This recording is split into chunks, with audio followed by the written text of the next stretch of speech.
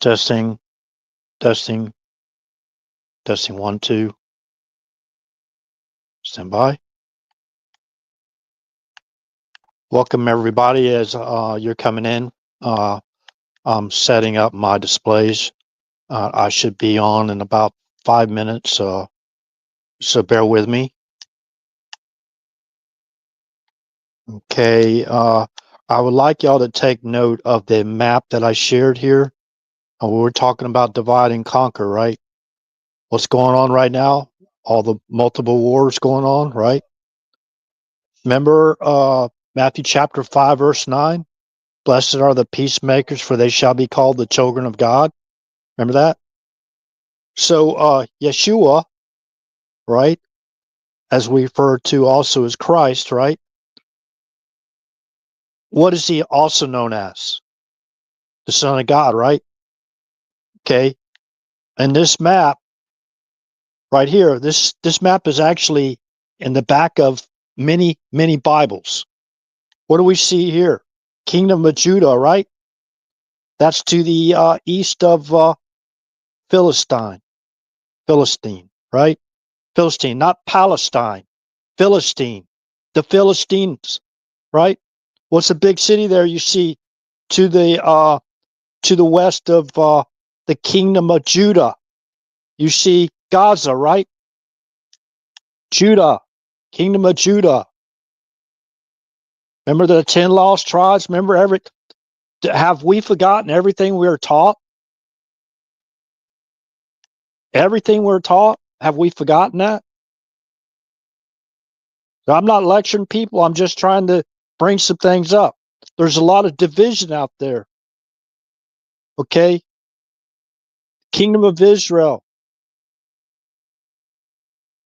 Know who the kingdom of Ammon is?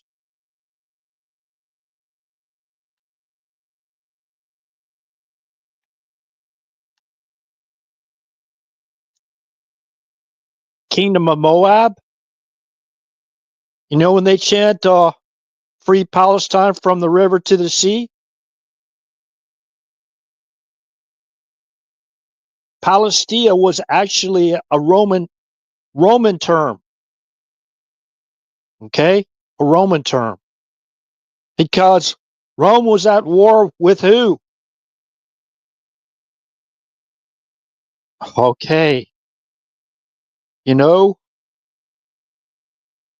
So divide and conquer, right? Their coup was full speed ahead. So I'm going to go ahead and continue on setting up this, just a kind of like a preview of what I just talked about. I'm going to expose some very, very important things on this live stream, and it's important that those that come into this live stream share this live stream. This information has to be put out there. Remember, the truth, the whole truth, and nothing but the truth, so help us God. This is historically documented. Historically documented. Okay, so let me get back to YouTube. Check the volume over there as well. Okay.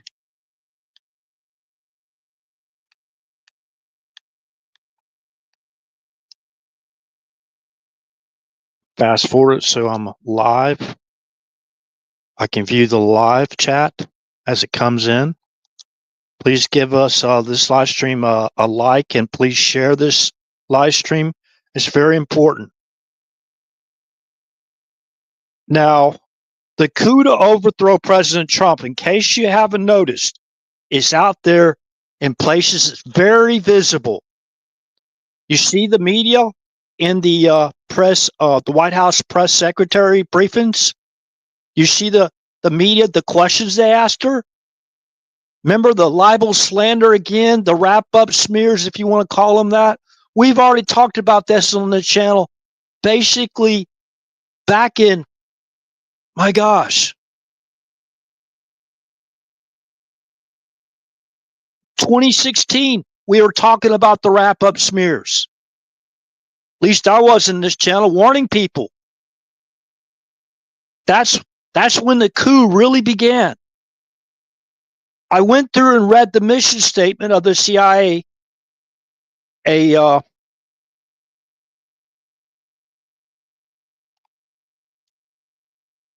me go back to the source reference so y'all can have it for yourself.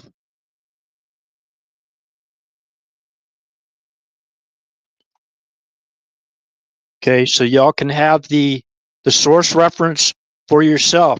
I read their mission statement that journalists have been working for decades in the intel community. Journalists are from the intel community. There's really no division as far as the mainstream media is concerned. To this day, I hear even so-called, conservative or fair and balanced mainstream media corporations basically echoing the same propaganda that the other ones are doing, and I'm not false witnessing here. We could play y'all montage after montage, right? Of these people parroting the same scripts, the same scripts. Okay.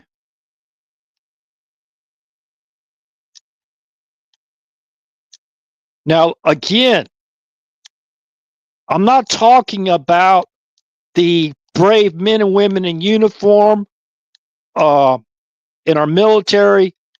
I'm not talking about the brave men and women in our three-letter agencies, which includes the CIA, by the way. Remember, these propaganda operations, they're highly compartmentalized. Okay? You go to do a Google search. Please, that's all I'm asking you to do. Fact check RH, please. Do it, please. I want you to. And I'm going to try to keep my volume level down a little bit. But remember, I have a living soul. We're talking about millions of people have died over the years.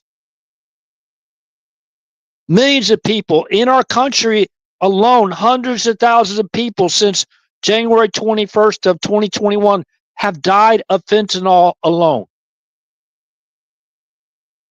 Remember, I went into the Bible. I talked about the actual verses in the Bible. One law for the homeborn, and is the same law. One law for the homeborn, one law for the foreigner or alien coming into our country. One law.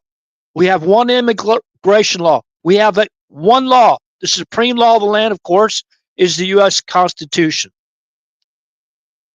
United States Constitution. Okay? I mean, this is just simplistic information. But you go down into the, you go to Special Activity Center, just a simple Google search. They basically, you can read their own mission statement. Remember, plausible deniability. Remember, they're not going to embarrass themselves or other countries that were involved in the coup to help them overthrow or try to overthrow President Trump, which included, as far as hindsight, perfect vision now. A lot of information is coming out about that as well.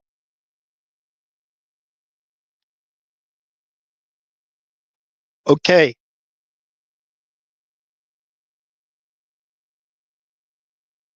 The Special Activity Center is basically a division within the CIA.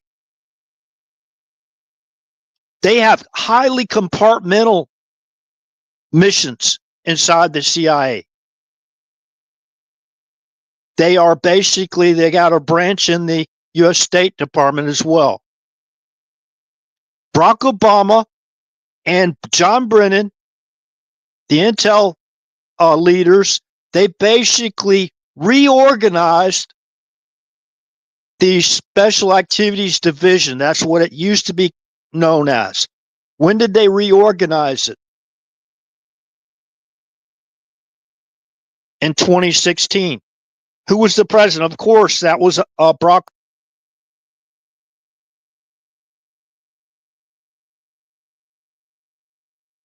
They call it preemption, preempting my channel. If I don't catch it really quick, it'll go to a screensaver and my entire live stream will be shut down.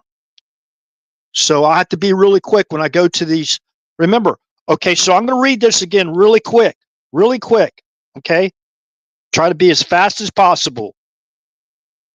The Special Activities Center, Special Operation Group for Tactical Paramilitary Operations, and SAC-PAG, Political Action Group. Political Action Group is PAG. Special Activities Center, Political Action Group. Within the Special Activities Center, there are compartmental, highly classified operations ongoing with hand-picked teams, right? And you better rest assured you, those people that are trying to overthrow Trump, they hate him. They hate him. They're holdovers from previous intelligence agency leaders. Use your imagination. Former FBI directors, former CIA directors, they literally hate President Trump. They despise him. Hey, great to see you, Tracy. I hope we can get this live stream link shared, especially the one over on Rumble, so people can join in, because this is going to be some very vital information. I see everything that's going on now. This is the thing. I'm not putting anybody down for what they know or they don't know. I just been blessed based on certain physical problems I basically have to live with for quite a long time. I've had more time to basically research than I can guarantee a large majority of our freelance journalists, our researchers, you name it, especially since 2008. So I'm just spreading the information. And maybe for those that go, well, who is this RH guy?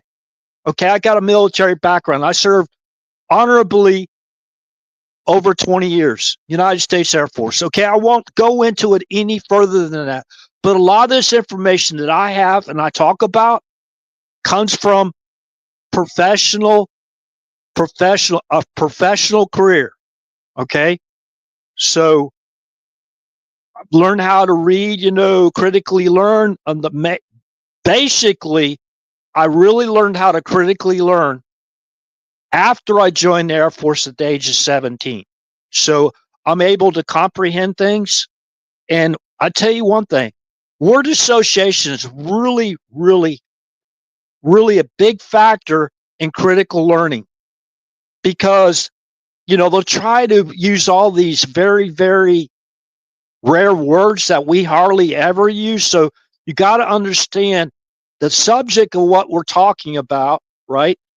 Or what you're trying to learn, right? Got to understand the background, the dates, the places, the times, the people involved in these operations. We basically narrow them all down. They already know this, but no, we can't assume they know all this information. This is so simple. Anybody can put it together. All you got to do is go to these source references I provide you, right? And even in these source references, okay, well, you're getting it from the internet, RH. Really? If you go to Wikipedia, the Special Activities Center, and you go down to the source references, there are the hyperlinks to the source references. Click on the source references. Just like I talked to GHCQ, I believe it was, the other Four Eyes, and I talked about, Echelon. All those stuff I've already talked about to this community multiple times. Okay, so within the Special Activities Center, which is reorganized under basically John Brennan and to continue on with the Director of National Intelligence, Avril Haines, who was at the Event 201 global pandemic exercise based on the new coronavirus. That was when? October 18th of 2019, right? 2019. She was in the Event 201 global pandemic exercise based on what? A new coronavirus, right? What type of coronavirus are we talking about? One that came from a lab. Okay? So what does that mean when RH says, okay, there's a virus that came from a lab? Gain of function studies. Okay, in another term, a bioweapon. That's exactly what they created. Whether you go, okay, I just got a sniffle, whatever. Thank God. Thank God for those that just had a sniffle. You know, I coughed a couple of times and man, I feel great after that. Thank God.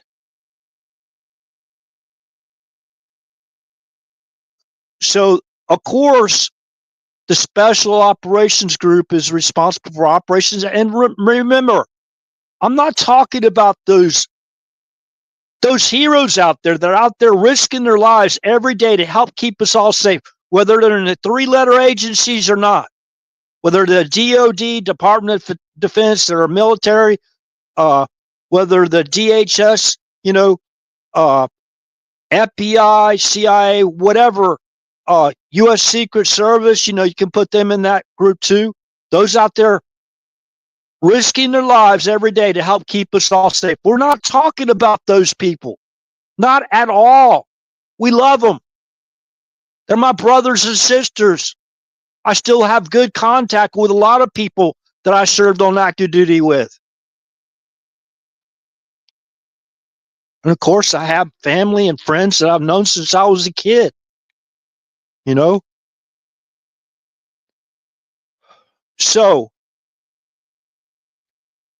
So SAC, SOG, Special Operations Group, Special Activity Center, Special Operation Group for Tactical Paramilitary Operations, and SAC-PAG, Special Activity Center, Political Action Group for covert political action.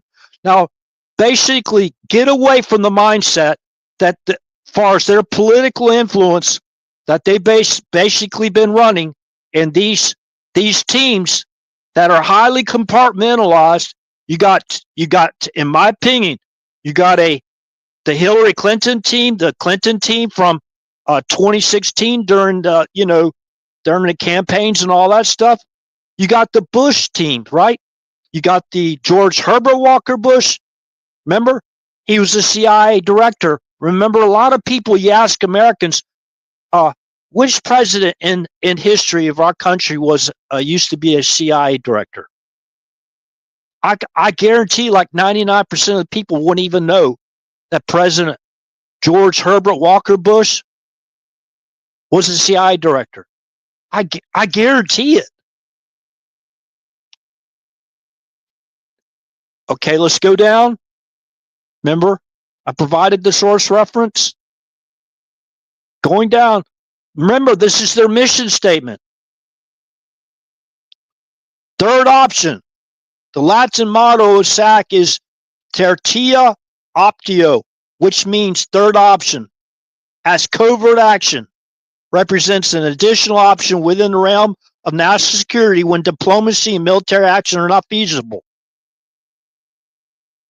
You think these people that blame Trump for the flooding in Texas, what do you call those people? Those are examples of covert operation. They're running the same scripts that's covertly. They're not going to go out there and say, "Hey, we got this mainstream, all these mainstream media corporations in line, and they're reading our scripts every time you basically turn it on. It's highly visible. Whose talking points did it always, when they ask the questions, right? The gotcha questions. They think they're the gotcha questions, right? They're reading from the scripts from the compartmental teams that are there to try to overthrow President Trump. This was all set up before he ever got in office. Okay. Avril Haines, remember, you had John Brennan. Avril Haines came in. She during Event 201, when she's a participant, she was Theo Biden senior campaign advisor for Biden's third term. Biden's third term. She was working for Barack Obama, the former intel leaders, right? The former FBI leaders. They were working with all of them. They're all in the same category. The Political Action Group is responsible for, listen, this is their mission statement. RH just didn't feel like, okay, well, I don't like these people, right? I have nothing against them. I don't know them at all. But they've been held, they should be held accountable for treason or at least high crimes. Remember, they falsely accused President Trump of being a Russian agent, a traitor. They accused him openly of being a traitor, colluding with Russia to interfere in our elections. That's what they did. That RH didn't do that. The Political Action Group is responsible for covert activities related to political influence, psychological operations, economic warfare, and cyber warfare. Tactical units within SAC can also carry out covert political action while deployed in hostile and austere environments. A large covert operation typically has components that involve many or all of these categories, as well as paramilitary operations. Covert political and influence operations are used to support U.S. domestic and foreign policy. How is RH going to prove that they are involved in covert political and influence operations in America, in the United States, in our territories of the United States? Well, let's just use that. The 51 intel leaders that basically came out and signed off that letter that the Hunter Biden laptop had all the hallmarks of basically a Russian disinformation. See, it all colludes with Russia. Who's colluding with Russia? It wasn't President Trump. It wasn't Donald Trump Jr. It wasn't Eric Trump. It wasn't Melania Trump. It was none of the Trumpers. Believe me.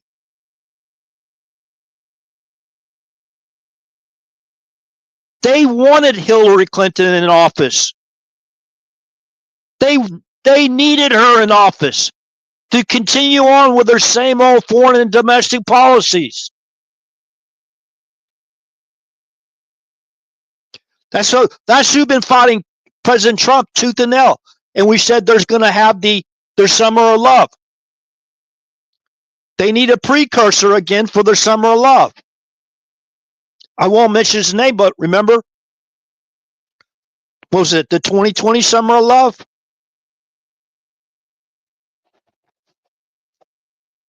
Golf Foxtrot, right? Golf Foxtrot. Okay. If you go in here and you read it, I'm not going to go through all the, okay, covert political influence operations are used to support U.S. domestic and foreign policy as overt support for one element of an insurgency. Remember, insurgency. Remember, 4 years, they directed and facilitated invasion. They also directed and facilitated a military insurgency, into covert military and terrorist insurgency into our country.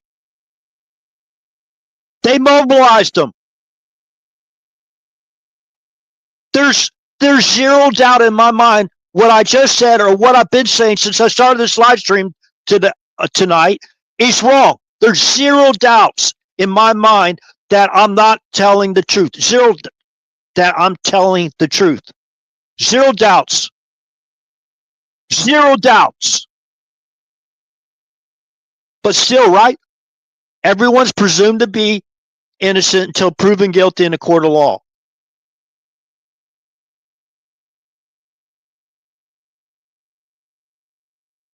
Remember, these people have not been held accountable yet. Remember, they set up a fraudulent presidential finding. Who set that up? These teams I'm talking about. Before Trump ever got in office, they set up a presidential finding for Biden, right? To do what? To conduct illegal surveillance on Donald Trump, Trump family members, and Trump associates. Anyone tied at all with President Trump, they were spying on him. And they continue to spy on him, in my opinion. I'm hearing the same old Mockingbird media scripts that I heard in 2016. The same people. Remember, in my opinion, through the black budget, they're being paid. These huge corporations are being paid. The Mockingbird media corporations are being paid. And remember, whenever they can't do it here, or they don't want to get caught and exposed, right? What do? They outsource it. They outsource it through subverted other government leaders or whatever. They outsource it. Where do we think the stupid dossier came from? Remember, you have to have a Russian to basically add support to the P-tape, which was so ridiculous in and on its face that anybody with any common sense at all and true logic could see right through it from the very beginning. But they kept running with it, right? Running with it. So, okay, the information. Now, you don't have to call out your little Antifa or whatever people out here, right? You're going to get caught. I'm telling you one thing right now. You're going to get caught if you play around and be stupid. We know you think you're smarter than God himself, right? You're all knowing, right? It'll never happen to you. You can't be caught. Oh, ain't nobody going to hold us accountable. We'll have a race right. What?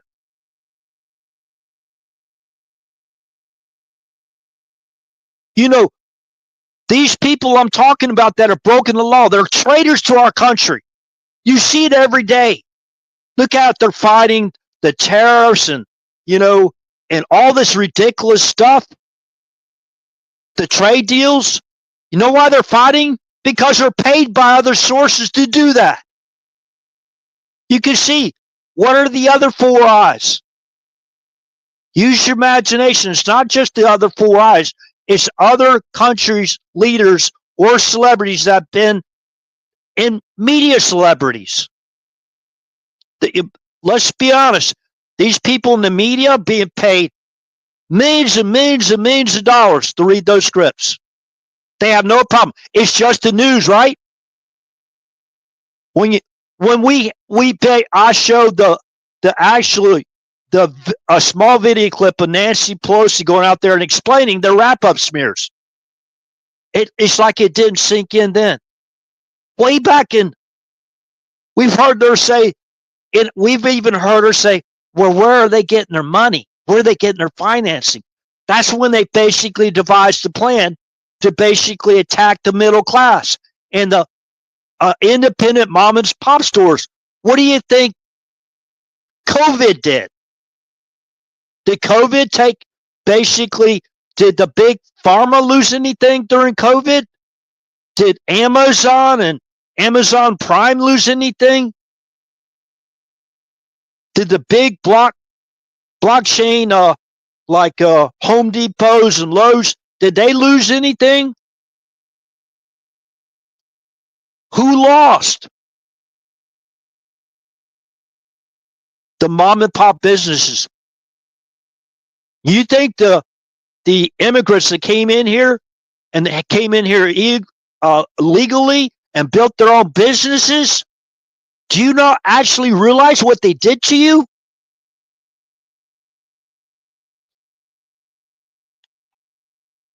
Remember, the day before Event 201, global pandemic exercise based on a new coronavirus, which was made in a lab as a bioweapon, the day before, CNN put out a Moody study from top-level economists.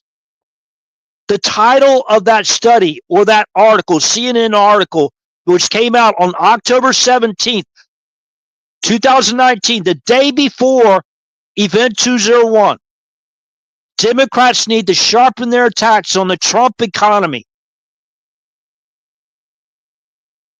That's what they're doing now. They're attacking everything about Trump's foreign and domestic policy to make America first again, to make America great again. Everything they're doing, they're attacking him at every turn. The media is still doing it because they're trying to drive his numbers down like a bill numbers, because guess what? They got their fraudulent impeachments in the wing, right? They've already tried to put out a couple of them, but Trump's too popular. Doesn't resonate good, even with Democrats. A lot of Democrats, they're tired of seeing what's happened, and the streets go basically be turned over to criminals. They don't like going to a store or whatever, worried about something, on the way, whatever, blocking their free ride of travel, for craziness.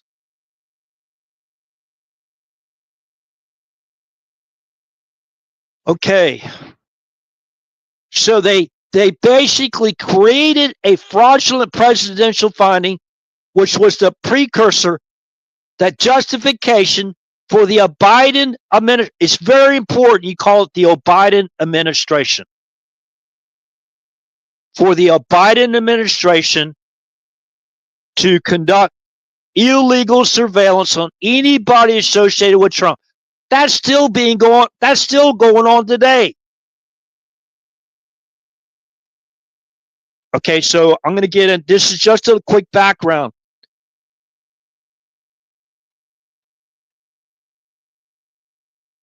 The Political Action Group within SAC conducts the deniable psychological operation, also known as black propaganda. Okay? Listen, now, you have to listen to this very closely.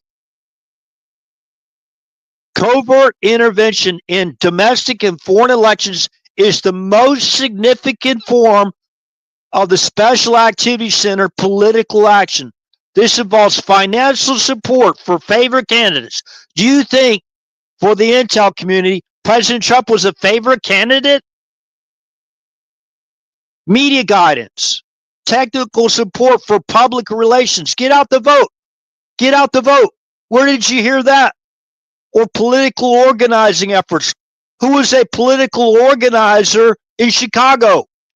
Legal expertise, advertising campaigns, assistance with poll watching, even recommended. Well, all you got to do is put some cardboard over the windows, right?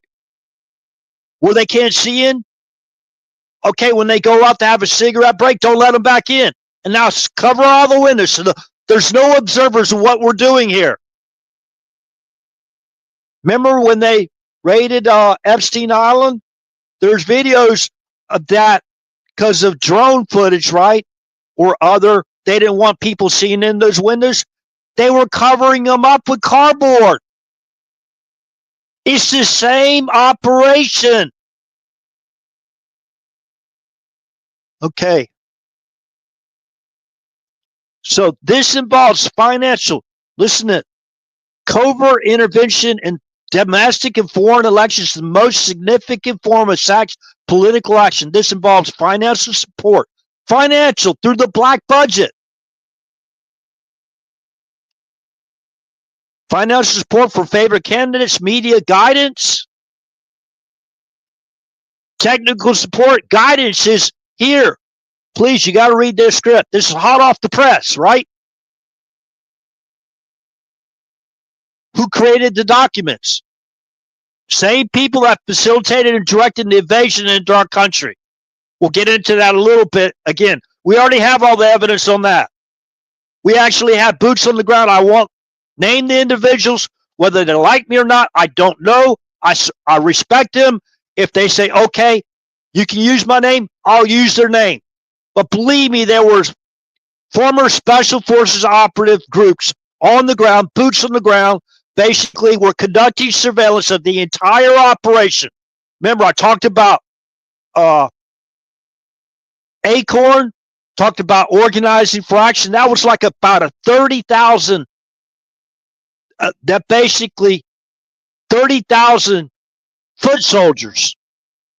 Then when it went in from organizing for action to National Democratic Redistricting Committee.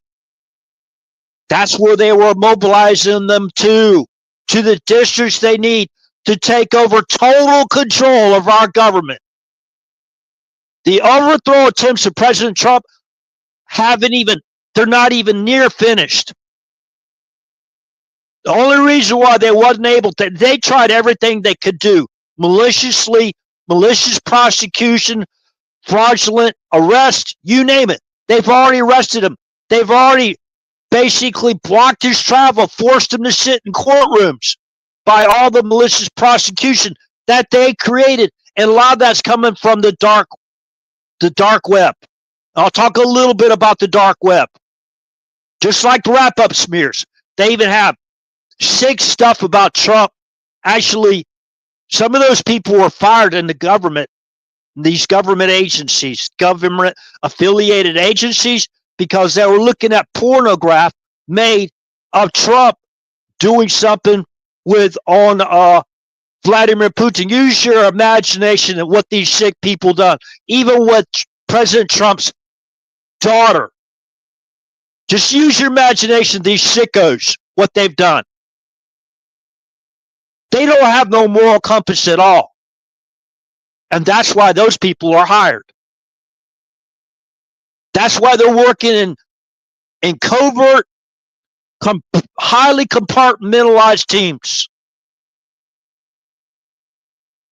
Some of them are delivering the briefcases I talked about. The caches.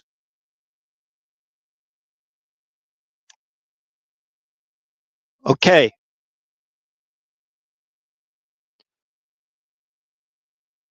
Covert intervention in foreign elections and domestic elections, again, is the most significant form of special activity center political action. This involves financial support for favored candidates, media guidance, technical support for public relations, get out the vote. They even got shrinks. Remember, they used the DARPA PSYOPs operation on the American. They're still using it on the American people. Or political organizing efforts, legal expertise.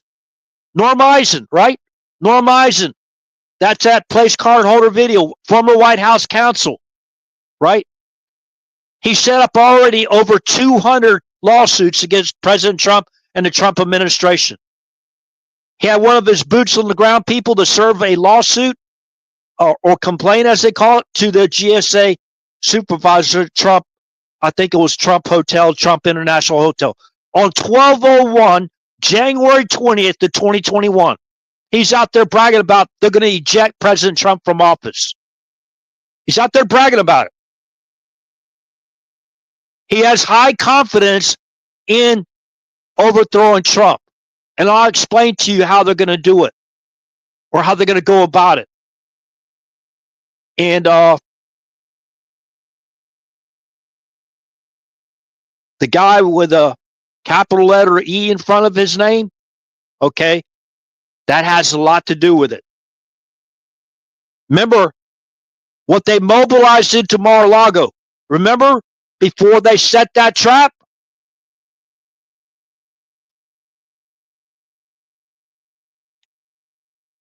You know, these people, they are professionals. They are probably the best at disguises. You name it. You could probably have somebody come right up to your door. You would think that was the president himself. Fake badges, everything.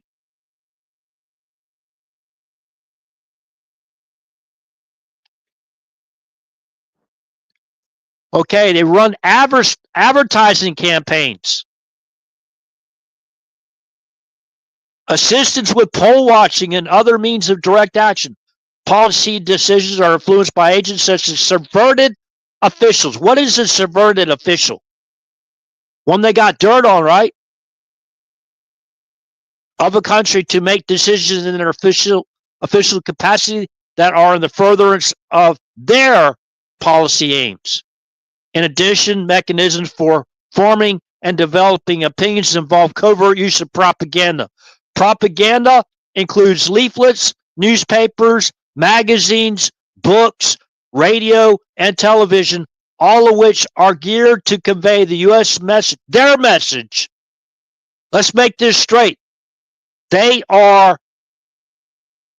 out there trying to divide the Make America Great Again movement and the American First movement. They're out there to divide and conquer. The same old tactic that guy with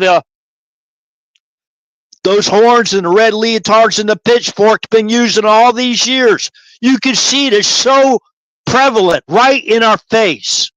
Even using a horrific national disaster, or,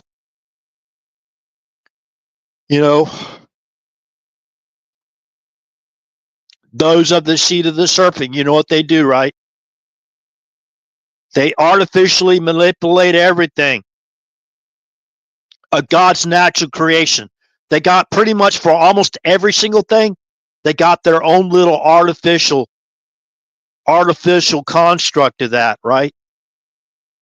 So propaganda includes leaflets, newspapers, magazines, books. Remember, they fund these people. Remember Craigslist ads, calling for actors, magazines, books, radio, and television, all of which are geared to convey their message, their U.S. message, either here, home, or abroad. These techniques have expanded to cover the internet as well. Well, that's an understatement, isn't it? Preemption? What is preempting? What is RH talking about preempting? Taking down your site. You get like a flash, go like, what happened? That's a part of preemption. Okay? You lose your connection. Like what they call it, there's a term where they pull out the connection of the internet, right? It's like think of it like the White House switch back in the old days where they had those little cables. They stuck them into those slots, right? Okay, Mr. President, you can talk to your son, Donald Jr. Thank you, ma'am, right? That's how they used to. It's basically they go to a router or whatever, and they pull your connection. Your connection's gone. And they'll pop it back in. By the time you reconnect, right? Everybody's gone or whatever. Or you lost sense of where you were at, and you have to start all over again. How many times did that happen in this channel? I'm not paranoid. I know what they do. There's a cheat when you do that in gaming, where you just go out and you pull your internet connection cable out, right? And then you plug it back in. I forgot what they call it. Lag switch, because whenever you pull that connection cable out and you put it back in, you're lagging because, or they're lagging, whatever, and you're like you had them right in your scopes, right? And they disappear right in front of your eyes. Oh, it's not because they jumped and they got this great, fabulous jump and they're using their gear or whatever, their grapple hook or whatever. Yeah, they got that too.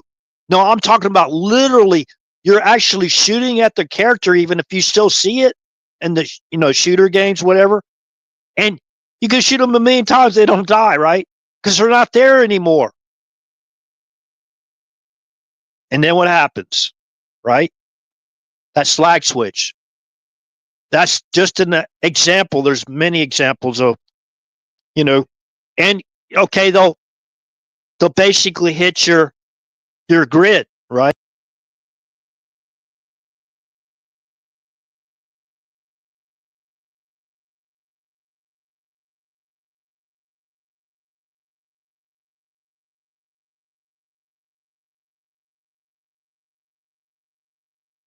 Very closely.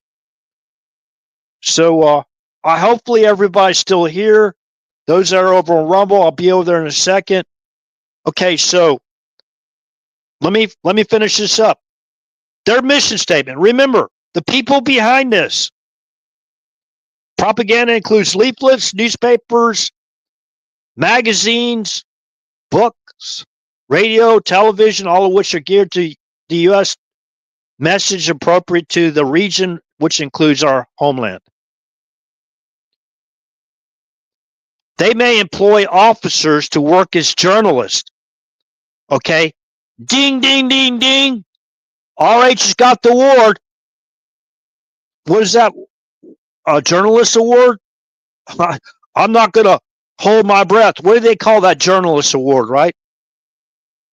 Ding, ding, ding. RH just got that award. Not a Nobel. I don't know. I talk about, Matthew chapter 5, verse 9 almost every single night.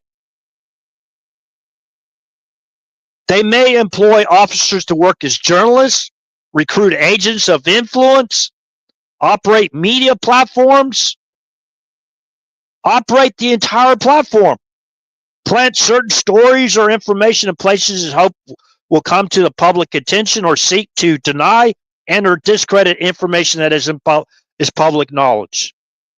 Okay? Like they tried to discredit the Hunter Biden laptop. Okay? I mean, there's many other ways they've done it, right? So, okay, I got that out. Let me go back to Rumble and refresh my Rumble. So I like y'all, for those that can actually zoom in, please look at this map. Kingdom of Israel, right?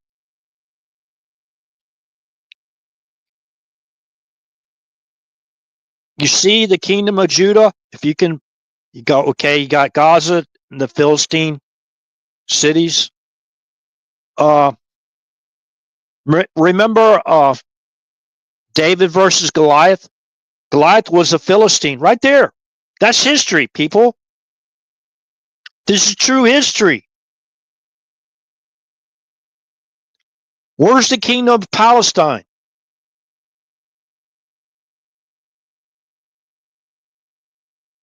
I'm not trying to be disrespectful. Everybody has a right to self-defense, and at least you are in America, Okay, so let me go back to YouTube real quick. See how many people we still have on YouTube. Not saying it's successful, connected. Hopefully we didn't lose the connection. Could y'all give me a 5x5 in the chat if you've been here since the beginning? Okay, we're starting to get into this information, okay?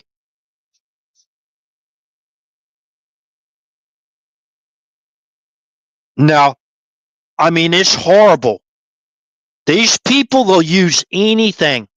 Remember? One of their major donors, he called himself, you know what he called himself? He was the conscience of the earth.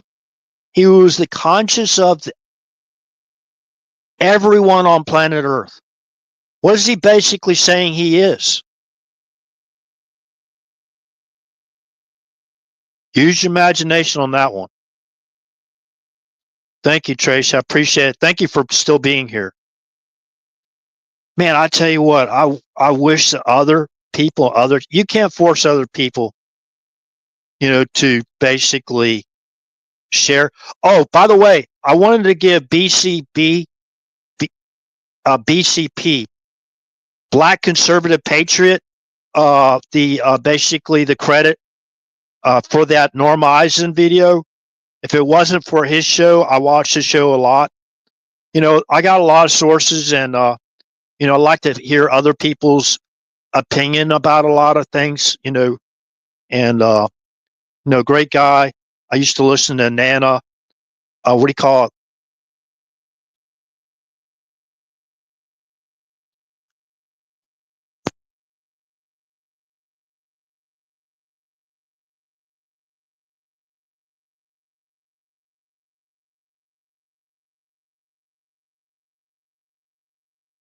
Yeah, nothing but the news, Nana. Nothing but the news. Yeah. Well, I hope she still comes back on, and I haven't heard from her in a while. That's BCP's mom, from my understanding. But there's a lot of people out there I'd like to give a shout out to. Uh, Mike Juliet. Mike Juliet. Guy used to be a um, and Lima Juliet. Lima Juliet out there. You probably know who I'm talking about. Yeah, we don't agree about everything, brother, and I'm kind of disappointed in a certain area information that you passed, but I still respect you. You have a right to your opinion, but some of the things you said, basically, just we could talk about it, but yeah, contact me. I'm sure you got connections, right? Now, this is not anything particular to those two people I'm calling out. They might know who they are. They might not. Okay. Um, Nino, former heavyweight boxer, El Nino, or however they call him. Back in the day, I remember used to watch boxing a lot, and a lot of great guys out there and women out there. That I listen to.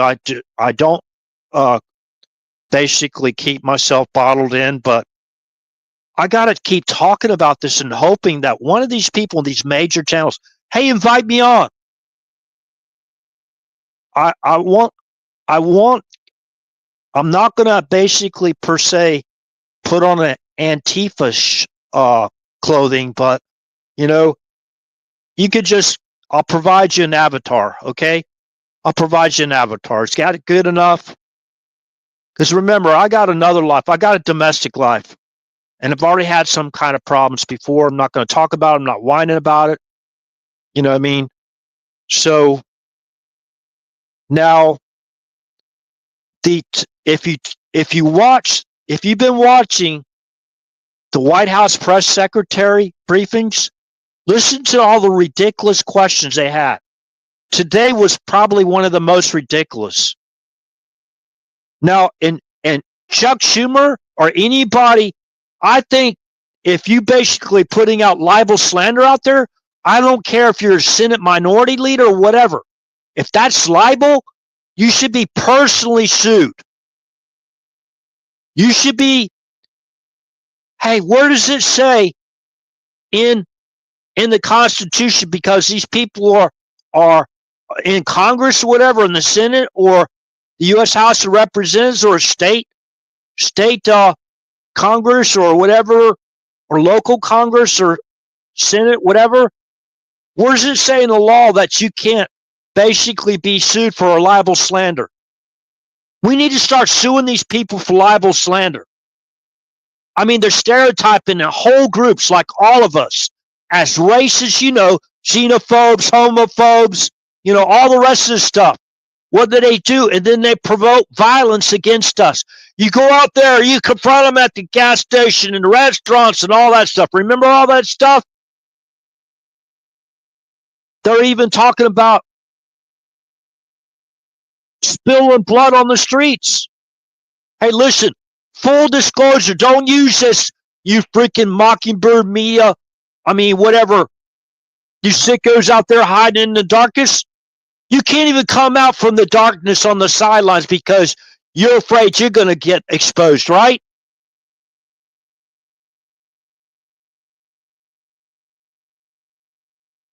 Why are you still sitting on the sidelines? You know, they facilitated and directed an invasion in our country, which included a foreign military and terrorist insurgency into our country.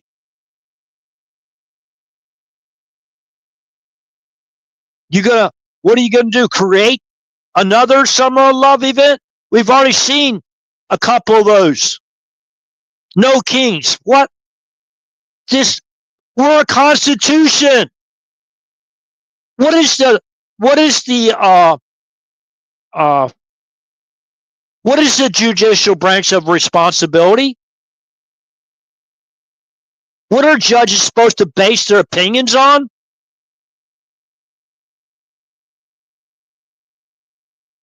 Psychological warfare operations?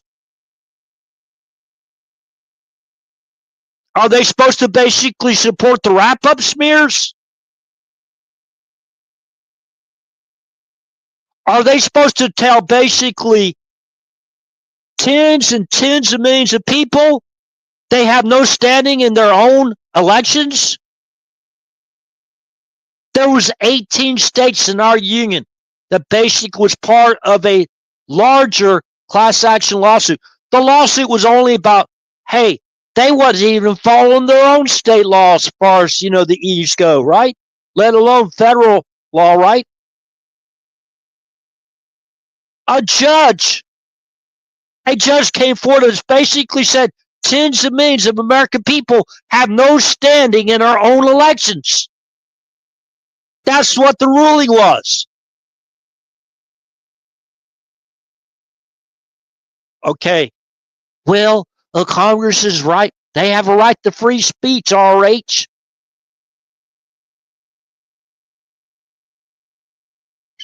Some of that speech is highly liable, though.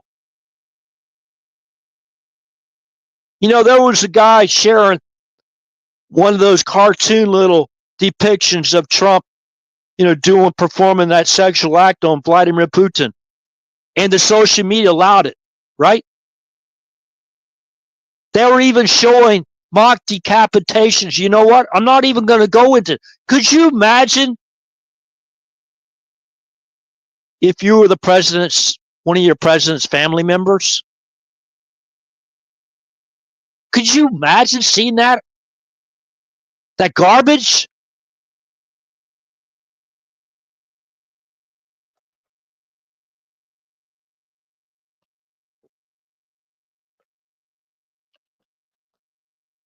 Man, I tell you, transformation, that one individual, it's kind of shocking.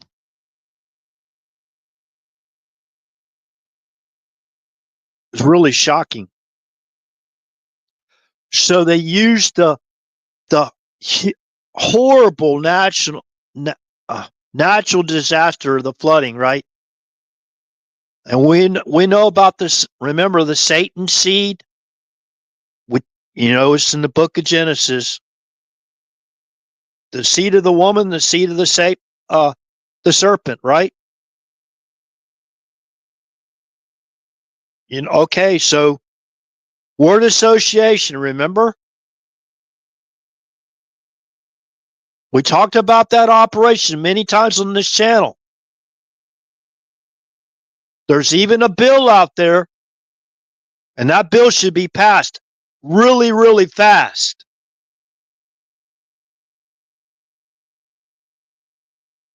That flooding in North Carolina was last year. That was horrible. Horrible.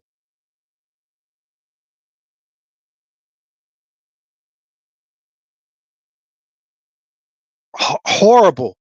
And these people got the nerve, the audacity to say President Trump was responsible. Doge and Trump is responsible, right? Okay. Should you be paid still? Are you still using? I heard basically a recording that they're still, I'm not going to mention the names, right? That they're still using COVID protocols. So these people are still working from home, not even doing a smidgen of what they used to, right? How do you basically, you know, they're at home. Hey, I don't have a problem with that. If your business, like you're involved in a business and you can do everything from a computer at home. But think about the security risk involved.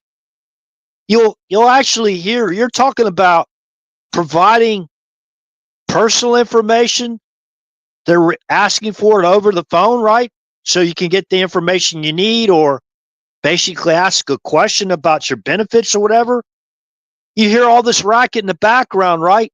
Dogs barking, like kids crying, other people, like about 5 or 6 other people talking on other workstations, I guess, next to them.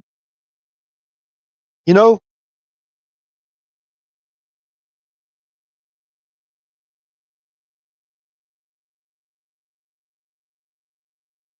so see, they're using that as an excuse now and blaming Trump and Doge, right? No, that's part of the operation. That's part of the operation for them. That is working in those teams, working in those highly compartmental teams within the political action group. So they're really focusing on those tariffs, aren't they? Well, what's the commonality of what's the greatest common denominator for the other four eyes? We're one, the main one, right? Let's see.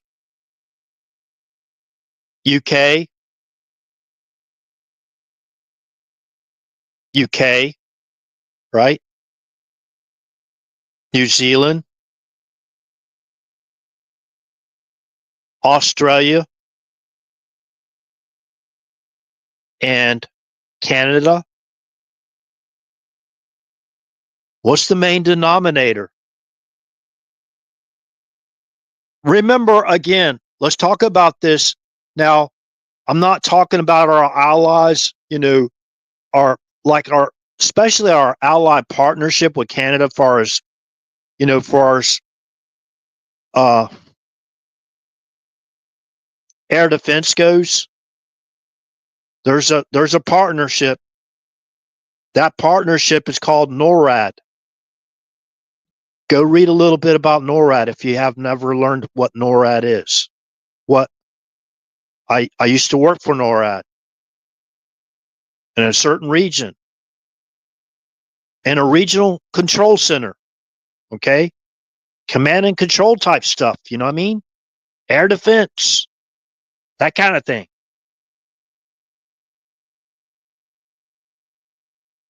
Caps, air refueling. You think about it. But I was in the surveillance portion of it.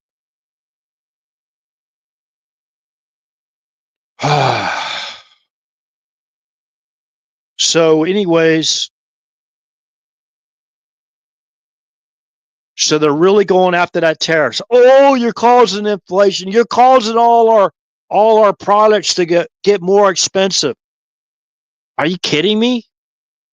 We still have over $36 trillion, most of which is, in my opinion, unconstitutional. We needed that one big, beautiful bill.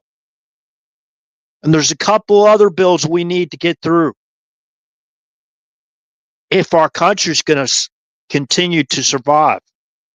Remember, they're going for total broke now. They're going to take over. They have to take over total control of our country, because guess what happened? What happened in the midterms in 2022? What did they find out? Even with all the stuff going on with that, we have hindsight, perfect vision, right?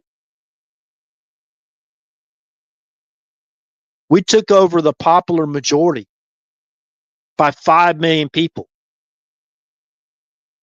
That's one of the motives for them facilitating and directing an invasion into our country. If we take back, if California turns red again in New York, they're done. Now, they should have been exposed already. They voted in total unison. What was it? 216 to, what was it? Hold on a second. I got the, let me change out the, I hope I didn't delete it. Oh, thank God. I'm changing out that map, but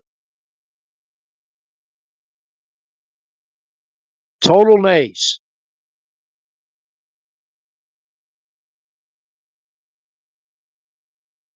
$214, right? Because two Republicans voted no, against the one big beautiful bill, the final vote. The entire Democrat Party voted nay. They wanted to basically allow the government to give us the largest tax increase probably in the history of our country. Why? Because it only further enriches themselves. That's all they care about. They don't care about our country. They're out there. Most of them are actors. They're basically subverted celebrities, right? Put in those positions to work for you could call it the deep state. They're working in a lot of cases. They're large donors or mega donors, whatever. Remember, financing campaigns. That was their mission statement.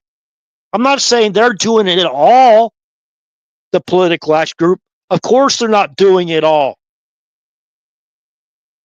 There's a lot of people, because there's a lot of money involved in that black budget. And they got really pissed off when Elon Musk and Doge started snooping around, right? And they started finding all this stuff. USAID, whatever you like it or not, I could care less. It's just a fact. We got the evidence now. You know, Comey and Brennan were working hand in hand together. Remember, a lot of people forget totally about Robert Mueller. Robert Mueller.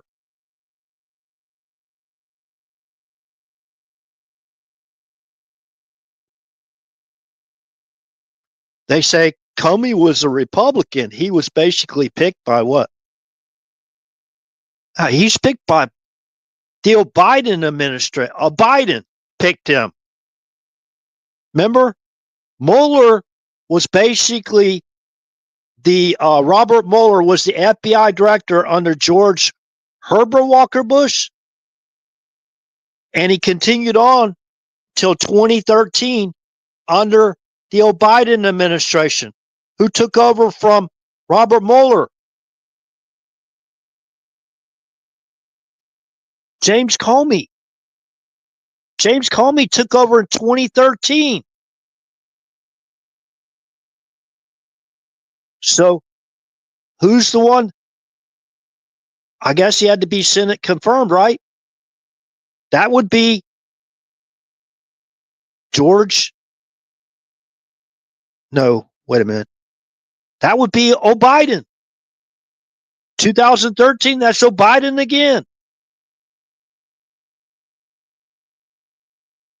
So up to 2013, from January 20th of 2009, Robert Mueller was the FBI director, right? Up until 2013, then Biden picked James Comey. They go, oh, he's a Republican. What? Or James Comey, what? Somebody fact check me if I'm wrong here. God, I'm already starting to, God, am I wrong here now? Because nobody even talks about it. they make it sound like Comey is a Republican, right? Wait a minute. Is Barack Obama now categorized and Joe Biden Republicans too? Because somebody correct me if I'm wrong. In 2013, it was the old Biden administration. Oh man, I can hear them out there now because they think they're the intelligentsia, right? The intelligentsia. We're all stupid. They only got that job because they're very, very smart, right? Those positions are very highly compartmentalized, right?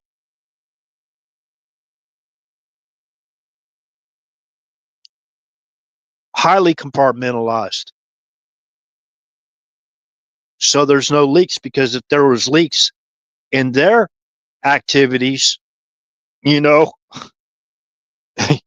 then we know exactly where the high crimes begin. But we know we got the main figureheads, and it's like low hanging fruit. I know that. You know, the other one, the foot soldiers, whatever, they're following orders. Like if the president of the United States orders surveillance, somebody go out there and fact check me on this one too.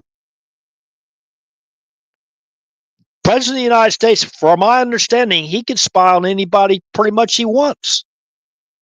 He can spy on another campaign. Isn't that like Watergate on steroids? But they created a fraudulent presidential finding form like they did when did that report come out? I think it was January 7th of 2017, right? Right before Trump got in. ICA,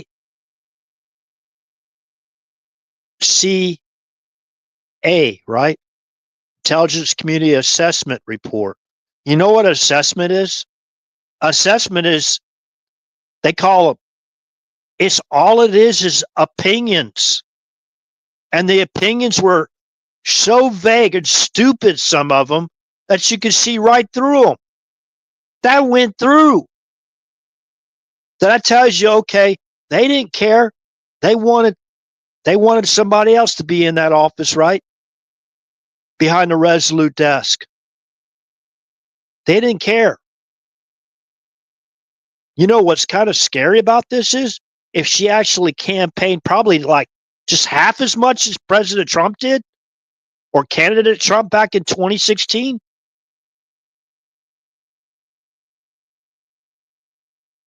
she would have been the president, probably reelected again. Could you imagine? You know, personal attacks, you know, you make a bunch of verbal attacks against tens of millions of Americans. Remember her audience when she's talking about the basket full of what do you call it? Homophobes, xenophobes, misogynists, whatever, racist, and all that other stuff she was saying? Go look and see who her audience was.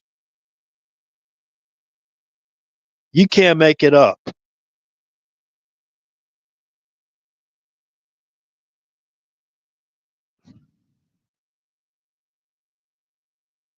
Let's just say it wasn't a natural rainbow. What they're flying isn't the natural rainbow. Let's just say that, whether you like that statement or not. I'm being as polite as I can. Remember, this is a law and order channel. We don't support personal attacks against others. We support national defense and self-defense, right? We're a law and order channel. We support our laws and law and order. I don't think I need to specify anymore. It's kind of like a disclaimer, right? Because they could take just 2 or 3 words out of context like they do Trump on a daily basis, right?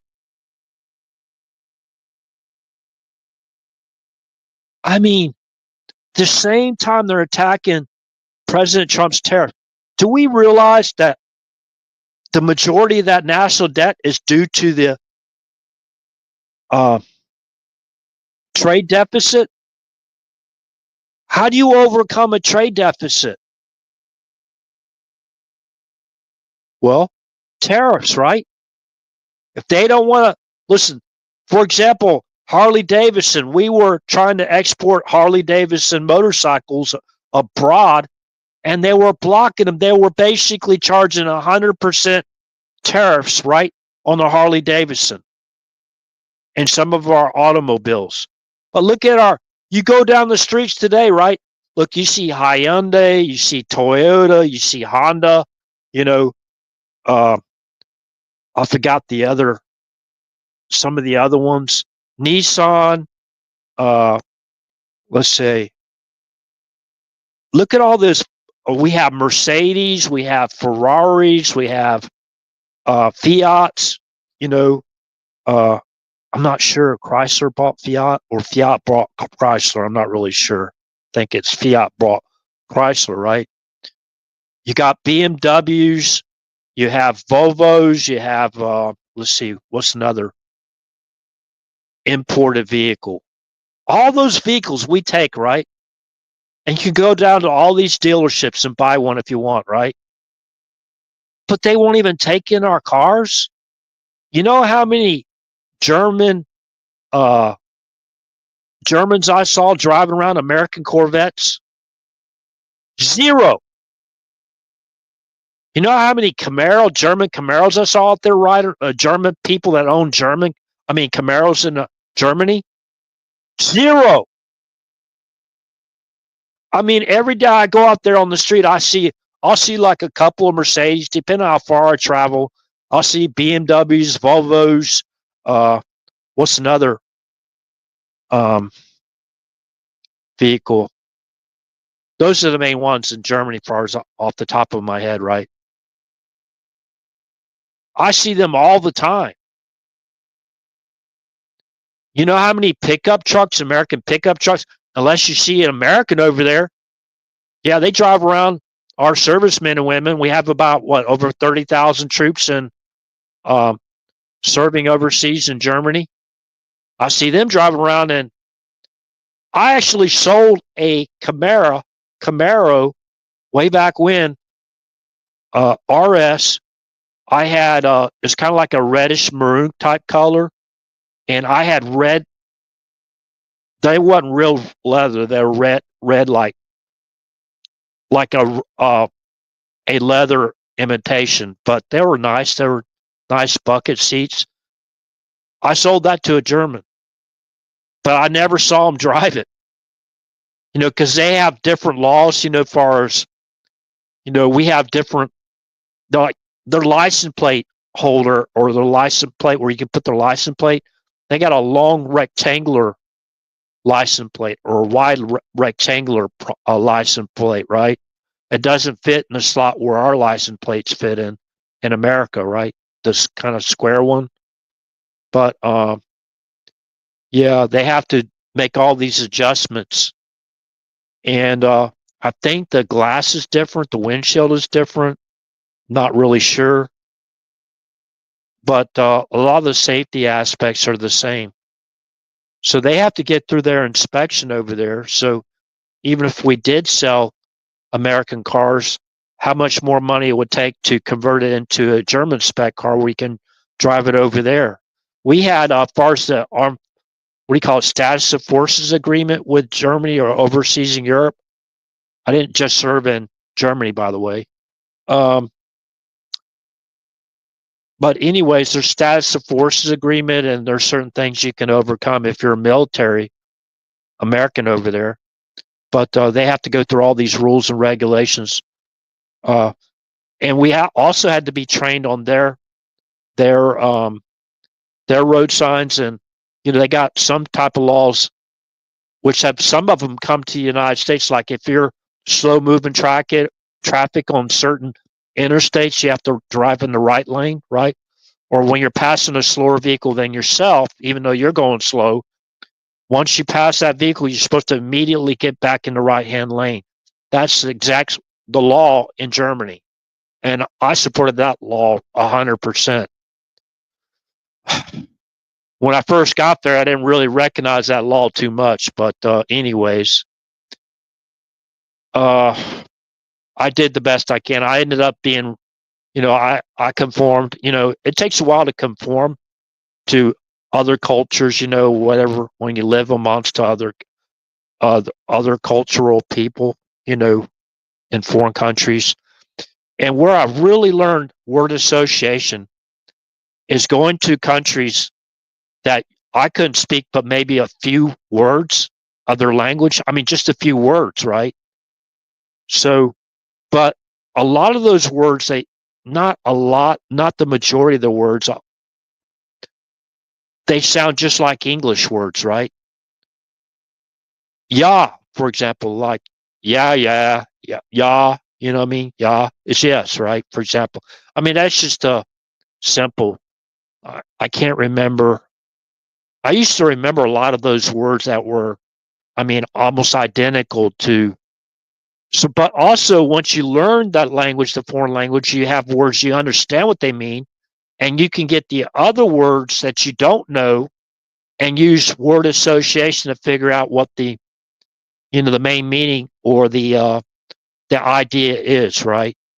Even when you're reading, because I can read German, and there's a lot of these, especially the uh, technical language, whatever. But using word association, whether it's in speech um, or written foreign language, you learn to use word association. So, and when you're looking up what I call white hat communication in some of these source references, I basically skim through a lot of material, and I can see, like, for example, how many times have people said, well, if you go down that article, whether it's from like one of the mainstream media uh companies, but once you plant that deception in people's minds, a lot of times we're what do you call it? It's like attention deficit disorder, right? Everything's going at us in such a fast pace around us, right?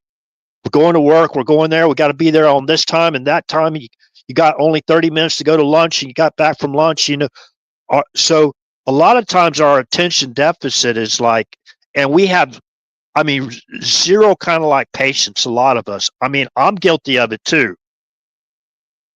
A low tolerance for patience, especially. And the reason why I do believe I have it, because in the military, one thing is good. You know what you had to do. You know what would happen if you screw up. You know what the um, UCMJ is, Uniform Code of Military Justice. One law for everyone, right? That you know how you had to dress, how you had to maintain your uniform, how you had to dress. We're all uniform, right? So the reason why I got developed low tolerance, a lot of civilian type world is because there was really very, very few gray areas when you're in the military. The gray areas are kind of like, okay, theory, like war theory or something like that. You know what I mean? We do this, that might happen. You know what I mean? And we do what do you call that? Uh, war games, right? So we game things out to see what the outcome is or the possible. And a lot of these games they've been played out so many times they already know. Okay, there's like two or three. They know there's only one outcome. For example, let's just use it's a horrible thought, but uh, mutually assured fools. I call them mutually assured fools. First person pushes that red button, right? How are you going to turn it off? So I don't call it mutually assured destruction anymore, right? Call it mutually assured. So you know the outcome of that, right? They use that first person hits that red button, and it basically they're going to go, well, if they launch the first strike and We better launch ours before we can stop this madness, right? So it's MAD. That's why the initials of mutually assured destruction is MAD. MAD. It's mad, mad world, right? Mutually assured destruction. Has anybody ever thought of that? It's kind of crazy, isn't it? Yeah, madmen and women. They're like, they have a cavemen and cavewomen uh, personality, right? But they're in charge of the red button. They can push the red button. We're talking about mad men and women around the world. A lot of them are actually debased. I'm not judging them. God's going to judge, but just observation. Just call it an observation. Okay? So if it wasn't highly transparent now, all the Mockingbird media, oh, you're going to die if you basically sign, you pass the one big beautiful bill, right? Everybody's going to die. You're going to lose your Medicare and Medicaid, right? You're going to lose everything. You're going to lose all your health care benefits. What did they say?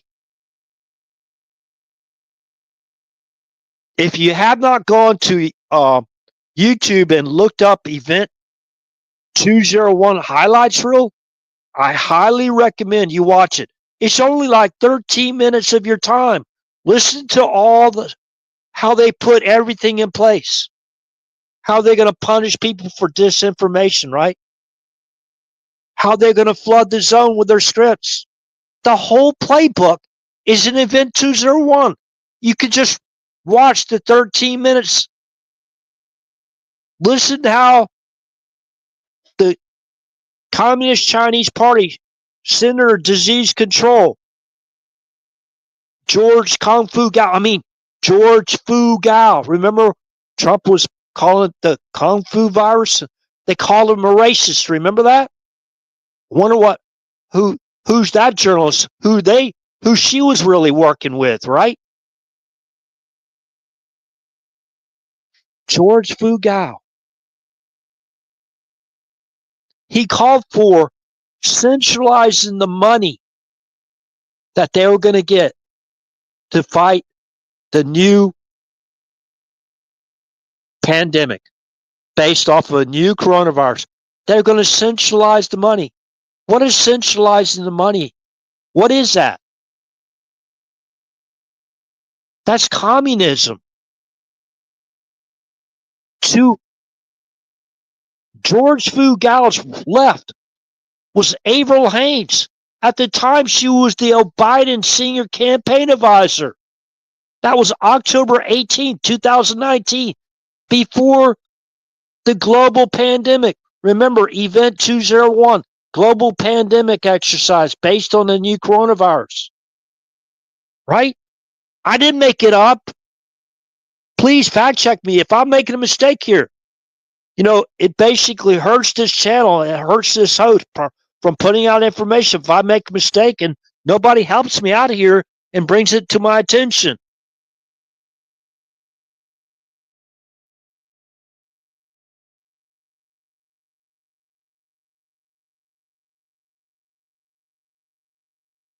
No, the people are raising their ugly heads, and I think they're scared because I do believe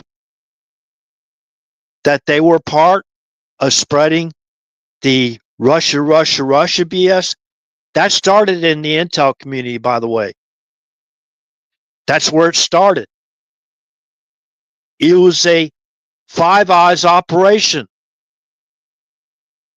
Some of the eyes are okay, maybe one or two of them didn't take part of that, right? Said, no, we're going to stay out of them. We're not going to interfere, right? If he wins, that's who the people want, right? Russia. Trump ordered the Russia stuff to be declassified. We understand why they didn't basically they didn't declassify Hillary Clinton's yoga and wedding emails, because she's Secretary of State, right? There's communications there that they do not want the American people to hear. President Trump, while he was president, he authorized the total declassification of the Russia, greatest political crime in U.S. history, and the Clinton email scandal. With no redactions, right? So, okay, so they're doing the same thing now, right? This is what I was getting down to. The people that left and they didn't wait long enough, now they're not going to hear one of the main ideas of this live stream. Remember,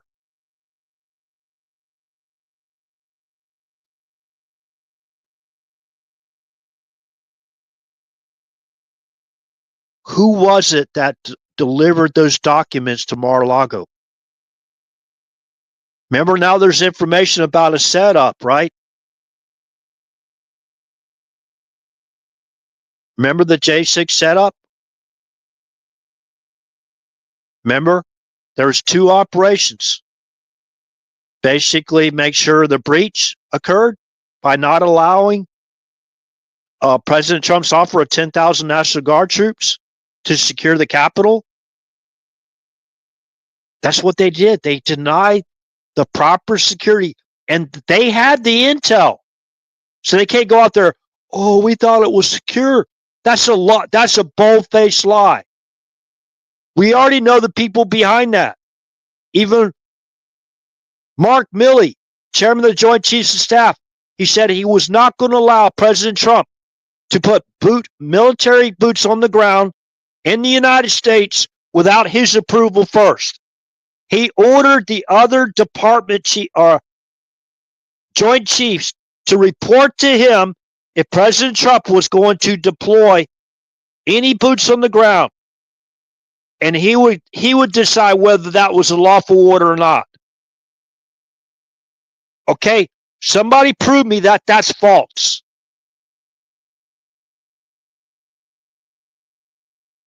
Okay, we read that New Yorker, Trump's going to start an effing war. Go in and read it. The New Yorker. You can see it all right there. Milley's own words. So we already know they blocked President Trump of utilizing 10,000 National Guard troops trained in right control. Okay? They were supposed to report to Stephen Sun, the basically commander of those troops, was supposed to basically work with Stephen Sun, the Capitol Police Chief, to secure that Capitol on J6. They denied those people, and they had operatives on the inside of the Capitol to open up the double steel doors from the inside and allow the protesters to come in. And they breached the Capitol building so they could intentionally allow that breach to occur, so they could falsely accuse President Trump of an insurrection, so they could basically impeach him for that, and basically so he can never, ever hold office again. By the way, in every court hearing, at least I know from the J6ers, none of them was charged with an insurrection. Not a single one of them. Okay? So they had their criteria, right? But they silenced them, didn't they? Most of them was in prison for what, 3 or 4 years? Or longer? What was plan B, in my opinion? To call in a bomb scare. Right? Oh, there was two fake bombs found at the RNC and DNC headquarters. Well, they don't even talk about the RNC headquarters. I guess those people don't matter, right? They're going to call in a bomb scare and evacuate out the Congress. Why? Why were they going to evacuate Congress out of the Capitol building? Remember, it's like pulling the fire alarm, right? so they can subvert the objectors. The first objector, the very first objector came up and said, no, I believe it was Arizona. Or what? No, it was Alabama, right? I don't think Alabama objected. I'm not really sure. But I think the first objector that basically came forward right before they evacuated out the separate House and Senate chambers was Dr. Paul Gozer. He's a U.S. Congressional representative from the state of Arizona. They obstructed him. They obstructed his information that he was, because they could not hear the people. They did not want the people to hear the evidence, right? So they had to shut it down. And then they basically evacuated out the separate Senate and House chambers. Ted Cruz was running the Senate chamber, providing the evidence from Arizona, right? And they evacuated out both those chambers once they were deliberating. When they came back in, oh, Trump was behind an insurrection, right? And who sent a subversion letter? The deep state worked with Georgia Secretary of State Brad Raffensperger to send the U.S. senators and U.S. House of Representatives and the basically the Congress of Georgia. They sent them subversion letters. Even Mike Pence got one. Right? They subverted them.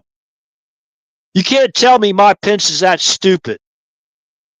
Well, you know what I mean? And we got the evidence. Refutation of Georgia Secretary of State Brad Raffensperger's fraudulent election letter. Okay, we got that. We already have that letter.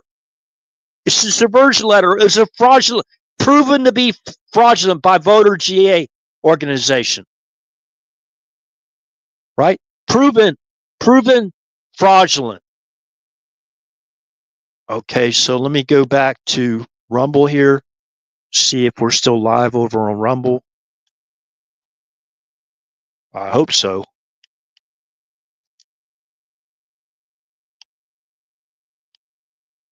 Okay, I'm probably going to have to refresh this real quick. Okay, so we're down to like only one. When I see only one viewer, that means I'm the only viewer because I'm viewing Rumble right now. Okay, Coup to overthrow POTUS is in full speed ahead. Divide and conquer. Remember, these people like Norma Eisen behind the malicious prosecution on Trump, they've already formulated all these lawsuits against Trump. I mean, the first minute they already filed after Trump basically was sworn in, right? And he gave the oath right at 12:01 p.m. They issued the first lawsuit to the GSA at Trump. I think it was Trump International Hotel. And he's out there bragging about that basically that they're going to eject, that's his words, eject Trump from office. If y'all go check out that movie, I know it's kind of horrific. A lot of violence. In Escape from New York, what do you think he's talking about? You know, they ejected a pod, right? You got to find the version that has no, like if you get some versions, they cut out a lot of the scenes. But I don't know if I got the actual full DVD or not. I have to check it out. So when I do this, I come back to Rumble, then it's kind of funny. Then they'll creep up the viewers, like just one. So we already know what they're doing. They're full speed ahead.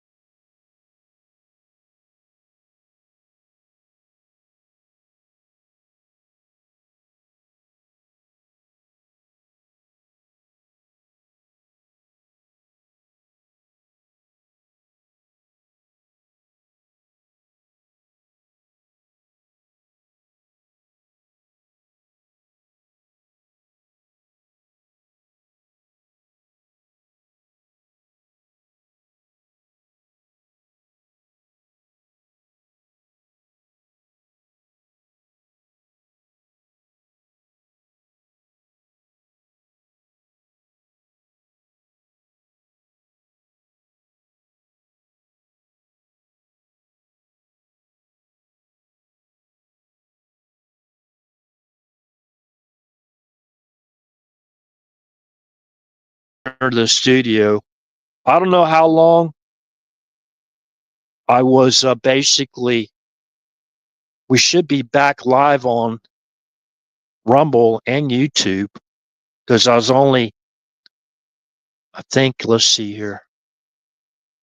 Testing. Okay. Man, they took me down. It was only like a few seconds, but I brought it back up real quick. Man, it was all down. It went to a blue screen, right? When it, you see the. Let me see how long it was.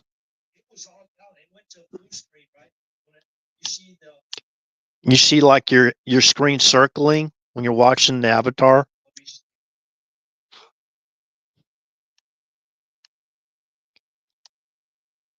Man, it might have been longer than I thought it was.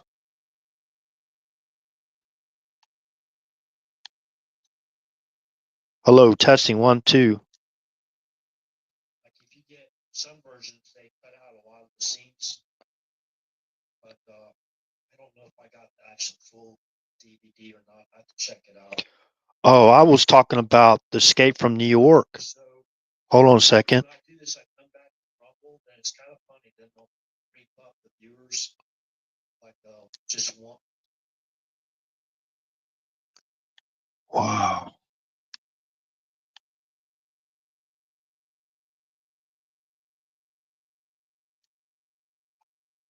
Well, I guess I was down on Rumble for, hold on a second.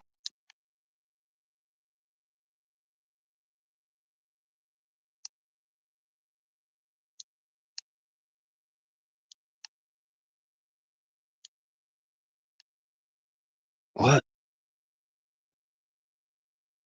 Testing 1, 2. Testing Rumble 1, 2.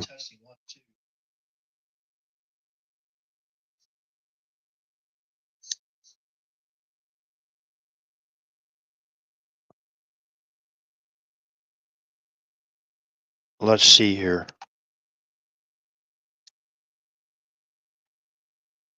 Wow, I was down longer than I thought it was on Rumble.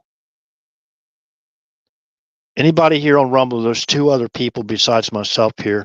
How long did the live stream go down? Wow, they took me down right when I was explaining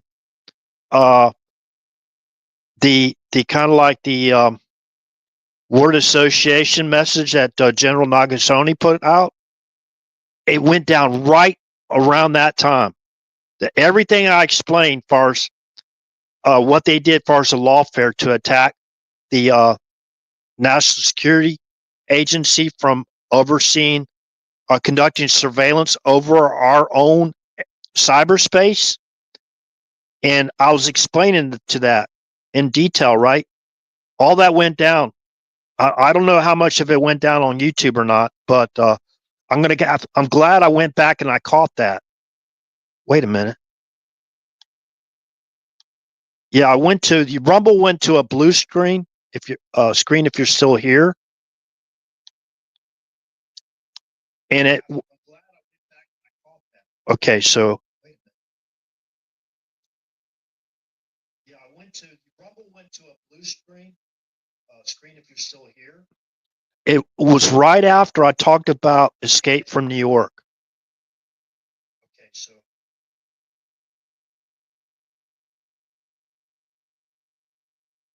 All right. Now I'm going by. I'm not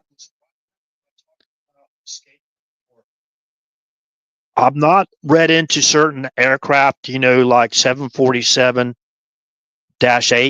You know what I mean? But I don't know about the technology in there, so I'm just kind of like using when they're calling to eject, and they're basically ejecting President Trump. As a military man and working with pilots and working with Flight Simulator, Microsoft Flight Simulator, that means they're going to try to eject President Trump out of a plane. And, that's one of their stupid cons, right? So, and I hope they catch these people, and they need to go to prison. Long, long time, GI. whoever they are, right? There's a lot of people, unfortunately, they got a price to do evil, and some of them they don't need much, you know, coercion to basically uh, commit evil because they're all behind it 100%.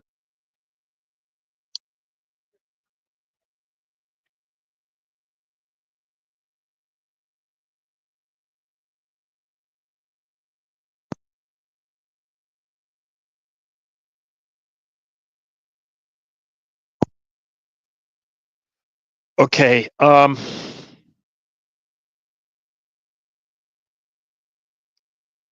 So right when I was explaining what they did on J6, right? There's two operations. There was the call in the bomb scare, and they wasn't going to provide enough. They wasn't going to provide President Trump's offer to secure the Capitol because they had to subvert the objectors. They could not allow the American people or the world, for that matter, to hear these senators and congressional representatives reading all that evidence on record, right? So they had to basically subvert that. So what did they do? What did they do on Fars Heinz or J6? They blocked President Trump from using the 10,000 National Guard troops on to secure the Capitol, work with the commander of the National Guard to work with Stephen's son. So they blocked that. We know that. That's a fact. You cannot dismiss that as just hearsay or whatever. It's a fact. There's been plenty of testimony. What do you call it? Subcommittees, whatever, on this to prove it. Okay. So they blocked the guard from going in and secure the Capitol, and they allowed the breach to occur mainly on the east side of the Capitol. They opened up the double steel doors. Now, we've seen the video of that. We've seen them standing in the eastern entrance of the Capitol building, even civilian clothed officials on the inside of the Capitol standing in the hallway as the protesters walked into the Capitol building. And soon after that breach, they obstructed the first objector, Dr. Paul Gosar of the state of Arizona, right? And they were basically in separate Senate and House chambers deliberating over the evidence. Senator Ted Cruz were providing the evidence for Arizona, even though he wasn't, he's from Texas, because they had to have a senator. That's a requirement. Doesn't matter if it's a senator from another state or not. And Dr. Paul Gosar was presenting the evidence in the separate House chamber. That's when they ordered the evacuation. The evacuation occurred while they were 4 or 5 hours out until they basically reconvened the joint session and allowed that process to continue. Around 8 p.m., they already sent out that subversion letter, the deep state subversion letter from the deep state subversion letter that the deep state helped. What do you call it? The Georgia Secretary of State, Brad Raffensperger, to basically write and send out to senators, U.S. senators, U.S. congressional representatives, and to include Mike Pence as in the chamber there as vice president, right? President of the Senate chamber, right? So, and they sent out that letter. We already have the letter. Now, which main area are we talking about when it comes to Georgia? Remember Fulton County? That's where all the malicious prosecution came in, far as hitting Trump, right? Remember? Because they're still trying to fight that, block that information from going public. Because they needed to turn that state. They needed those 2 Senate positions, right? I believe Kelly Loeffler won.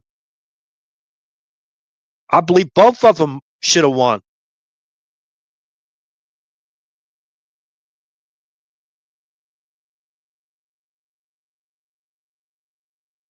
We're about to. Okay. So when I keep getting preempted or whatever, nearly losing my live stream, it causes disruption, right? So that's exactly what they did on J6. They subverted, and they probably said, "Oh, Trump and Trump associated people, right, were leading the insurrection to break into the Capitol, right?" When they're the ones that blocked Trump from having adequate security based on the intel that not only Nancy Pelosi had, but Chuck Schumer had, I think Mitch McConnell had it. All of these people had the intel that they needed the extra forces or whatever security there that day. When did they actually start building those fences and everything, right? It was after they already certified it. Remember? When did that according to foreign interference report that was supposed to come from the DNI, Director of National Intelligence, Radcliffe at the time, right? When was that report due out? By executive order 13848. It was due out 45 days after the ease, right? 45 days after the ease. That was what? What, around December 18th. They blocked that report from going to President Trump. You know when that report finally came out and was released?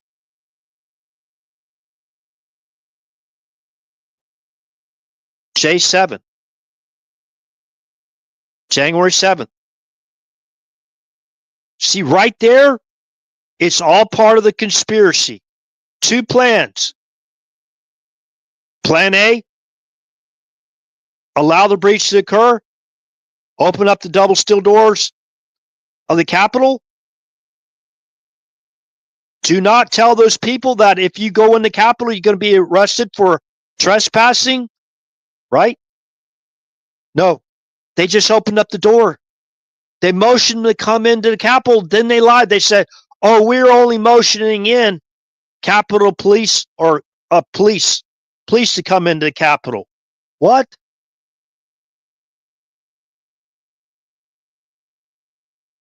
So if they wasn't wearing police uniforms, they didn't show their identification, why'd you leave them in? Why'd you let them to come just walk right in and give them a tour of the Capitol building?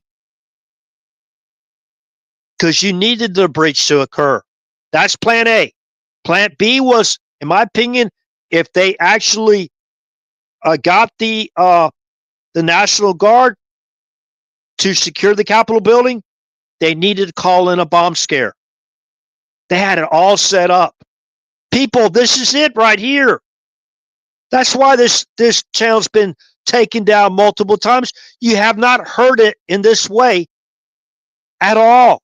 They said, "Where's the pipe bomber?" Oh, they won't give up the pipe bomber because it gives up their plan B. We already know their plan B. You got to make the threat look realistic. It's like a false flag, right? Look over here, don't look over there, whatever.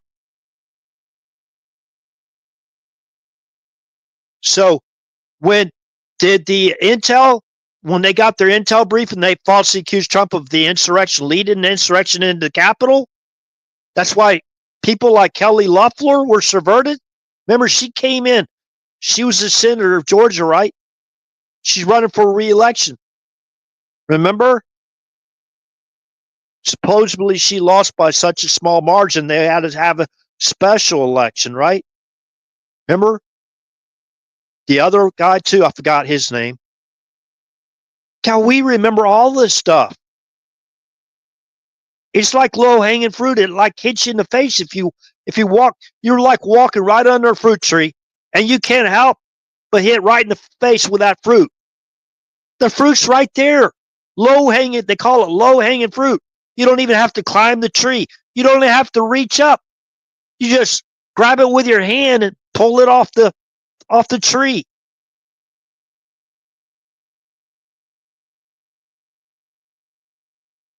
You know, I have not yet to hear a single one of these major influencer social media platforms to talk about this the way I talk about it. I've yet, maybe there's some out there. Maybe there are, but yeah.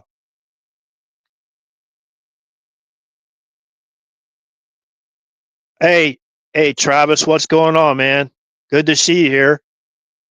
Yeah, I'm about to finish up. I'm kind of like, man, I've been hit like about 4 or 5 times. You see the screen start going through that little circular thing. You know what I mean? Going to a blue screen about 5 or 6 times. But anyways, yeah, they're saying there's 0 people viewing YouTube, but you're in here, man. Aren't you somebody viewing the live stream, Travis? How can there be 0? Golly, this is crazy. Okay, let me refresh YouTube again. Testing 1, 2. I still see that little avatar blinking. So that means I'm live.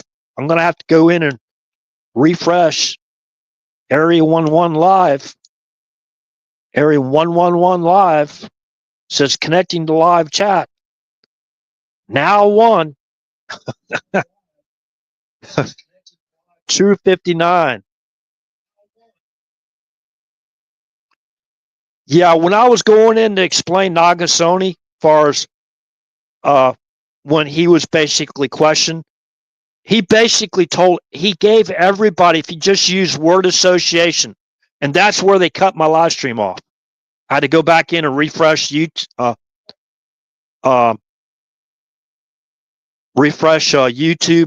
and Rumble because they're going to take me down. It's in the article, the CBS article. It tells us all we pretty much need to know. He told us. It was a real catchy title to that article, right? The source reference I'm talking about. U.S. launched more than 24 cyber operations to protect election, top official says. That's CBS News, right? So when you go to this article, it's like in March of 2021, right? Yeah, March 25th, 2021. See, that's already like the bank robbers already stole the money, right? They've already made off with the loot, right? So, but the breadcrumbs he left us is, and it's genius. I'm telling you, this guy is a genius. General Paul Nagasone. Remember that. Director of National Security Agency, NSA. And he was the commander of Cyber Command. Okay. U.S. Cyber Command conducted more than 24 operations to counter foreign attempts to interfere with or influence the 2020 elections. General Paul Nagasone, who leads both the military cyber arm and the National Security Agency, told a Senate panel on Thursday. Okay, so on Thursday. So I guess it was the Thursday previous to March 25th of 2021. Okay. So he goes in here and he tells everybody, listen, man, they attacked us basically through the lawfare. We cannot even conduct cyber surveillance over our own airspace because they ordered them not to. There's things they could not see. And what he did is he told us, they call these operations, right? these cyber operations to protect our elections, they call them look forward, right? Because they're basically, they are cyber operations going on over foreign countries like China, Russia, Iran, Russia like Siberia, let's see, Canada, let's see, a certain machine or, company, whatever, right? So an assessment issued, there's going to be a big but. An assessment issued earlier this month in March of 2021 by the Office of the Director of National Intelligence said there were no indications that any U.S. voting processes were altered in 2020 by any foreign nation, though several adversaries engaged in influence campaigns in apparent attempts to sway the election outcome. Okay. You just go, oh, you can't cherry pick in the first couple of paragraphs, right? So you don't dismiss the entire thing he says. But he tells you, he actually lays it out and tells you later on, you got to read the whole article. See, that's where attention deficit disorder comes to play with a lot of Americans. They don't have enough patience. They just skim, and they know that. They know this too. They'll just skim the title of the article. Oh, wow, great. They did their job, right? No, they didn't do their job. They had handcuffs. Their hands and feet were tied behind their back. Try to walk with your hands and feet both tied behind your back. Try to do that. It's really hard. You basically, and they blindfolded them too on top of it. They put earplugs in so they couldn't hear. They couldn't see, hear, or do anything. Hunt Forward refers to forces' efforts to partner with allies to proactively counter or halt malicious cyber activity, including using offensive measures. Now, working with who? Basically, who does? Remember, Men with Hill? Remember Men with Hill, that operation? Who runs that operation in the United Kingdom?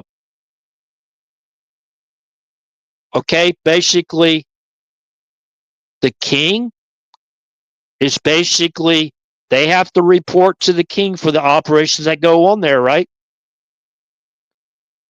Go read Men with Hill. Let me bring this up. Men with Hill. Men with Hill. The National Security Agency actually runs it. When I go do a Google search, I've shared this so many times, RAF Men with Hill. Wikipedia, go check it out. Royal Air Force Men with Hill. RAF Men with Hill is a Royal Air Force station near Harrogate, North Yorkshire, England, which provides communications and intelligence support services to the United Kingdom and ding, ding, ding, ding, United States. The site contains an extensive satellite ground station is a communications intercept and missile warning site. It has been described as the largest electronic monitoring station in the world.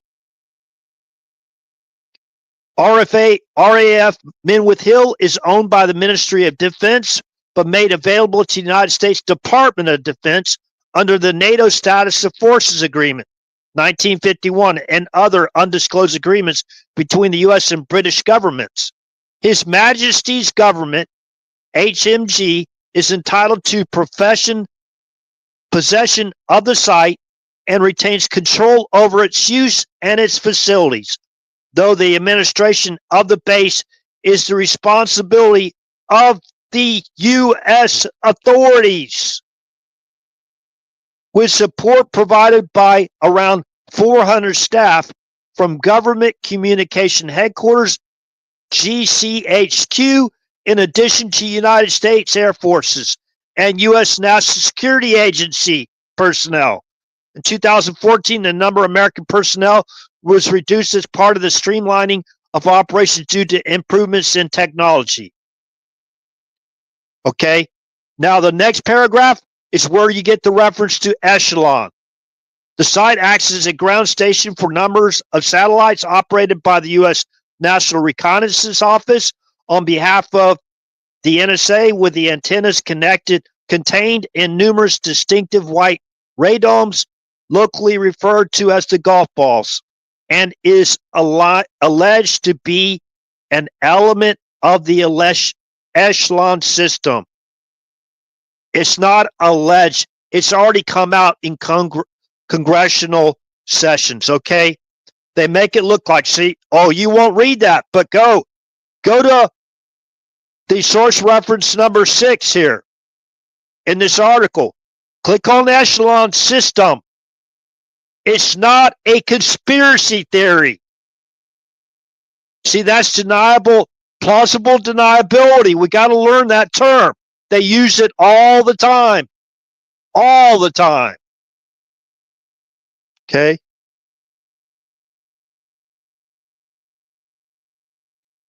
All the time. They use it all the time. Okay, we're going to get back to the article. I have to refresh my screen before I go. They take this channel down again. Come on now. Oh, they ended the live stream? Wait a minute. This is a different. Hold on a second. Golly.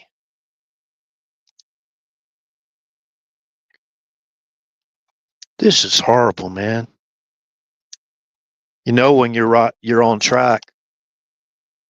By the way, don't forget to basically zoom in on that avatar picture at the beginning of the live stream. I'll put it back up there again before I end the live stream. Okay, so now I'm going to provide you the meat and potatoes of what General Paul Nagasone really was saying. He basically said, and I'll read it from the article, directly from the article. He basically said, through lawfare, they tied the National Security Agency and the U.S. Cyber Command hands behind their back during the hindsight perfect vision E-cycle. You know, E-cycle, E for what? What are we talking about here? Okay? Okay. So they're hunting forward over foreign cyberspace to hunt forward to stop malicious cyber activity. Okay? Okay, I don't want to read all this stuff. Remember, this is where word association comes into play.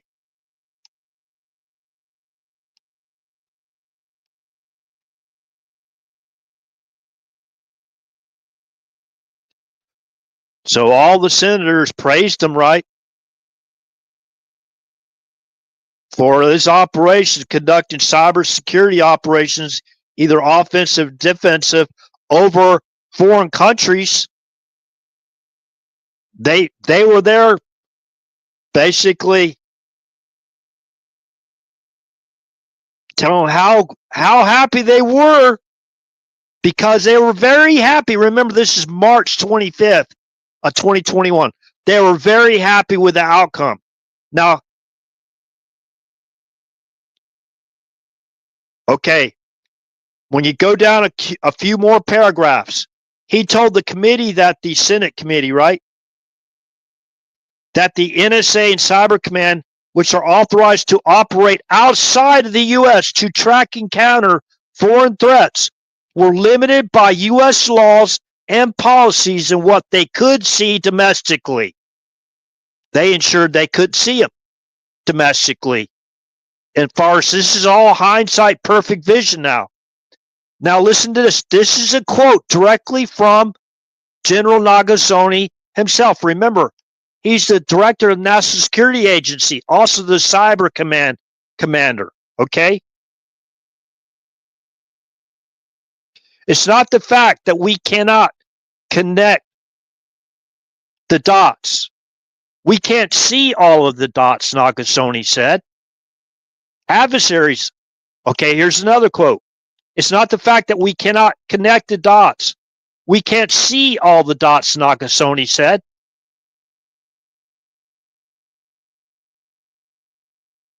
We cannot see all the dots. Okay, that's a quote from Nagasone. Okay. It's not the fact that we cannot see the dots. We cannot connect the dots. We can't see all the dots over our own airspace. Understand, adversaries understand that they can come into the United States, use our infrastructure, and there's a blind spot for us not being able to see them. There's a blind spot for us not being able to see them. Being able to identify and being able to fix those areas are part of the resilience of the nation that has to be addressed. Especially when you facilitate and direct innovation into our country in hindsight, perfect vision. Right? This is it right here. This is this, if you want to call it the smoking gun, and there's no lone wolf in this smoking gun, right?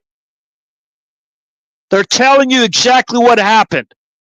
And people are too impatient or basically so distracted with so many other things. He told us right there. And he told us, he projected what they were going to do again. Or try to do again. And maybe since we were bringing this up, they didn't try it again in 2024. Because they were going to be watching. They were going to be watching. And they didn't have the national health emergency, right? To do that, what they did with the pieces of paper, right? And remember the counterfeits. Remember why they shut down that Houston, we got a problem.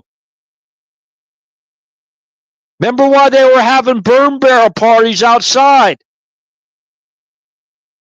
I'd like to ask who notified them that they were going to do that so they can go out there and destroy all the evidence. Well, not all of it, some of it.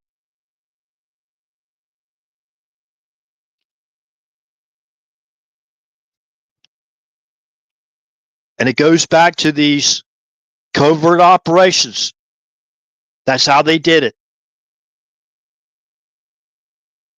I got zero doubt in my mind that's how they did it. You know, this, why did he say all this stuff for? He didn't have to say that. Up to that point where he said that, made those statements, they was happy as all get out, right?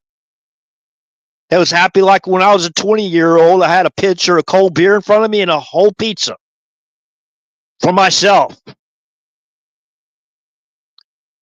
You know, I'm going to self-serve that pizza and that beer sometimes, especially if I'm by myself. I might not call my best friends, hey, I got another half of this pitcher over here and half a pizza. You want to come join me? I'm self-serving. Yeah, you can say I'm self-serving. How could you serve over 20 years in the armed forces, right? On that pay. You know, I wasn't really living the life of the rich and famous as a mosquito wing or slick sleeve. I have to, full disclosure, I wasn't living the life of the rich and famous. I was on my own. On my own. Got a Dear John letter in basic training. But anyways, let me get back to YouTube, see if we're still live over there. Well, successfully connected. So I'm going to put this other avatar. Hey, thank you for showing up tonight, Travis. Appreciate it. I hope people understood the message. I know it's kind of discombobulated I have to keep on looking at this thing every second. I don't have like a studio. Could you imagine community people that love to listen to this channel? Hey, come on, you can show yourself. I mean, I'm not here to cause anybody any harm. I I hope everybody's innocent. I hope everybody's proven to be innocent in a court of law, whatever. I hope you all get your due process rights. The ones that are out there kind of trembling right now because they're afraid and they think World War III and all these other actions they're taking is going to basically, well, and say, oh, let's look over here at this. Trump caused the flood, the worst flood in 100 years,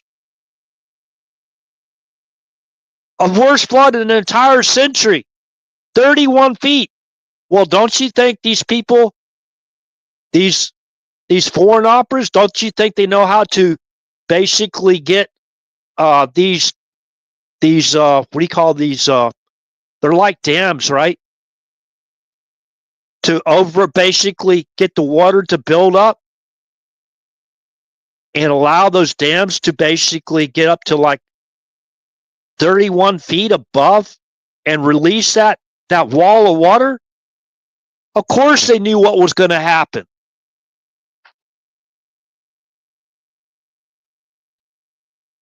Okay, I talked about certain things and people go, all right, that ain't on a big enough scale to do anything. When we're talking about the seed of the serpent, right? Seed, seed of the serpent. Remember word association? Hell, other countries brag about it. At the same time around the world, there was huge floods going on in China. You're watching almost the exact same thing. Cars being floating down this river. I think the Three Gorges Dam basically was breached or whatever. Let's see.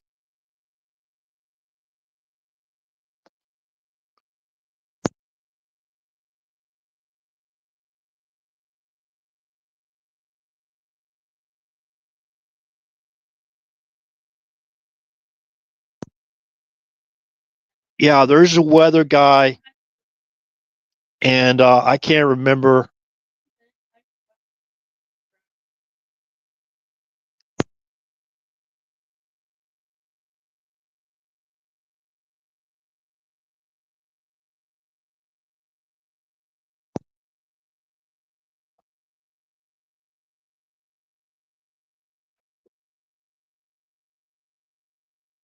Bear with me. We're looking up. She's looking up the. She's subscribed to his channel.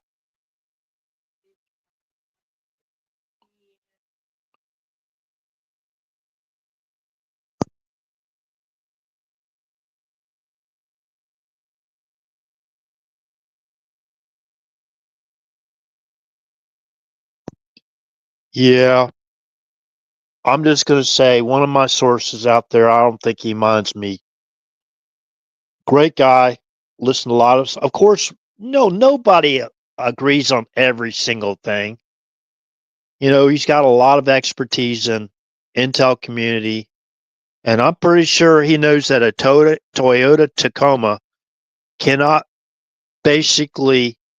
You cannot put 7,000 pounds of enriched uranium in the back of a Toyota Tacoma pickup.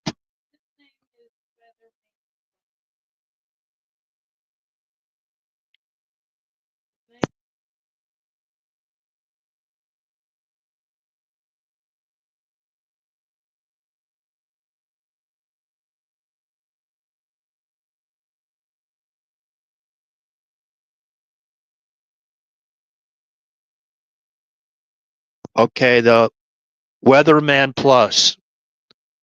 Weatherman Plus, PLUS. Okay. Michael Jaco put out the video clip of Weatherman Plus. It's on there. I think it was yesterday or day before, the latest. So go back to do a YouTube search for the channel Weatherman Plus and play back the last couple of live streams he had. Live streams, not live screams like RH's live screams. You know what I mean? How many people are out there that still here listening to this channel? By the way, I have a lot of respect for Lima Juliet, but man, brother, when you start talking about Reagan had a battleship shelling women and children, dude, and then you say, okay, you can pull around. I mean, you know the payload you can put on the back of a Toyota Tacoma?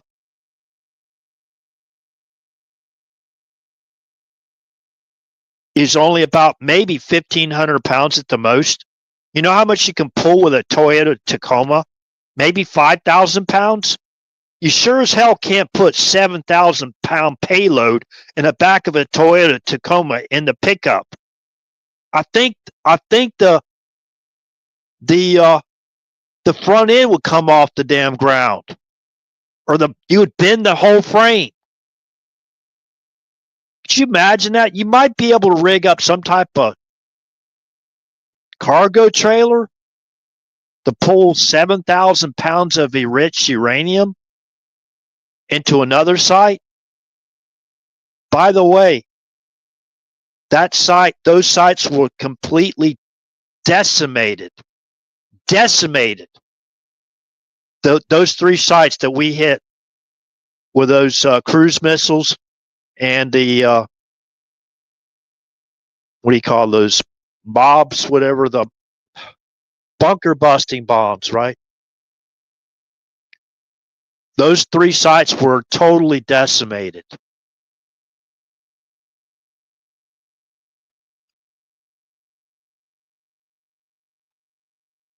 So, anyways, only have two watching. That's, man, this information, I hope it gets to the right ears. You know, just listen to it.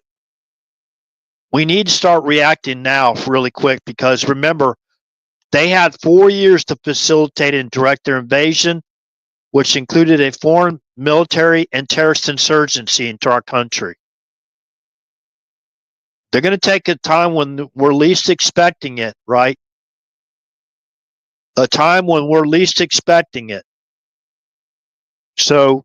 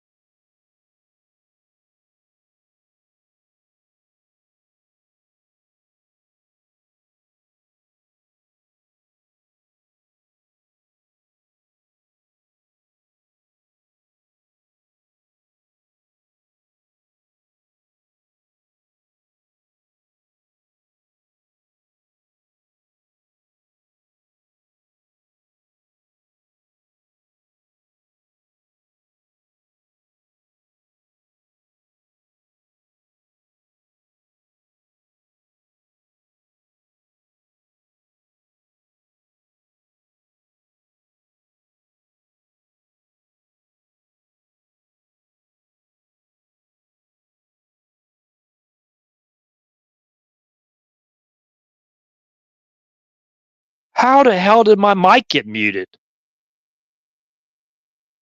My mic on my phone got muted.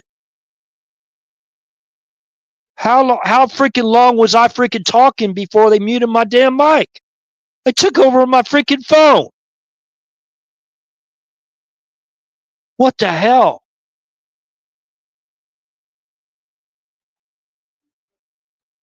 That's part of the coup operation.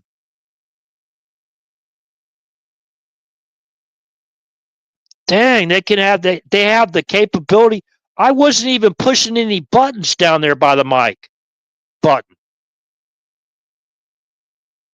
So I don't know how long I was quiet. My phone, which I'm doing the live stream over, is sitting over here by my left side. I'm keeping an eye on it in case they try to preempt me again. And my freaking mic is muted. It muted it. It didn't mute itself.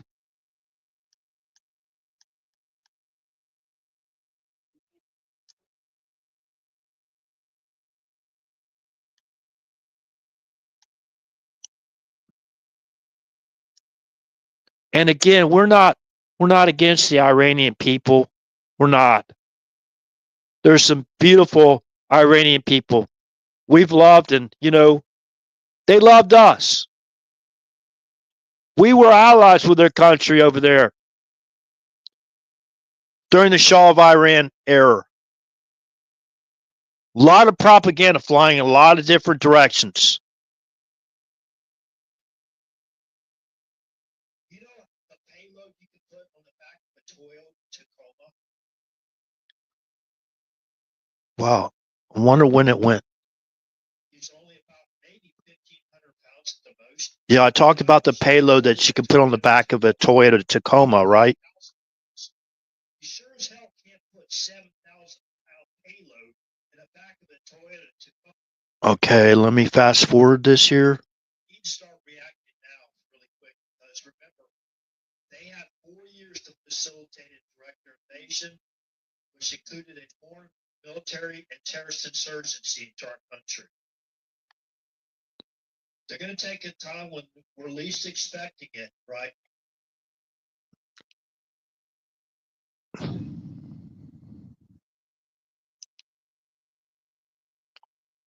Okay.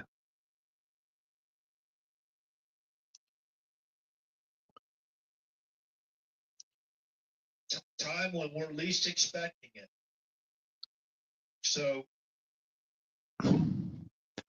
okay, when I got cut off, that was about, I don't know how many minutes it was. They actually muted my phone mic. Golly.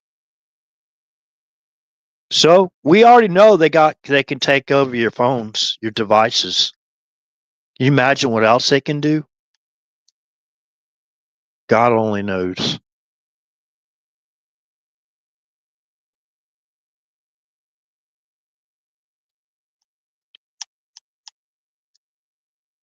Yeah, it was. Golly, that was a long time. I think it was like 6, 7 minutes. Okay, so when y'all come in to the live stream, you come in late, right? Please go in. And this is in the future too. If you see that I go there, my mic mutes by itself, or I'm preempted and I'm reloading the live stream, whatever, you're gonna have to go back and I'm gonna figure. I'm getting pretty good now to see when it happened, so I know exactly what they cut out. Now, Lima Juliet. We get back to that again.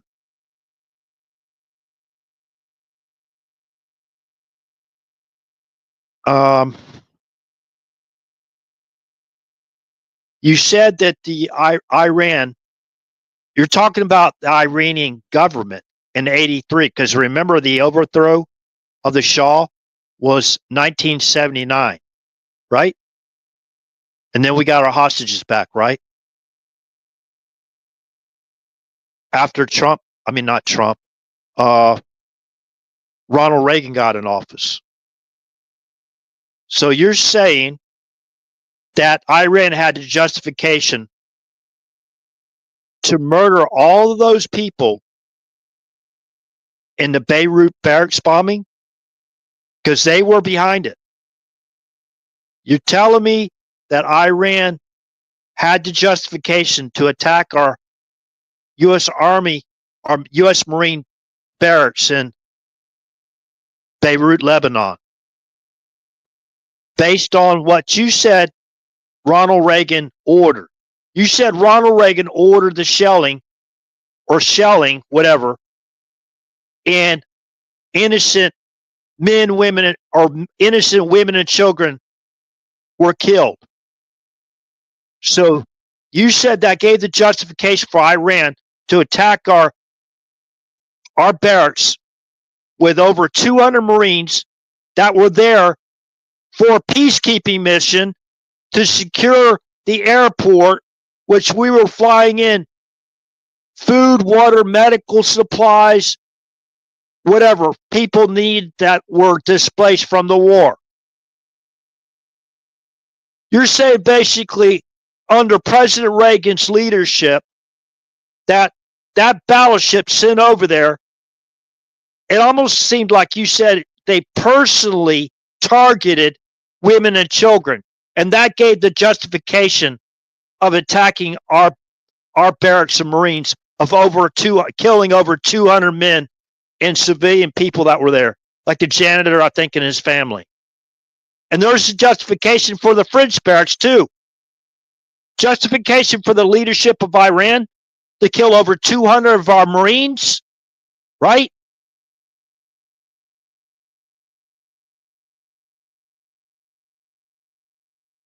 Wrong. Those were innocent men there. And last I checked, Marines aren't basically guiding battleships. They're not basically deployed on battleships to basically shell targets in Lebanon.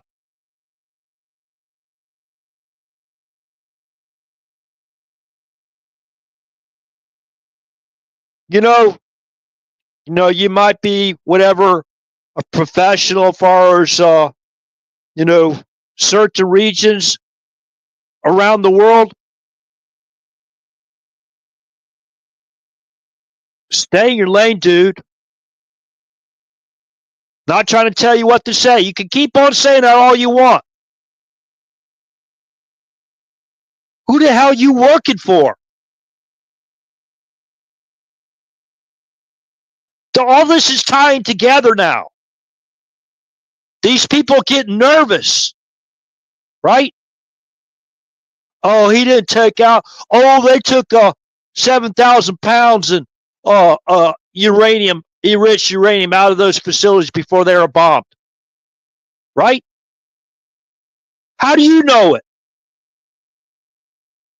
Then where did it go?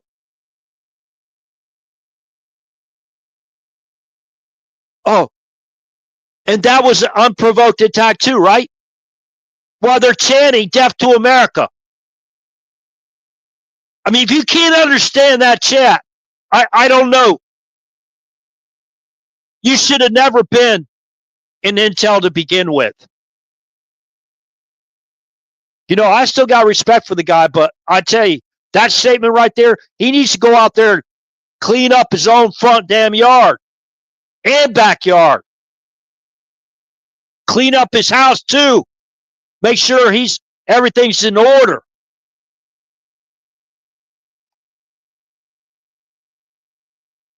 You make statements, defamatory statements like that. I tell you one thing right now. If I was related to Ronald Reagan, I basically sue your butt right now. I go find the best lawyer I could afford.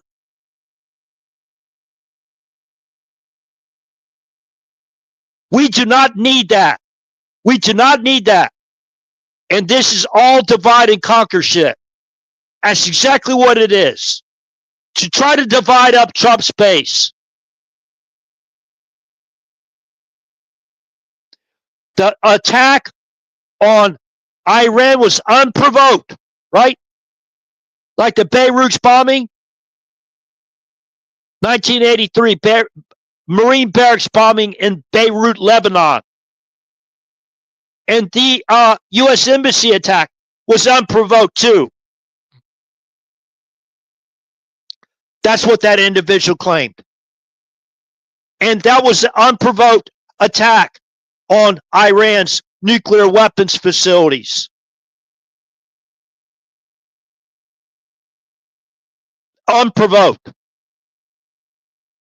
Trump did not have the justification. That's what the guy said. I don't care if you like Trump or not. So that's the part of the psychological warfare operation, people. That's example. What they're doing during that White House press secretary briefing. What time is it now? Is it already Tuesday? Yeah, it's already Tuesday. Yesterday. It's already yesterday. Monday. The White House press secretary, what those journalists were doing, that's part of the psychological warfare operation. Blaming Trump for the flood. All those people dying. They wasn't blaming Trump for the flood. They were blaming Trump, saying that because he fired everybody, right? They didn't have enough people to basically properly issue the warnings.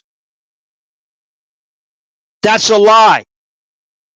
You had Chuck Schumer out there basically saying that Trump was responsible. All these Democrats, they're all on the same sheet of music.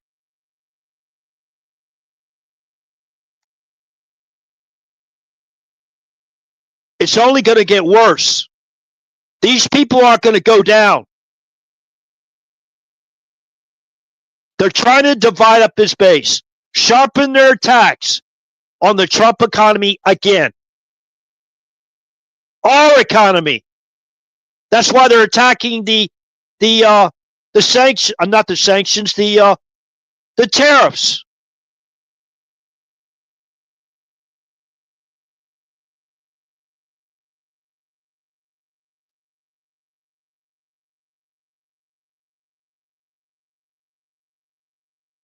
Okay. Hey, I'll come on your show, man. I'll be respectful. Lima Juliet, I'll come on. You can come on my live stream. You have a right to defend yourself too.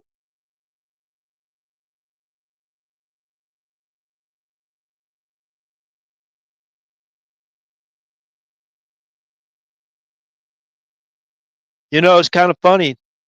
There's only one person that's ever invited me onto their live stream. That's the first person. When I first came, I started to be active on basically live streams. The first channel.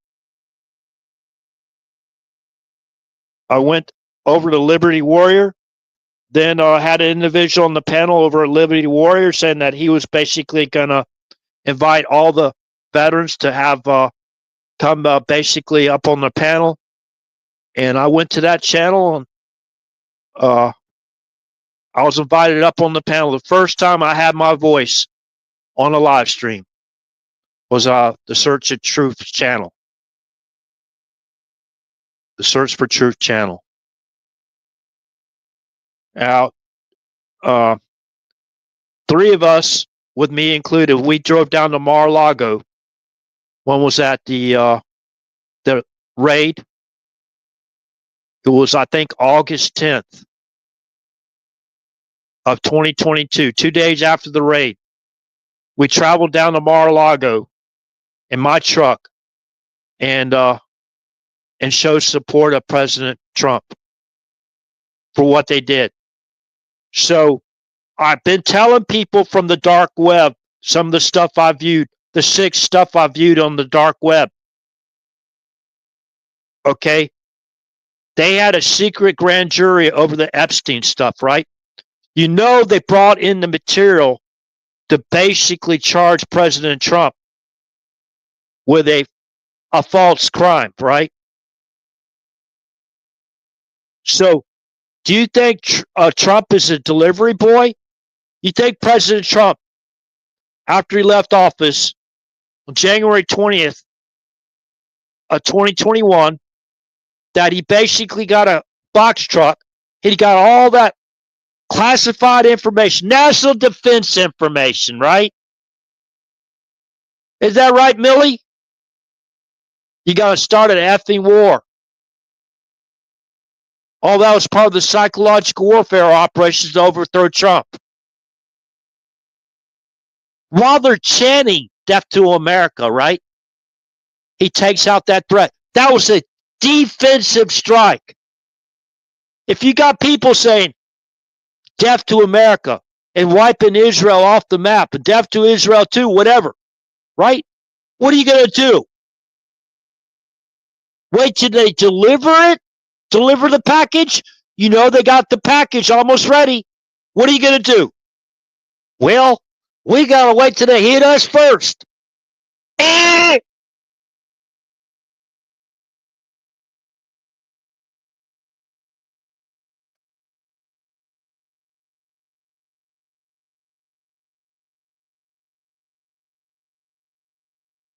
What do they call about those prizes you get?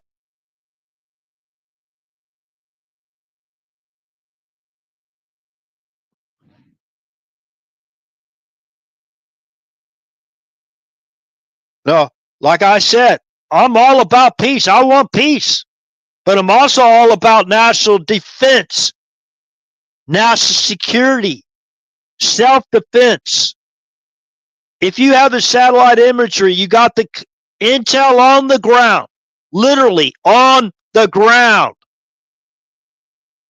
Might not be an analyst over that area, that region.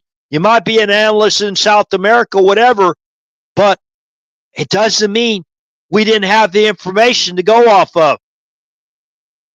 Oh, for the last 20 years, they've been saying Iran's been trying to enrich uranium, and they never have been able to do that. You know, stupid is as stupid does, right? Or did I hear that on Forrest Gump? Again, we're not. Trump did attack the people of Iran.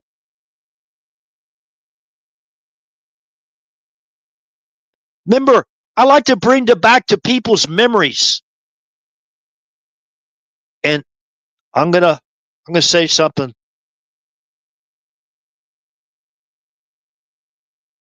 after that. Like to refresh people's memories.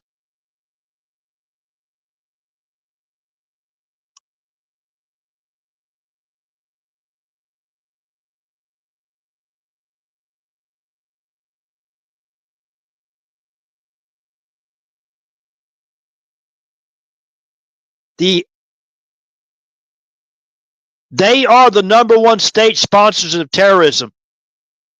Their leadership. I actually heard the Ayatollah say when one of his basically supporters working in that same government shouted death to America, he basically repeated the same thing, but he added something to that. He quoted, he basically repeated the same threat, death to America, and after he said death to America, he said yes. Okay. So how long have we had a station in Tehran working for the Ayatollahs? How long have we had a intelligence station in Iran working with the Ayatollah? Just a question. Just one question.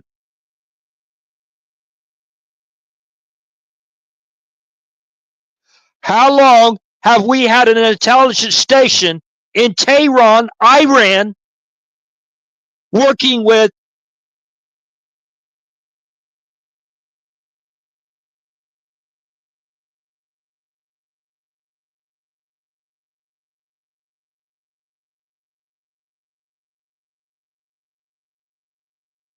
down your mic. If you're getting a little bit, ringing in your ears now, I don't want to cause you tendonitis. So just turn down your mic. Turn down your mic. If I'm beginning to hurt your ears. How long since 1979, since the Iranian Revolution, have we had an intelligence station in Tehran, Iran?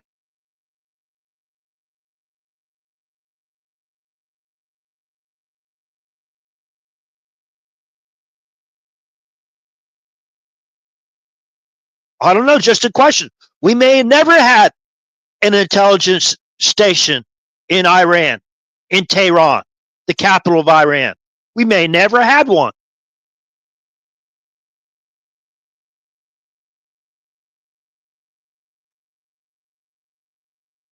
Maybe we've had one, a covert intel station in Tehran working with Ayatollahs after 1979. Maybe we've had. Maybe we haven't.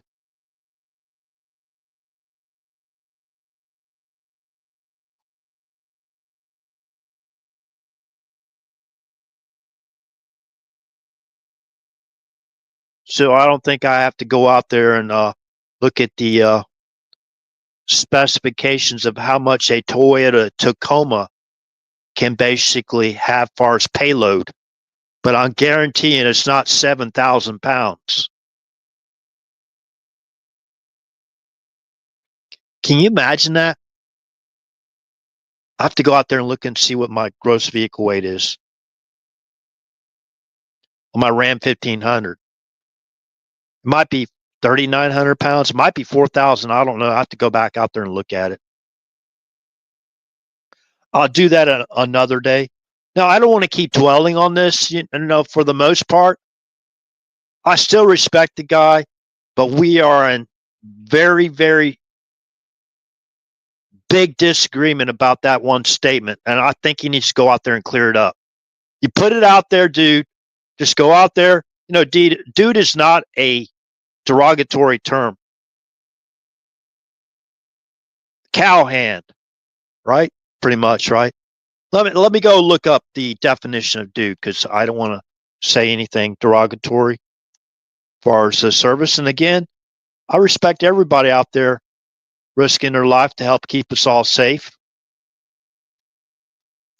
Okay. Let's see. Dude. D-U-D-E.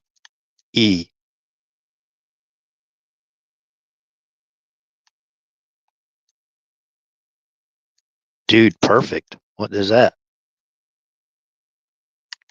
Definition. Let's see.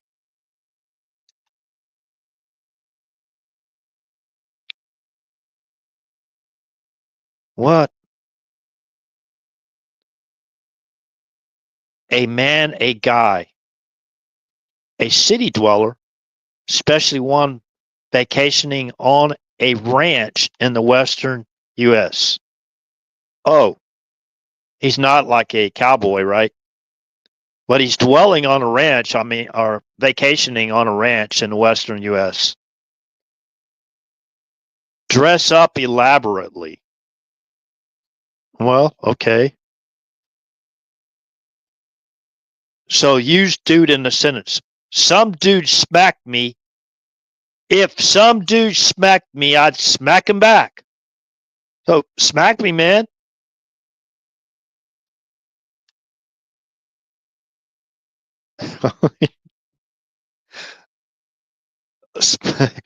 I'm not going to smack you, dude. So don't worry about it. You ain't got to get your feathers up in a ruffle. I don't support violence, man. Okay.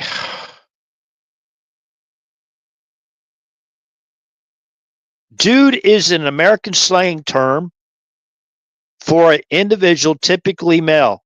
From the 1870s to the 1960s, dude primarily meant a male person who dressed in a extremely fashionable manner, a dandy, or a conspicuous, citified person who was visiting rural location, a city slicker. In the 1960s, dude evolved to mean any male person, a meaning that slipped into mainstream American slang in the 70s. Where's what Oxford English?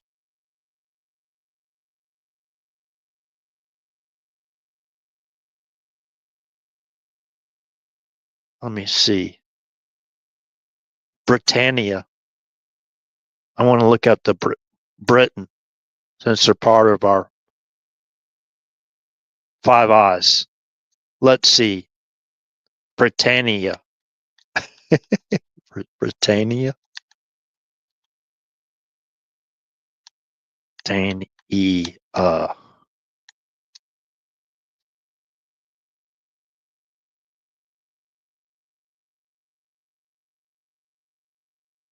Let me see here.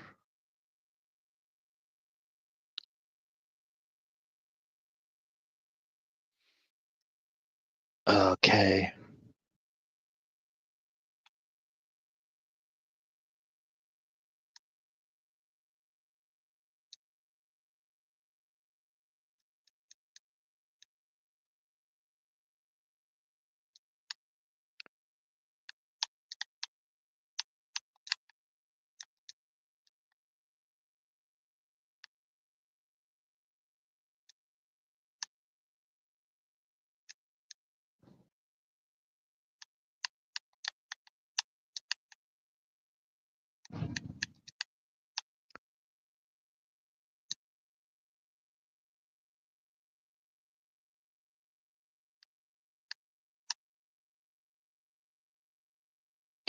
Okay. Dude is a slang term that originated in the United States and is used by young people to refer to a man. The term Britannia is often used to refer to the United Kingdom, specifically England, and evokes a sense of British pride and patriotism. Britannica, due definition of meaning. I think this is where I was trying to get to. A man, used especially by young people, chiefly U.S. slang. He's a cool dude. Ask the dude over there. Hey, surfer dude. Hey, dude, what's up? Huh? Ranch. Now, dude ranch. Okay. A large farm. Dude ranch. A large farm, especially in the western U.S., where people on vacation can ride horses and do other activities that cowboys typically do. So, okay, so it's a fake cowboy, right? Fake cowboy. So we got 0 listeners now, 0 viewers, and let's move over since we have nobody over on YouTube. Let's check out Rumble. Okay.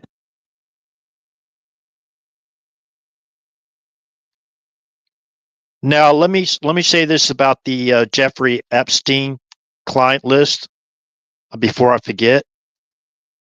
I hope we're still live here.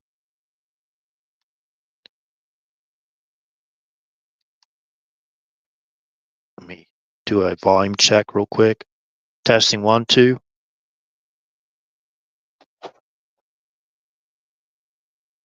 Do a volume check real quick. Good, good. Okay. Now, a lot of people are really see. This is what they do: divide and conquer. They're dividing up our base, our community, a MAGA community, and basically the American First community. We should be one, right? Working with our president to help make America great again, safe again, and everything else. I'm glad There's still 5 people. I'm going to tell you exactly what they're doing in their PSYOPs operation. That Epstein client list, by the way, the UK already released it, the client list, right? Okay, now, did they really release the client list? What did they really release? Back then, in those days, they didn't have like, what do you call it? It wasn't really a client list. If they had cell phones back in the day, which they probably did, it was more like a contact list. When you go down your contact list, you got a bunch of people on your contact list, right? You got people you don't know. Like, say, for example, you have your congressman that they're basically their office, whatever, wherever they are locally in your district. You got the phone number of that. Okay, congressman, you got phone numbers of your loved ones, your people like that. People you have contact with, right? Your contact list. That's not exactly the same thing as a client list. A client list is those that you have that does business with you, right? That, listen, I took a lot of heat for John Voight's daughter. A person on social media, I was single, right? So I basically, she wanted to go out there that John Voight's daughter, well, I have a lot of respect for John Voight, first of all. That John Voight's daughter was basically trafficking children, right? And I go, well, before you accuse John Voight's daughter of basically child trafficking, you got to have some information basically that proves that. And that person told me, well, she said it herself. And I asked the person, well, what in context did she? Let me see where you got the video clip of her saying that herself, that she's actually trafficking underage kids. Because I'm definitely not for that either. We know all about Haiti and all that stuff there as well, right? I'm pretty much very, very informed of that stuff. Very informed. Basically, the person's trying to attack me personally on my social media page. Oh, he's asking me, if I was single. He's asking me, and he's showing all these pictures of cars, right? To try to attack me personally just because I said, hey, listen, I wanted your source reference because I don't know John Voight personally, but, that's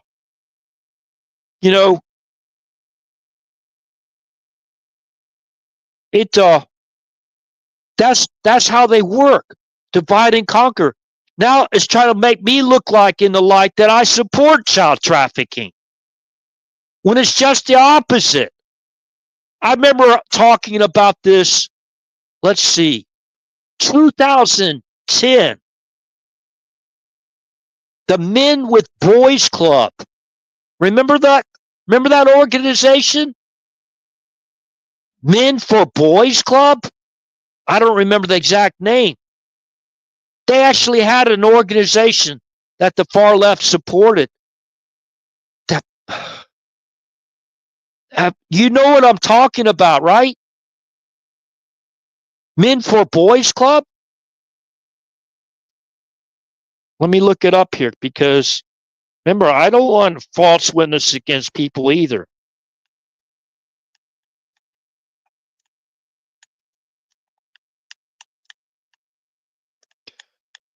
There's like an acronym they use.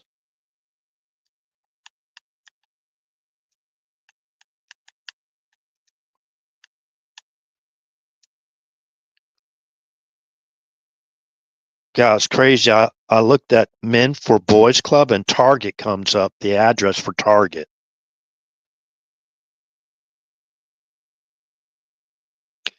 NAMBLA. Here it is, right here. Who we are, NAMBLA. NAMBLA's goal is to end the extreme oppression of men and boys in mutually consensual relationships by building understanding and supporting for such relationships. There you go, right there. We're exposing all this stuff a long time ago, right? Sexualizing little kids. You know, I wrote about this extensively years ago.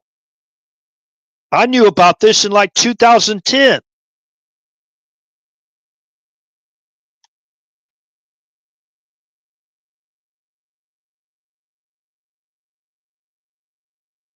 Okay, so now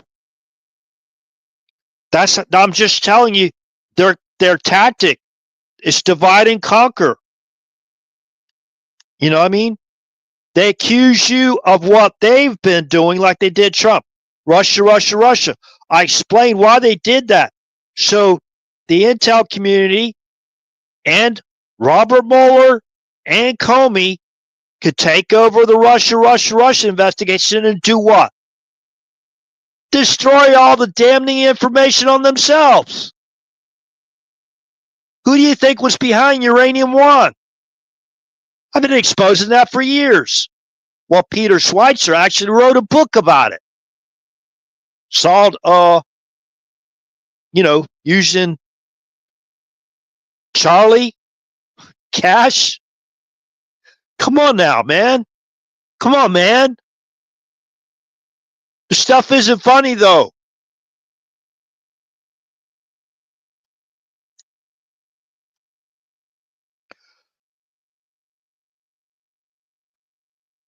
So they'll attack us, right? And they're paid to do it. In many cases, they're paid. They're paid handsomely to do it. Disrupt our channels, whatever. You know what I mean? Shadow ban us, preempt our connection, deplatform us. They've done that multiple times on this channel. They deplatform this channel multiple times. At the basically peak of this channel, I had thousands of viewers for single live streams. One in particular, I think I had 4,500 views. And then I had like nights where I only had 1,000 viewers, whatever. And then right after that, once they deplatformed me on YouTube and they started shadow banning me, I never ever got up to over 1,000 again. Never ever. Some of those live streams are still up on Rumble. You can go down the list, right? Go down where you see 4,500 views, 3,000 views, 750 views. You know what I mean? I mean about at least like about 12 of those. 12 of those, right? So, anyways, now I know you have to conduct operations, and some of these operations are sensitive because they brought in all these people. There's actually mass murderers walking free on our streets. They might be more low profile or whatever than a lot of us are. A lot more low profile, but they're walking on our streets.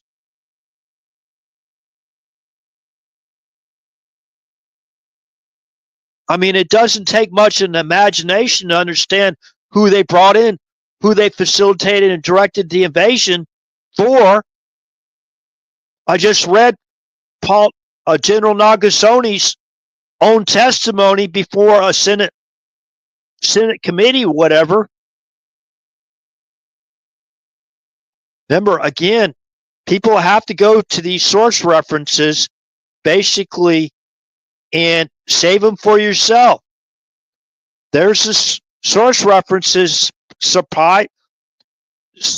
provides the support for the research.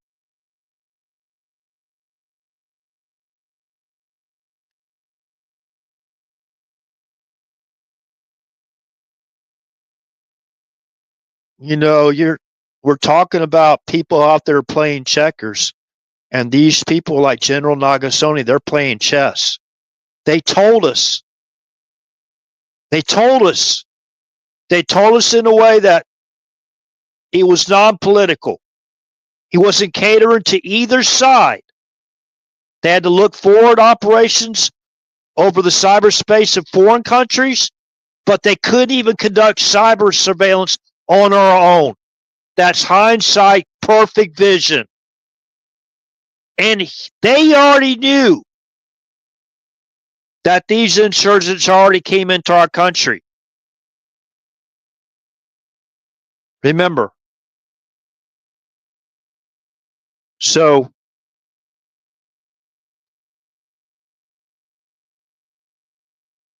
since they delivered all those documents to Mar-a-Lago, they set Trump up at Mar-a-Lago too.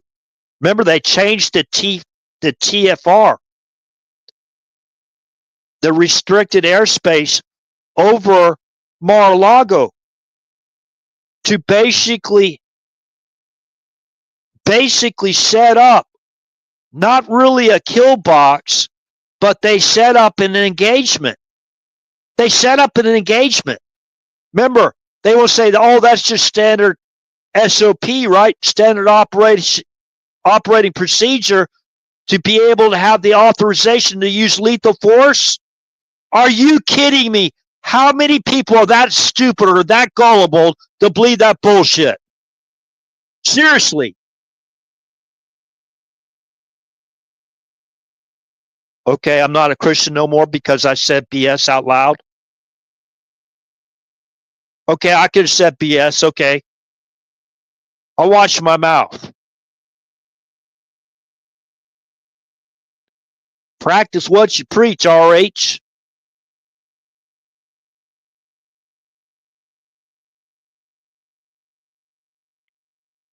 Well, I didn't get out a whip and actually start whipping people at the Second Temple. I didn't turn over the money changers and said I don't want to turn my father's house into a den of thieves. God our Father, remember? Who said that? RH didn't say it.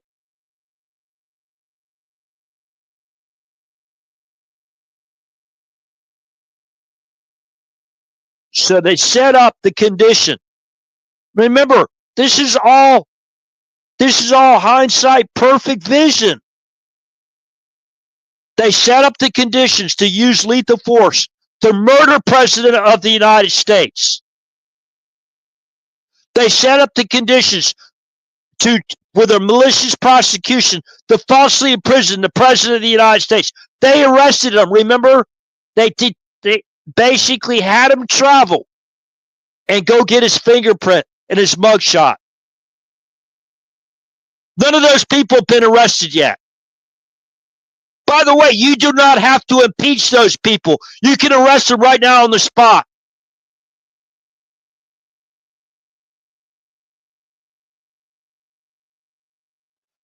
And we talked to the connection about Fulton County. Funny. We talked about the subversion letter. We got all the information we need. We don't have all the information, but the information we have is so insurmountable. They have to do something. Okay, RH, well, they're blocking us from seeing the Jeffrey Epstein client list. If they set up President Trump and all these other things, all these other operations, right? They set up the Mockingbird media to read these scripts to basically sharpen their attacks on the Trump, our economy, just to drive his numbers down. They're doing the exact same thing right now. They're blaming him even for the flood. Coup to overthrow POTUS is in full speed ahead. Divide and conquer. That's what they're doing. It's the same operation. It's the same people. How many people believe that it's going to be kumbaya with all these countries that have been ripping America off with their tariffs on America, on us taxpayers? Listen to me, on us taxpayers. The Federal Reserve Chairman is still attacking our economy. Why do you think he's attacking our economy? Who do you think he's really working for? Do you know how many pension plans in foreign countries that we are actually paying now? Do you people actually realize how much taxpayer dollars is being stolen to basically satisfy these people? The Federal Reserve banks are not U.S. banks. One or two of them are. They are foreign banks. They have a foreign motive. They have a foreign modus of operandi. It's to take down the President of the United States, Donald Trump. Please turn down your volume if this is getting too loud. If you got any information that disproves a word I have to say, please put it in the comment section after the live stream is over, and I'll review it. They set up President Trump at Mar-a-Lago. They brought the documents in. If Donald Trump wasn't supposed to have those documents, why did you allow them to be shipped? Because guess what? Majority of those boxes that was put, some of them put in the bathroom at Mar-a-Lago. Who do you think stacked those boxes in the bathroom? Some smart aleck, right? Because that's where Hillary Clinton's email server was, in Chappaqua, whatever, bathroom, right? They thought that was funny, huh? That's such a knee slapper, right? The intelligentsia, not very intelligent, setting up a crime scene at Mar-a-Lago. Have we forgotten?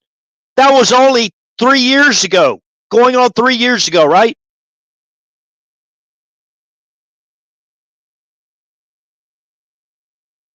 It's all there. It's already out there.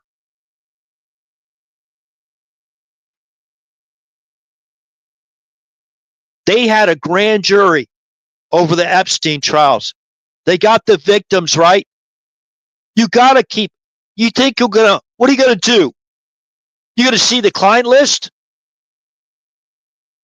So they can, the Mockingbird media can go out there and say all this crap over and over again? See, they're holding back now because they don't want to get sued, right? Papadopoulos doesn't, not Papadopoulos, Stephanopoulos, right? Former chief of staff for Bill Clinton. Somebody fact check me on that one. He just can't control his mouth, can he? When the president of the United States is defamed, he should be able to sue whoever defamed him, purposely defamed him with basically libel slander. That's what Chuck Schumer just did. Hey, Chuck Schumer should be sued right now.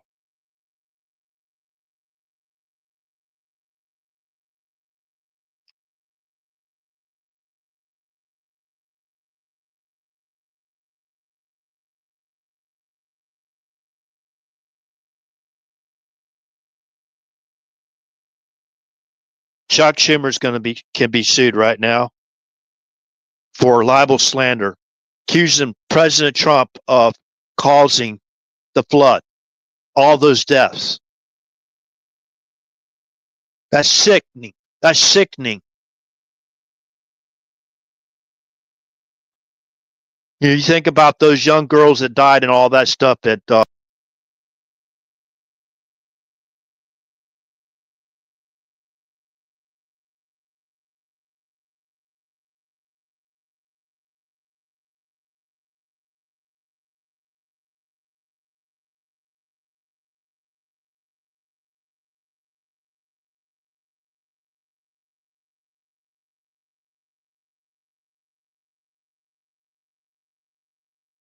I appreciate the 5 people that are here still on Rumble, but so they set up Trump in the operation, and they're trying to set him up with Epstein thing too, right? Who do you think controlled the Epstein? Basically, what's his name? Ray, right? Christopher Ray, is that his name?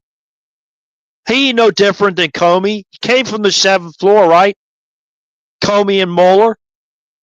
That's who they recommended for Trump. Well, I'm sorry. I got a jet out there. It's going to take me off for a vacation. I don't have time for your congressional questions, right? I don't got time for it. Can't reveal sources and methods, anyways. I got to run. See you later. Goodbye. You don't have to basically talk about your sources and methods.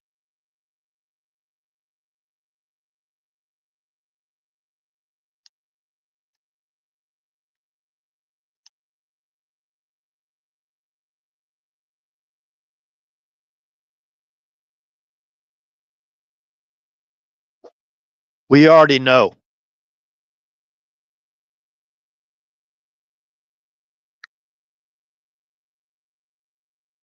So again, there's sealed indictments,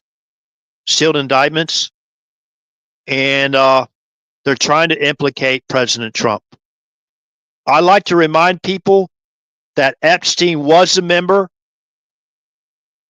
of Mar-a-Lago Club until Trump kicked him out.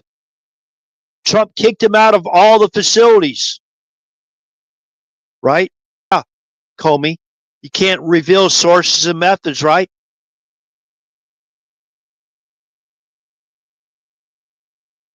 Who was a witness?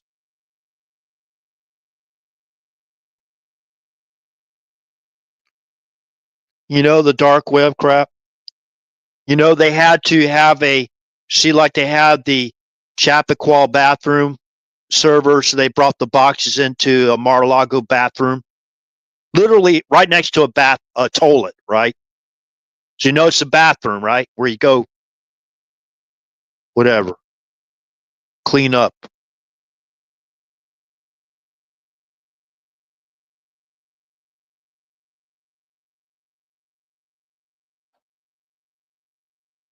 They dropped those documents off of Mar-a-Lago. You see, they had to have chain of custody, and it went through. Remember the judge? It was see if that was a DC judge, one of those politician judges, you know, judged by name only, federal or district, whatever. It don't matter. They're judged by name only. They're really politicians. They don't base their opinions off the Constitution. You know, President Trump declassified that information, whether we like it or not. He had the authority to declassify that information. Who delivered again those boxes after Trump left office? Who delivered those documents? It was after the transition occurred and Biden was serving their 3rd term. They're the ones that brought those documents into Mar-a-Lago. Trump was cooperating with the FBI. Remember, they recommended he put a different lock on that door, right? So who brought in all those documents and stacked them up? Just because they don't have an FBI on their basically identify them as FBI on their uniforms doesn't mean they're not the FBI. Just because it doesn't say CIA on their uniform doesn't mean they're not CIA or the intelligence community or DOJ or whatever they're from, wherever they're from.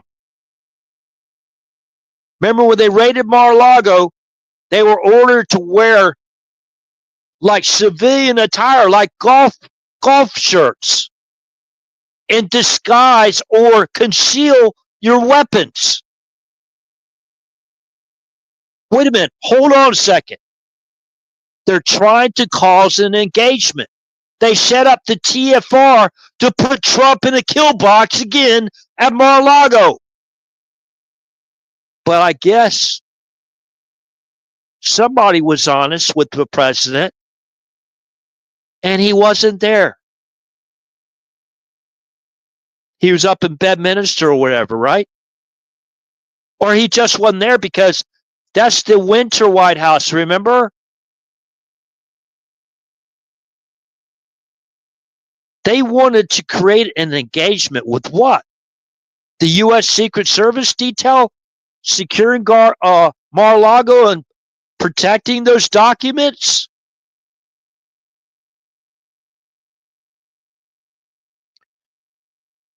Remember the Chinese national that got into Mar-a-Lago?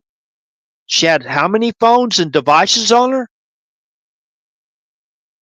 I don't know. I'm not saying I don't know if she was bad or good, or I don't know. So like that's all the information like we got. She breached the security of Mar-a-Lago.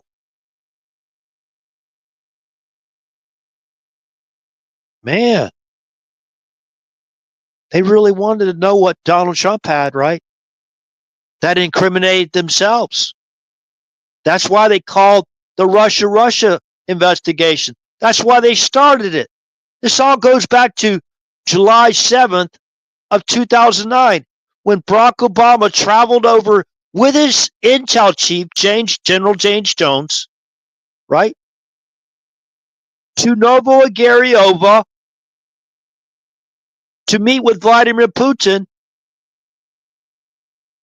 right, to set up the intel operation to deliver the uranium one, right? That's what they did. And then it all funneled through the Charlie Global Initiative, right? As far as Charlie Cash is concerned, Peter Schweitzer, right? There's already a book written on it. How much more evidence do we need? By the way, it's proper protocol for when the president visits Russia to meet with the president of Russia in Moscow, right? Not go down to Novo-Agariova to meet with a former KGB chief who at the time was the prime minister, not the president. Does that make sense to anybody else out there? I know a lot of this is a review. I've talked about this I don't know how many times. A lot of it's a review. So they set him up in a kill box and really in Mar-a-Lago if he had been there, or have a shootout with the U.S. Secret Service. And what were they going to do if they had a shootout? It would be a crime scene, right? They keep Trump out and they go in and basically turn every single stone over. I mean, probably go and cut Trump's mattress open. I mean, they were already listening to, I believe, his pillow talk conversation with Melania Trump.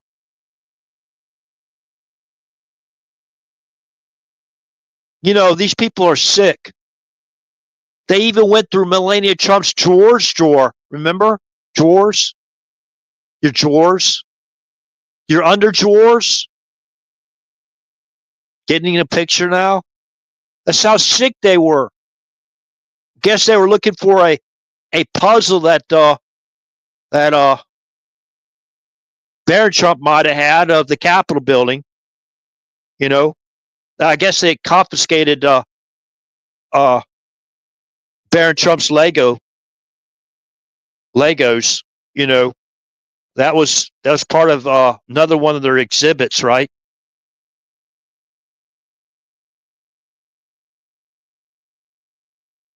Can you imagine that? These people got away with it.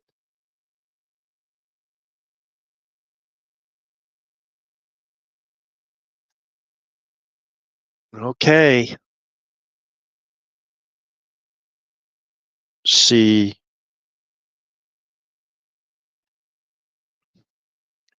I don't know how long we've been live now. I think I started at 10 o'clock going on.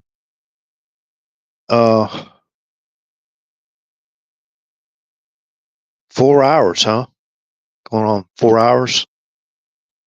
Well, there's 7 people now here. Well, I'm one of the 7, so there's 6 besides myself. Yeah, so they set up the Mar-a-Lago. They set up an engagement with authorization to use lethal force. Now, you know,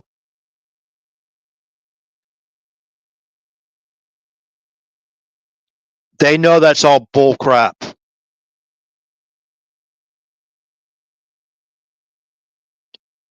So they went in because the deep state was so fearful of what Donald Trump had that they went in and set up an engagement where they would go in civilian like clothes and conceal their weapons.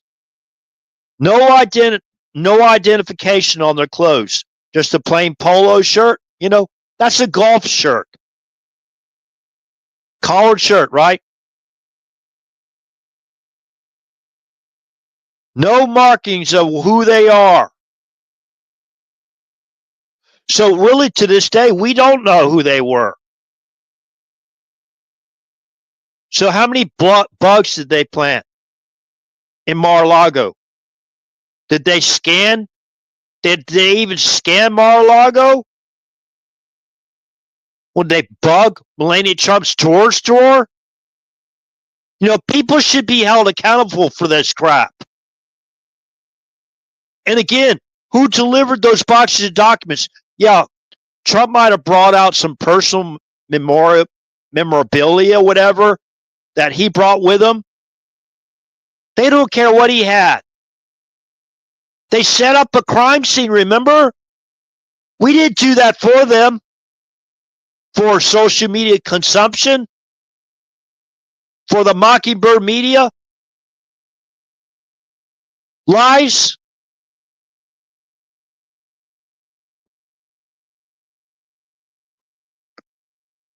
By the way, again, let's stress this very important fact. The President of the United States, whether you like him or not, he's the ultimate classification and declassification authority. Whether you worked below under Donald Trump and you had classification, declassification authority, you read into presidential findings, right? Or not, the President of the United States, if he declassifies something, it's declassified. Now, he, as a courtesy to maybe Intel people or Intel leaders, you can't go up to an Intel leader or a 3-letter agency leader like a attorney general or a let's see, FBI director or CIA director. You cannot go up to them and reveal certain things that you're going to declassify while they're conducting a coup to overthrow you. Let's just, for example, use the bombing operation in Iran. The President of the United States had to conceal that from the Democrat Party because they were to call their allies in Tehran. Probably there are holdovers in the intelligence community that has a station in Tehran working with the Ayatollahs. Okay, I said it. Just prove me wrong in the chat. You got evidence of whatever I said is disinformation or not correct. Please put the information in the comments section, and I'll make the necessary corrections. I thought we're Americans. I thought we were all Americans here. Trying to make our country better again. You don't like MAGA? Well, change the wording around. That makes the same thing. A synonym, right?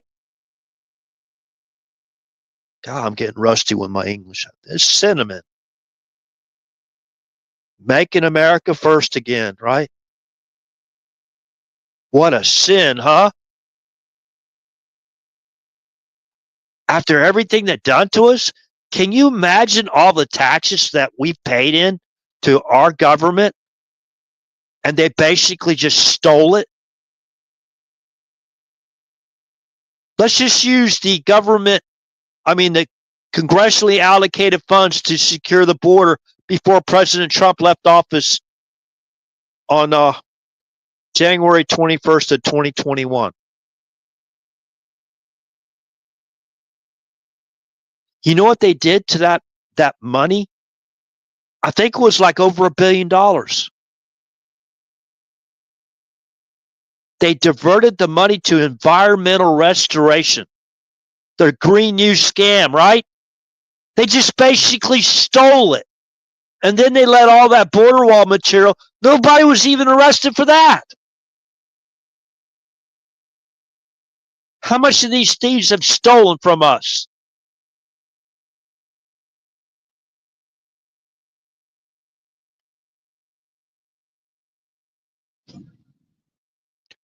Okay. So sealed indictments, they can't go out there and basically release a clients list if when it's not totally a clients list. Okay? And those people, if they're innocent, if it's a contact list, you got how many people out there? Raise your hand. I'm sure I can see you through the Ethernet, right? Whatever. How many people you got a contact list on your phone, your cell phones? I'm pretty sure everybody has a contact list, right? Is that your client list? You got a doctor's contact. If a doctor's doing something wrong, like money laundering or making counterfeit pieces of paper, how do you know it? You don't know it. You want to drag all these innocent people? Remember, Epstein was a member of Mar-a-Lago. Oh, he what? What? What? It automatically says that Donald Trump is screwing around with underage girls? No, it's a lie. Just like the freaking Mar-a-Lago raid. Turn the volume down if I get a little bit too loud. They set Trump up again. We knew they were going to do it because we were watching the dark web. They got anonymous out there too. Anonymous. You got these organizations that are paid good money to go out there and start this bull crap, right? Who else was on Epstein's contact list? Donald Trump's former wife.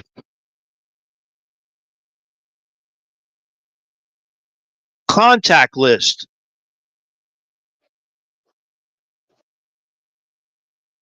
No, when you're running a multi-billion-dollar business, right? Corporations, all that kind of thing. You got golf courses, around the United States, even overseas. You're kind of like a busy man, right?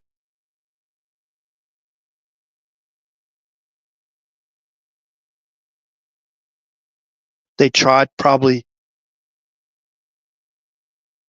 They were saying sick stuff about Trump and his daughter. Why? Because of, remember Biden's taking the showers, inappropriate showers? That's what I heard. I don't know. It didn't go to court, did it? It was in somebody's diary, right? Remember? So you accuse them of doing what you do yourself, right? That's what they do. That's their MO. So every time you hear this BS, what they're falsely accusing Trump, okay, we talked about the serpent seed, right? the seed, the serpent seed and the seed of the woman, right? Use word association. They're blaming Trump now. They use that to divert all the attention from the great one big beautiful bill, right? They diverted it all to that and said Trump was responsible for all the deaths. Right now, over 100, right? He was responsible. That's what the Mockingbird media was basically saying. That's what the journalists in the White House press briefing yesterday was attacking our press secretary over. Remember? It's the same MO, the same people, the same gang trying to overthrow President Trump and basically damage our economy to drive his numbers down into the toilet. Remember, this goes back to that CNN article, which is actually a Moody study of top-level economists. Democrats need to sharpen their attacks on the Trump economy. That's why they're attacking the terrorists. That's why they're attacking, anything that goes wrong with the economy. See, and that's why they lied about the economy and the job numbers and put out those fraudulent. Look, the unemployment's down to 4.1%. They couldn't manipulate those numbers. But when did that report come out after? That report, it didn't come out till when? After the final vote, right? I think so. If I'm wrong, please come in and correct me. I believe that report came out right after they knew that they were going to get enough votes for the one big beautiful bill. Okay, they're already caught. They're already caught. And this is what's dangerous. This is a very, very delicate operation. I'm just imagining. I'm using my imagination. It's a very delicate operation because you corner these snakes. It's either fight or flight, and they can't flight. They can't flight anymore. They can run, but they can't hide. You hear that? Remember that saying, right? They're already caught. They keep using one certain name. This goes all the way back to the Analysis Corporation, right? The Analysis Corporation. What was the Analysis Corporation? They made John Brennan the CEO over that.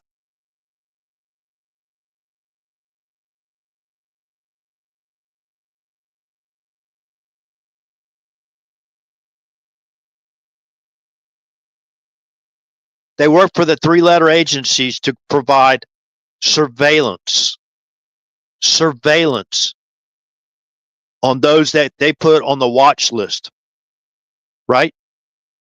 That was the civilian contractor working for the three-letter agencies to provide surveillance.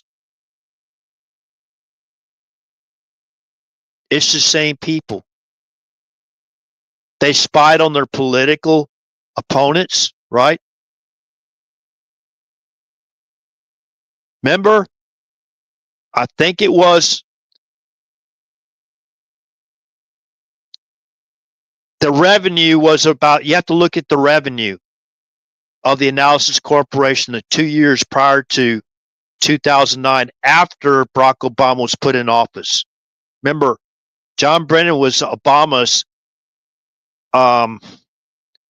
national security advisor or senior campaign advisor or something like that during the campaign in 2008.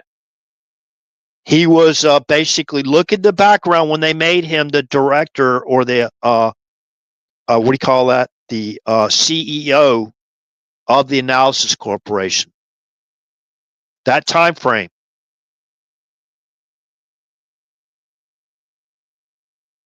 He basically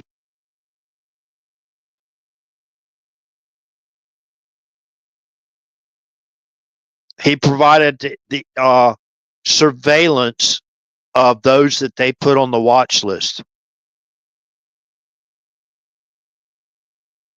Okay.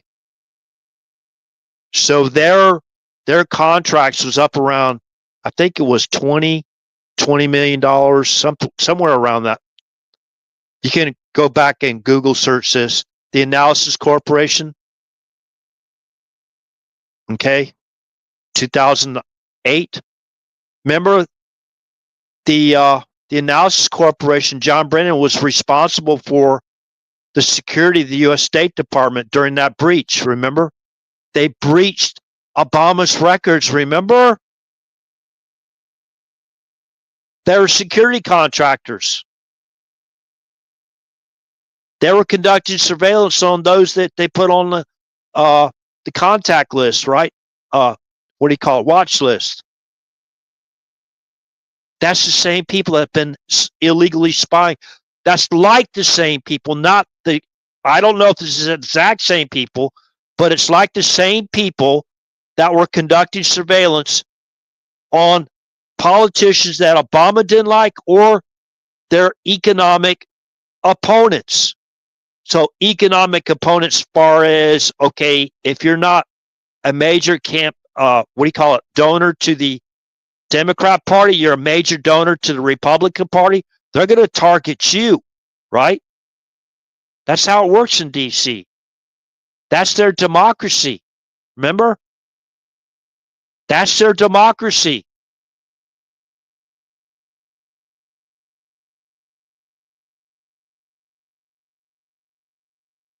So Trump and associates caught up in wiretapping, right?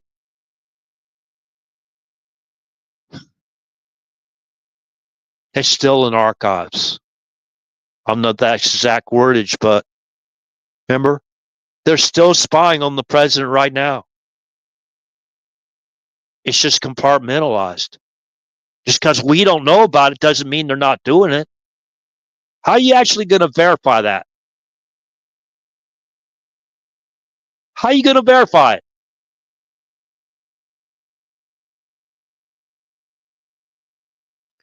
You still got Letitia James, right? They got that $400 million lawsuit against Trump. That's dangling over his head, right? Whenever he leaves office, right? They're going to go after that. What's going to stop him?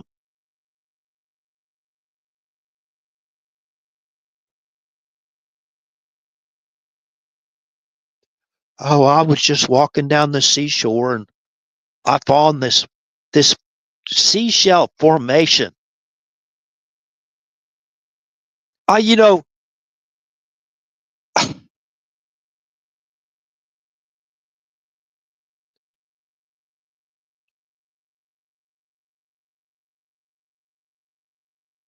you know the stuff that they're putting out in that sewer, right? A lot of people call it a swamp. I call it a sewer. Is sickening, right? They don't, they. I goofed and I said BS out loud. Well, it's not really a goof. I knew what I was doing. I should basically watch my mouth myself. You know what I mean? But so you had the secret grand jury. You got these secret sealed indictments, supposedly still, and you still got all these people out there, right? You got to have certain type of assets out there to help protect the rest of us. Remember who they brought in on purpose for 4 years. Use your imagination. You think Joe Biden knew who was coming into our country? He might have knew a little bit about it. Do you seriously believe that they were briefing Joe Biden? Oh, we're bringing in foreign military insurgents and we're bringing in terrorist insurgents into our country. Oh yeah, we got some India, Romeo, Golf, Charlie assets coming in. India, Romeo, Golf, Charlie. Remember? Designated as a terrorist organization by the U.S. State Department? Oh, they don't really mean it when they say death to America. They really don't mean it. Come on, RH. You're paranoid, RH. That was an unprovoked attack on a peaceful nuclear facility, nuclear power plant facilities.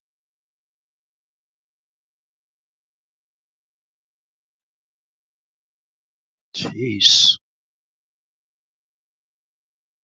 No, if it was all peaceful, why don't you have transparent inspections, right? Just allow people to know. You know what the leader over there said? Who do you think you are? Basically, who do you think you are? You're going to allow inspectors come in my country, right? Who the hell do you think you are?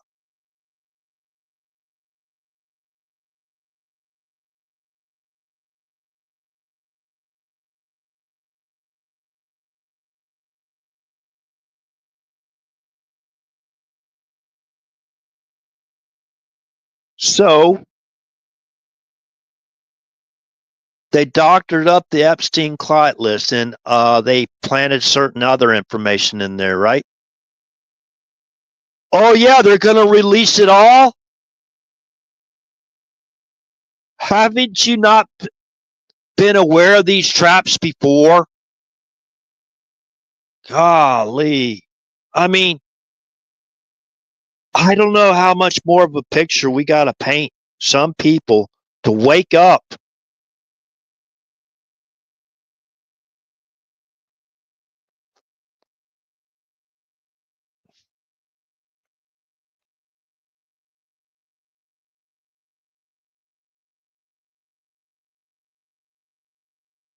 Wake up, please.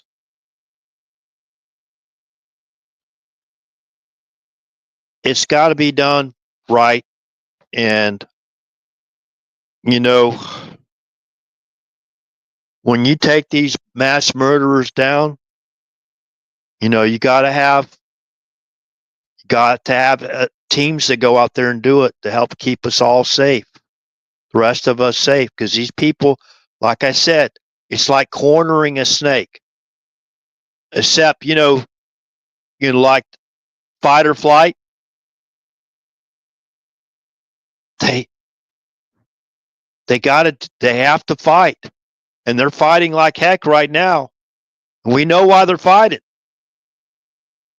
Like I said, this is like low hanging fruit. How many times we got to talk about Juliet Bravo? How many times?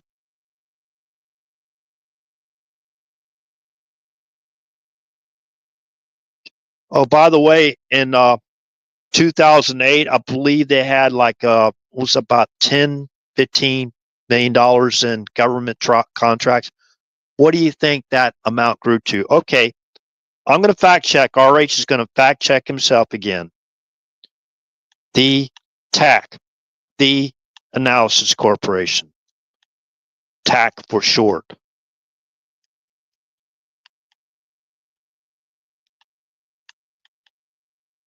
Wow. Oh, I love it how it pops up right on the very top of the search. I just type in a few letters. Thank you, Google.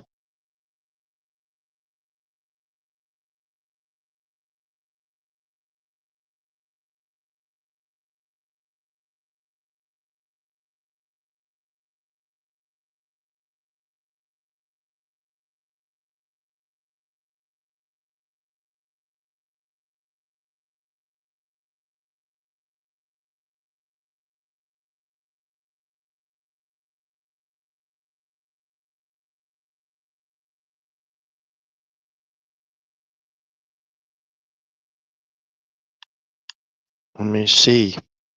Wow. They might have removed it.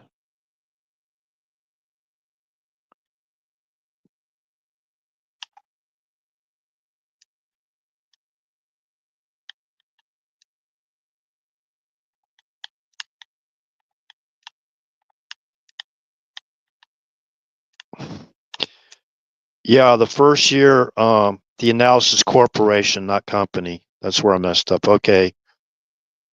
Let's go down.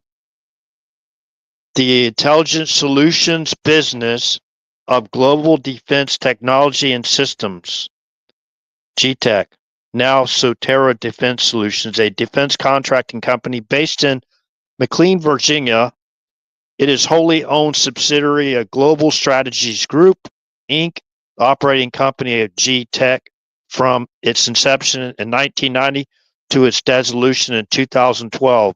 TAC worked on projects in the counterterrorism and national security realm by supporting national watch listing activities as well as other counterterrorism requirements. Okay.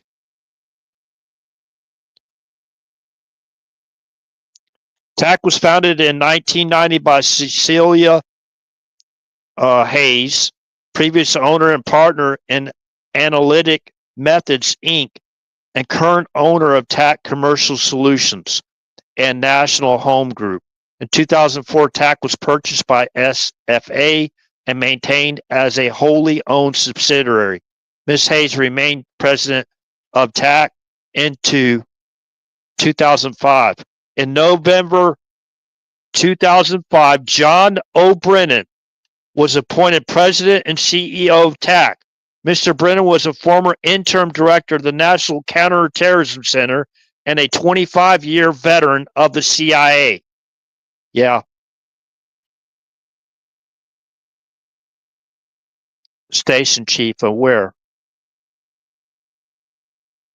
In January 2009, Brennan was selected by President Barack Obama to serve in his administration as Homeland Security Advisor and Deputy National Security Advisor for Counterterrorism. Due to his strong ties to TAC, he required a special ethics waiver in order to lead the investigation into the intelligence failures surrounding the underwear bomber terrorist attack. On January 13th, Brennan was appointed director of the Central Intelligence Agency. That was his reward, basically. Remember, John Brennan was responsible for the security breach at the U.S. State Department where they hacked into Barack Obama's records, basically omitting certain things and introducing certain things. And they made a mistake. They made a mistake, right? They made a mistake. In their rush to basically, when they hacked into Obama's official records at the U.S. State Department, they didn't purge everything. That's how we got the information called Sotero, I believe it was. I can't remember all those names. It's been a while now. So anyways, let's talk about the payoff. Remember, they basically purged Obama's dirt clean. Well, at least that's what happened under Brennan's watch as the basically what they make him the let's see here, CEO, Chief Executive Officer. Again, he was responsible for that breach because their corporation was responsible for the security of the U.S. State Department. They're the ones that breached. It's always something, what do you call it, benign or whatever you call it, just harmless. There were just some people that were curious to look in Obama's records to see who he really was. Really? That includes removing information and probably inserting information as well. like they're doing with Epstein files, right? The Epstein client list. Give me a break.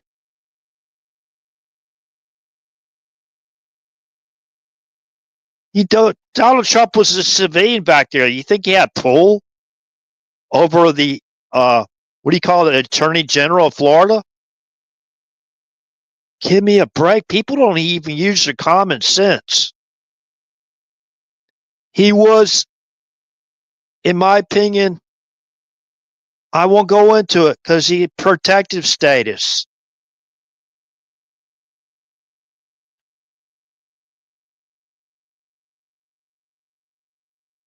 Okay.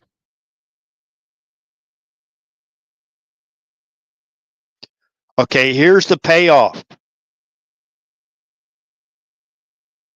In they had in 2008, right, during the campaign, they had $19.5 million in contracts, right? Okay, to be in 2007. TAC, or the analysis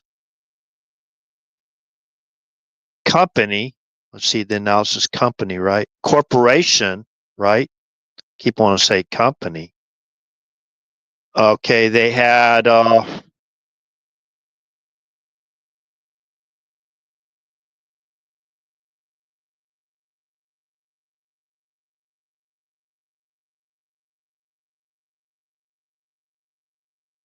that's how they get over the hurdle, right? Working for Comey and Mueller. I should say at that time Mueller, right? So $13 million in government contracts in 2007 went down to 19.5 million in 2008. And guess what? After Obama got in office,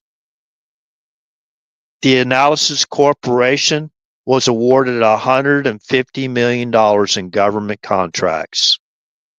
Customers included the U.S. State Department, National Targeting System Center, Defense Intelligence Agency, National Security Agency, Office of Naval Intelligence, NCTC, TSC, and the FBI. Last but not least, passport info scandal. Look how they watered this down. In early 2008, TAC found itself in the midst of a scandal when the State Department spokesman revealed that a TAC contractor, the Analysis Corporation contractor, formerly a retired State Department employee, gained unauthorized access on March 14th to the passport records of Barack Obama. Oh, and John McCain. We did not know who John McCain was. We didn't know who No Name was at the time. We had no idea who John McCain. Everybody knew Barack Obama in 2008. Everybody. Everybody knew who Barack Obama was in 2008 when they breached Obama's records, official records. And John McCain. Oh, it's offsetting penalties. They did it to John McCain too. Nobody knew who John McCain was. Nobody knew he served in Vietnam. Nobody knew his nicknames, the Canary and Johnny Wet Start and all that other stuff. Nobody knew. Nobody knew that anything about the guy. So it was offsetting penalties since they looked into McCain's records and Obama's records and Hillary Clinton's. Nobody knew who Hillary Clinton was either. Why'd they move Clinton's name out of that for? Well, we told you to look at this guy, Obama. We didn't want you to be looking into our records. Sorry, sir. So how's Monica doing? I don't know. I never met the woman. I don't know. So why are you asking me that? I don't need to know where Monica is or how she's doing. I don't have the need to know. I won't reveal sources and methods. Employees' actions triggered an electronic alarm system, according to the sources familiar with a probe. TAC strongly disavowed the employee's actions in a subsequent press release. Nothing more to see here, people. Quite tidy operation. Destroy damning information. Let's get going. Let's go, folks. Data mining. Remember Nunez and Admiral? Remember the Admiral that warned the president?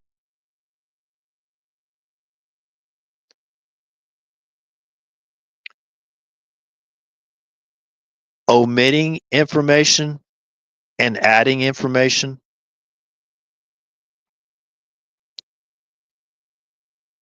Providing pattern recognition and data mining. For the terrorist watch list. Yeah. They remember the fraudulent FISA court applications? Who you think they were spying on? Who's the main target of the Podopoulos and Carter and all that, whatever you call it, all those guys that they were spying on?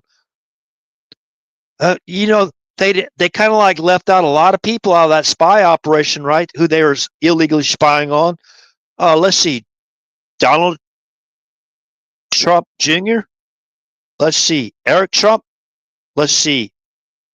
Melania Trump. Let's see. I don't think they're spying on Barron Trump. Let's see. Who else? Ivanka Trump. Jared Trump. Not Jared. Jared Kushner. Right? Let's see. Yeah, those were the primary targets.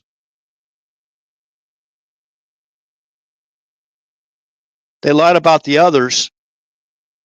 But see, they already had the fraudulent presidential findings, so Obama already ordered the spying.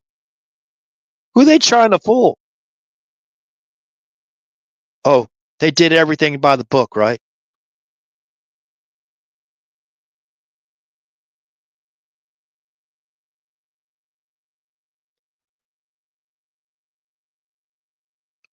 Former retired State Department employee working for the intelligence community gained unauthorized access on March 14th to the passport. That was 2018 or 2008 during the campaign, right? So he just looked at the passport records of Barack Obama. I have to go down the history of this when I have time. See why they removed Clinton's name. Wow.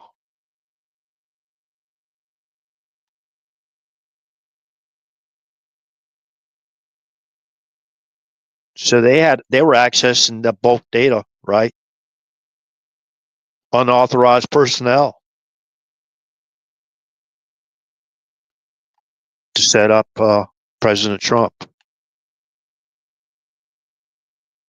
God, he's a. Let's see. I probably don't have a live stream still going. Let me see here. All right. I don't think there's really anything much more I can say. When are the rest coming? Okay, so there's sealed indictments, I think, and there's people on the witness protection program. I'm thinking some victims were, and listen, they don't need any other deaths to know what happened to one recently. And right now, I know everybody wants to have it. The left, they just keep on insinuating Trump blocking it. You got these people over on certain channels I've watched before. I don't really watch them anymore. Let's see if I can do this right. Charlie Mike. Charlie Mike. And November Mike. I used to watch your channel a lot.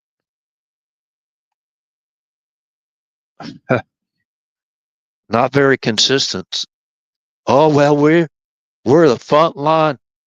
We're what do you call that? The what do they call those people? That revolutionary. We're the revolution. We're the revolution. Okay.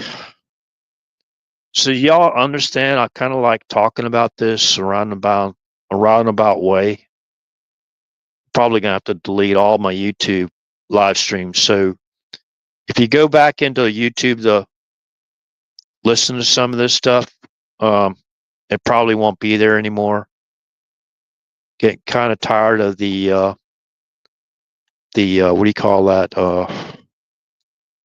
Deplatforming, shadow banning. You know what happened to my right to pursuit of happiness? What happened to, you know what I mean?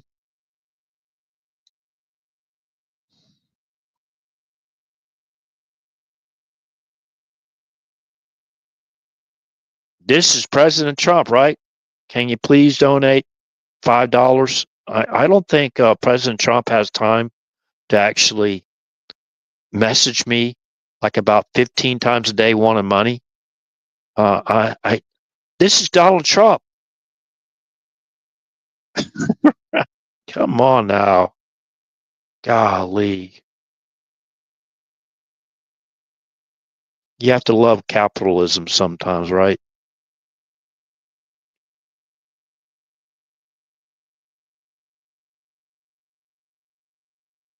I'd be literally shocked if any of those people up there, these leaders, you know, would come to a low rent district like this.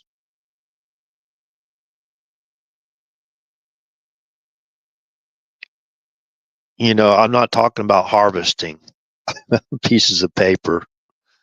You know what I mean? So, man, thank you for all your support. Man, you've been great and wonderful. Man, you've been doing all this work for free since 2008. Nobody's giving you a dime. Oh, there's a couple of donations. Okay, for full disclosure here again, I will basically let y'all know how much I've been monetized for over, what is it now, 3 or 4 years? Let's see. Mar-a-Lago's 2022. So it's been at least 3 years. I like to know how much that it makes out to be for all the hours of research since 2008. I didn't, before I was just interested, I was learning. Now I started basically kind of like a informational live stream where I wasn't monetized, and they keep me anyways below 500 over on YouTube, so I can never be hit 500 and be monetized whether I wanted to or not on YouTube. I'm not whining about it, but it'd be nice to have a studio, and I can only imagine what my studio would look like if I had one, the right support. Let's see here. Remember, I can do I've done military briefings. I can really do I was being recommended all the stuff I could do, right? Remember, I've been retired from active duty. Let's see, going on 24 years now.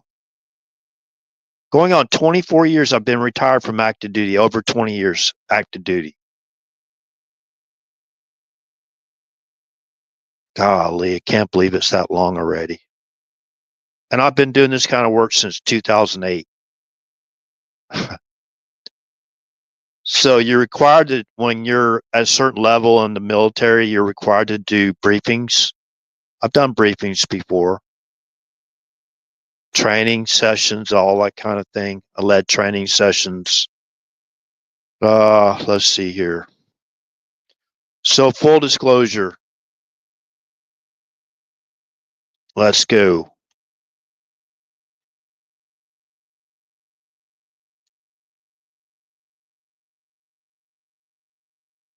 All-time views, 94,820. This is only on YouTube. I'm not obviously not monetized on, this is only on Rumble. I'm not monetized at all. Now, some people actually gave me money to get a new mic or better phone back in the day when it was really bad. My audio was really horrible when I went on the first live stream. It was really hurting people's ears. And I don't mean to have live screams, scream instead of stream, scream.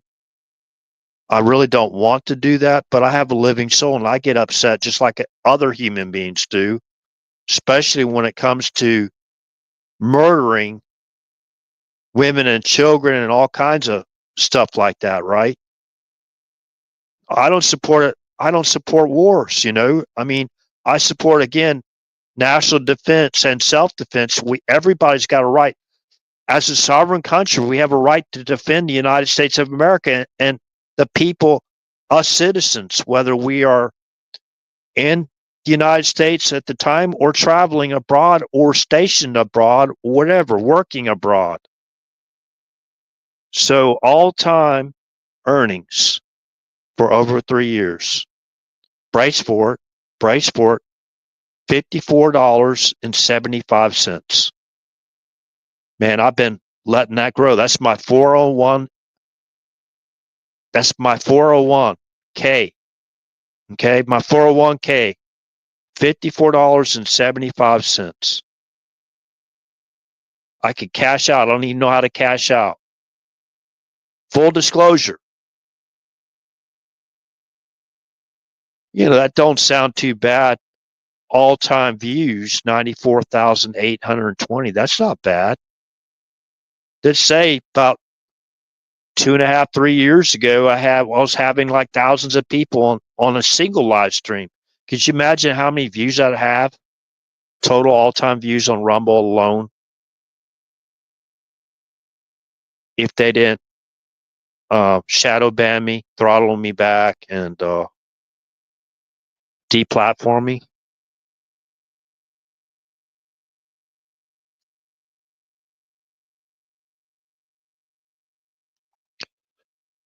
And some people donated money, right? And I didn't really want it. But, kind of coming to terms with my conditions, whatever I have, that if somebody wanted, that really was, wealthy enough, they could help out with a studio, I'd be willing to do it. I would actually put effort into it, do really like military type briefings. I have audio, video presentations, I'd have the source references. I play videos, I mean, I know I could do it because I've done it before. Being had to set up briefings for other briefers. Let's see here. Be nice to join forces with another MAGA-like person out there, a Christian MAGA type person. Okay, so I'm pretty sure I put everything out there. Now, I know people got I understand what we think about it. I understand there's like 60 minutes of missing video footage of the area, whatever, cell of echo. So I was first under the impression that they brought them out. They faked the whole thing, and they brought him out as a protective witness or something. I don't think so. That actually happened. I kind of changed my thoughts a little bit on that. But there's some informers out there, people that have channels. They're very persuasive in some of their information, and it's really, you have to really step back and wait a while and look at additional sources before you jump on it. I made a few mistakes myself.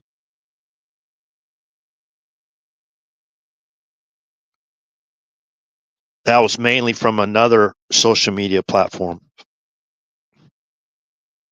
Mainly not from my YouTube live streams and Rumble live streams. So, anyways, now let's end this on a positive note. These people have been revealed. What is there to wait for?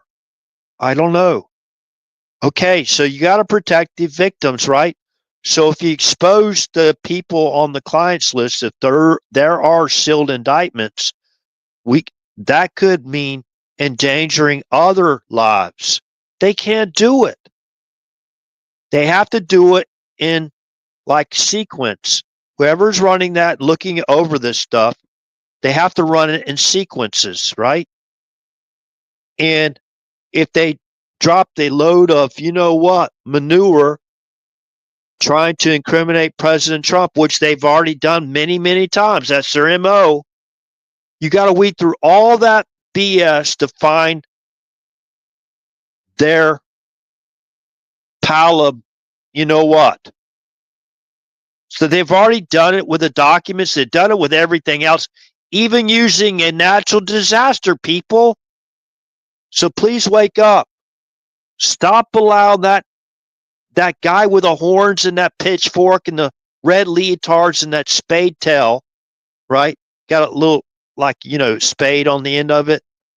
That tail from dividing us to conquer us. Please don't let them do it anymore. You got subverted people out there, a lot of them everywhere.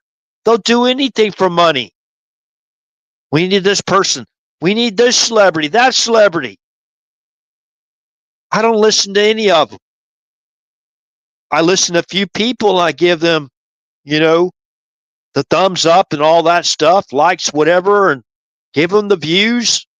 But really, there's enough information that Donald Trump puts out there if you read all that. And yeah, I'm not trying to get people not to watch this channel or listen to this channel anymore either. And I support other channels. I support other channels that are basically monetized. They have sponsors. Hey, good for you, man. I hope every single one of you are successful. Yeah, I know what kind of work it is. So let's end this on a positive note. Positive note. Blessed are the peacemakers, for they shall be called the children of God. It's Matthew chapter 5, verse 9. Right?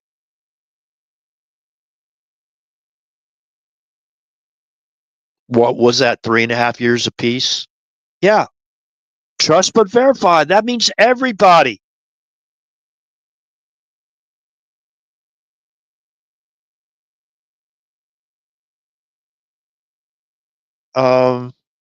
Let me see. I'll go ahead and change that avatar photograph back.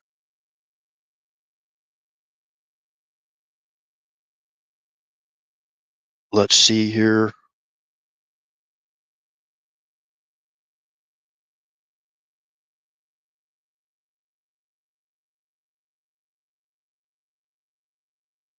All right.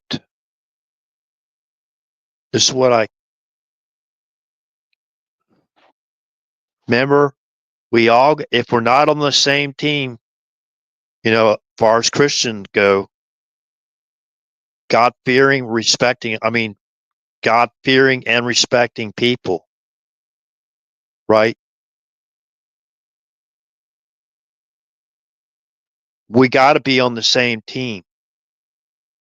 Now, I want to read something really quick. Now, I keep on reading, blessed are the peacemakers, for they shall be called the children of God, right? That's obvious. It doesn't say, blessed are the peace breakers, for they shall be called the children of God. No, those are the children of Satan, right? The ones that go out there, okay, we got peace, right? While they're building up their military to go out there and kill hundreds of thousands of more people or millions more. Okay, let's see here.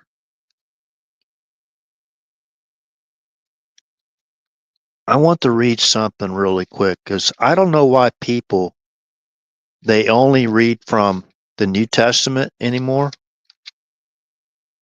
By the way, the Old Testament, which is the Torah, right? The Torah.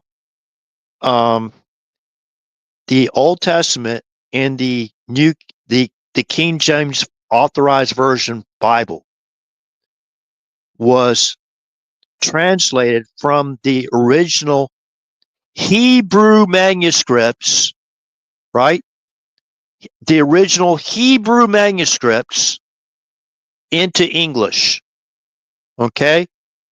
Now, if you want to go in and look at the far as who was one of the main translators of the Hebrew manuscript for the authorized King James Bible, that would be William Tyndale. Go in and read his bio. If I find a book on William Tyndale, it's amazing what he did. Far as the translation, and then how he endangered himself into. Let's see here.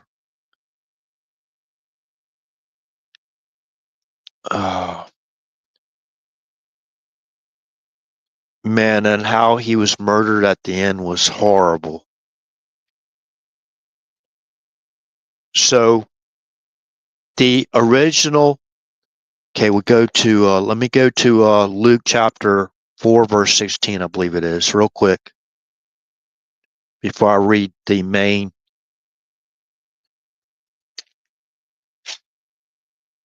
What I was wanting really.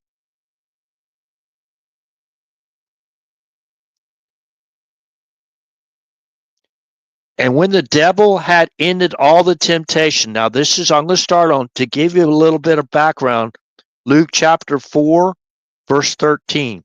And when the devil had ended all the temptation, he departed from him for a season. Okay?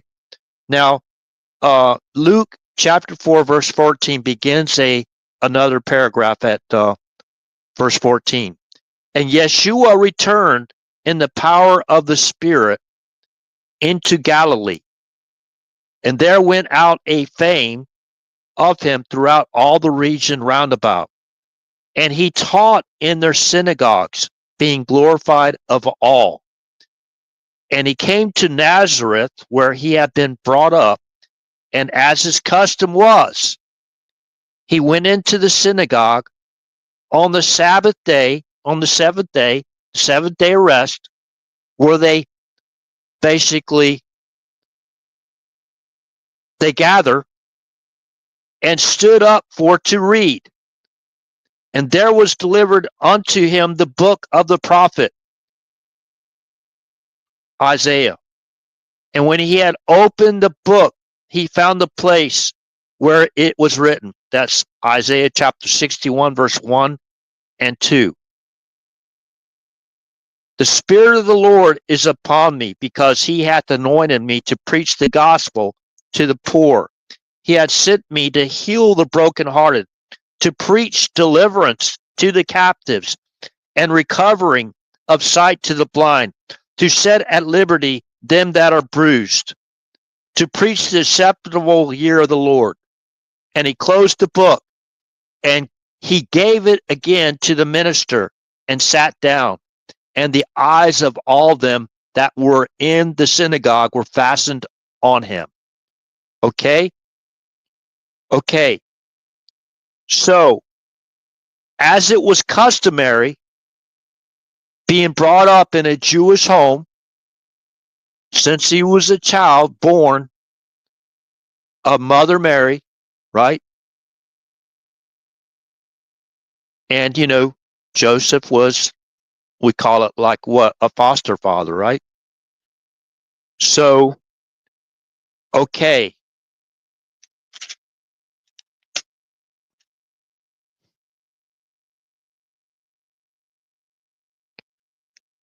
Now, there's another very important. Now, what's important about that reading is it was customary to go into the synagogue to read the Torah. What do you think he was reading that in? And he was reading it out loud in what language? It was the Hebrew language.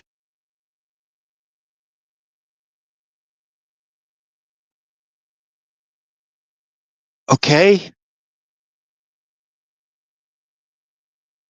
It's right here in the scriptures. For those that even care. Okay, now, this might be in Deuteronomy. Very, very important what I'm about to read again. I've done this before on this channel. It's very important to understand.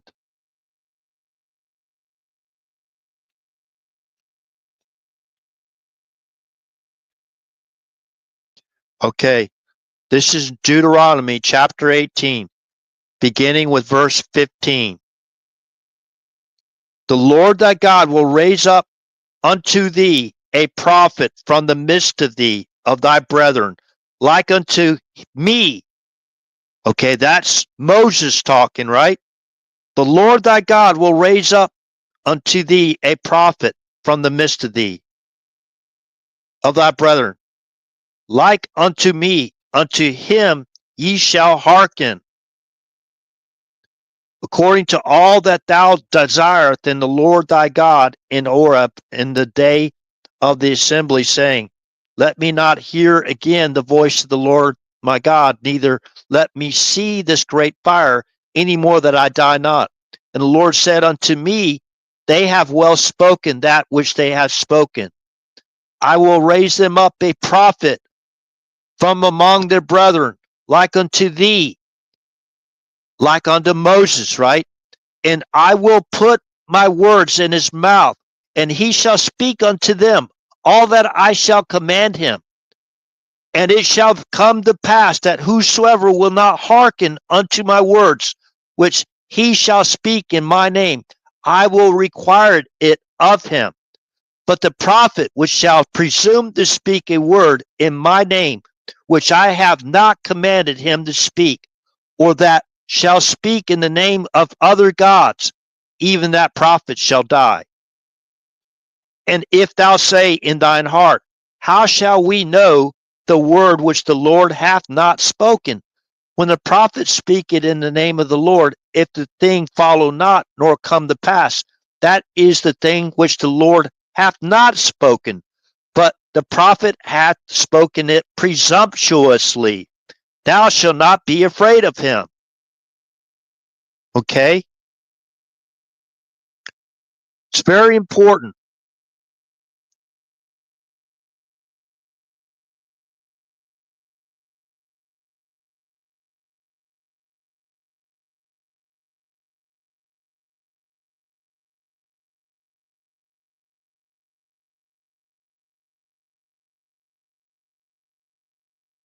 So that was prophesied, right? I will raise them up a prophet from among their brethren like unto thee, and I will put my words in his mouth, and he shall speak unto them all that I shall command him. And it shall come to pass that whosoever will not hearken unto my words, which he shall speak in my name, I will require it of him. Now, Okay, it's pretty obvious, you know, that we're not to basically worship or follow false prophets. So I'm not judging anybody out there. You know, but we will all be judged accordingly to our independently. We will each be judged, right? Now, there's something else that was kind of drawing me to talk about here real quick.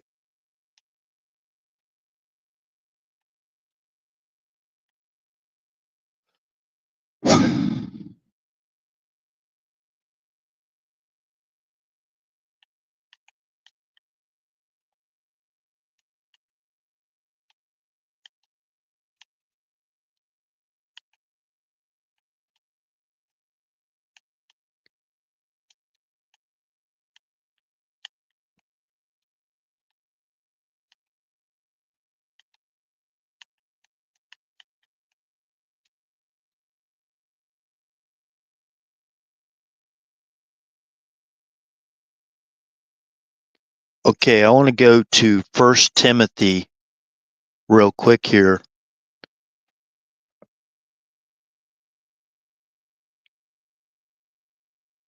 If I can find, it's a small book.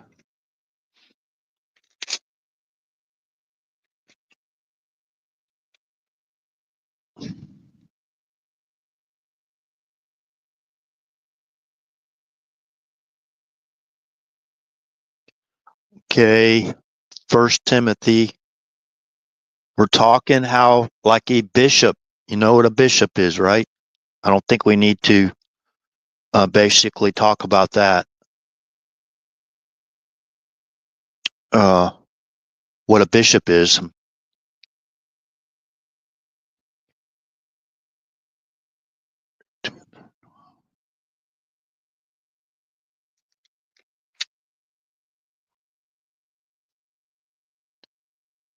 Does the Word of God tell us to basically live a unnatural life, even if you're a pastor or you're a bishop or a cardinal, whatever? No, that's not what I read. 1 Timothy chapter 3. Let me see, where am I at now?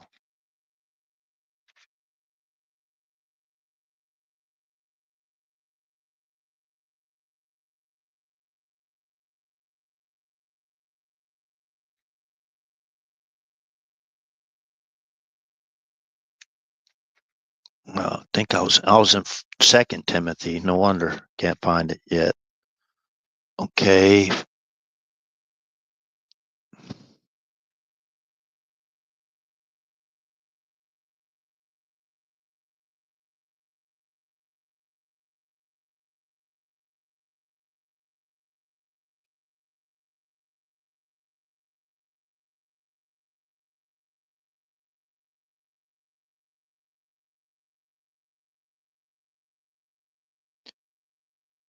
Okay, so this is 1 Timothy chapter 3, verse 1.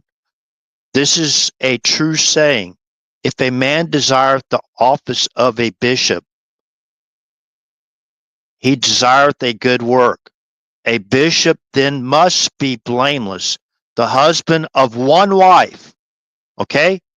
Now, this is the authorized King James Version Bible. Okay?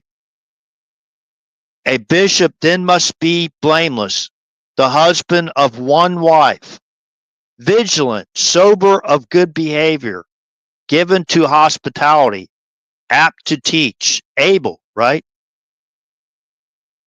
Vigilant means temperate, right? Vigilant, sober, of good behavior, given to hospitality, able to teach, husband of one wife. Does it say a bishop cannot be married? Does it say that a bishop or any man of the cloth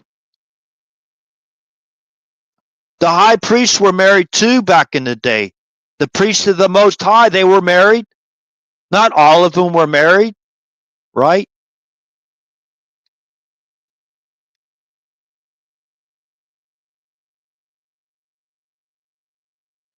We'll have to take note of that really and basically understand God is not telling us to live an unnatural life. What did God tell us to do after Noah, told Noah and his sons and Shem, Ham, and Japheth and their wives, Noah's wife and their wives too, right?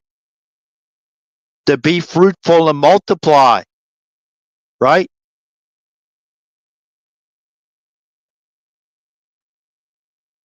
Okay. Now there's one other thing I wanted to talk about. I've been drawn to talk about. Okay, let's talk about laws other than the U.S. Constitution.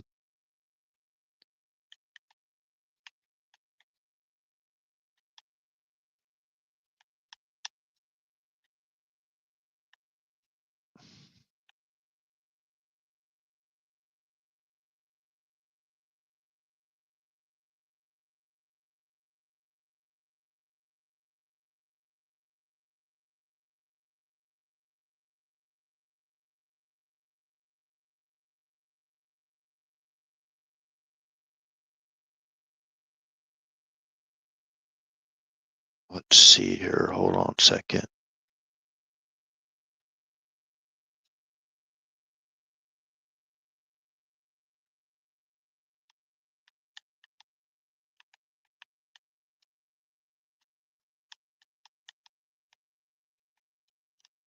Of one wife, right?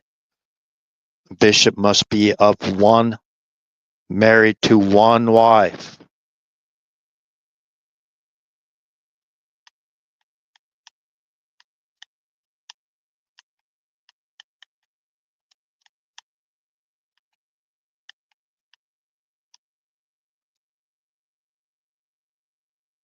Polygamy. Marriage to more than one spouse at a time. The most typical forms of polygamy have been polygyny, in which co-wives share a husband, or polyandry, in which co-husbands share a wife. However, same-sex marriage may instigate new forms of polygamy. Okay, oh my gosh. I didn't want to go into same-sex marriage. I just want to read marriage to more than one spouse at a time, okay? That's polygamy. Now,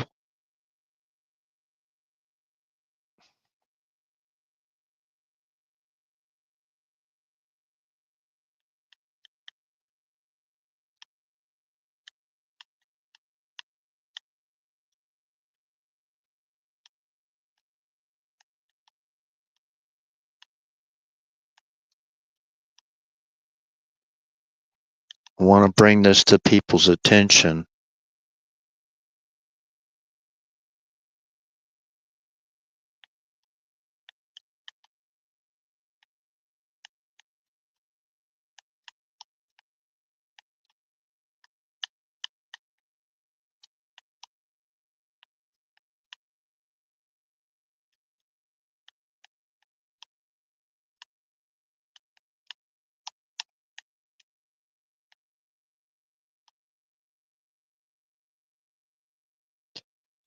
Okay, a certain type of law that's not the Constitution, a certain religion, you're it's permissible for a man to marry more than one wife. The maximum number of wives a man can have is 4, provided specific conditions and obligations are met. Okay?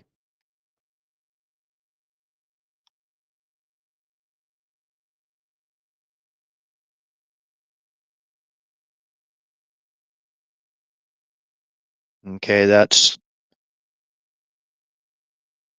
as far as Sharia law, right? Okay. Well, I don't know about anybody else. Kind of hard for one guy to even find one, you know, soulmate anymore. So how are you going to find more than one? How are you going to find four? It's like supply and demand, right? I'm just bringing it up. In case people weren't aware of this, there's a lot of laws out there that, uh, let's see, let's read the statute.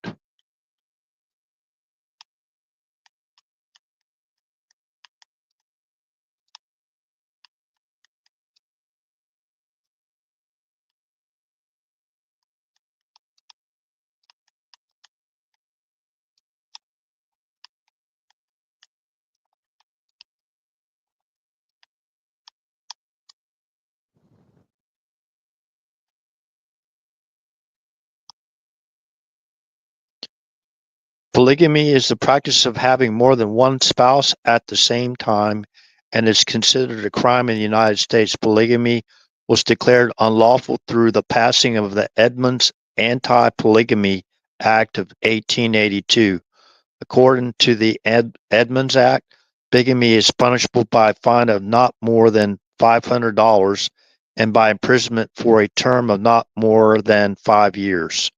Although state law exists, polygamy is not actively prosecuted at the federal level, but the practice is considered against public policy.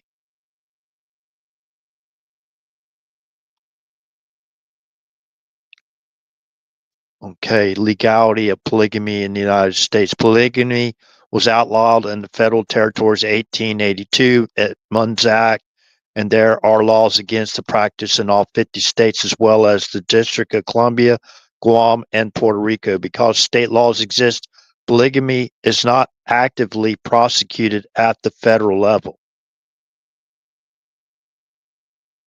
Many U.S. courts treat, why does it say bigamy now?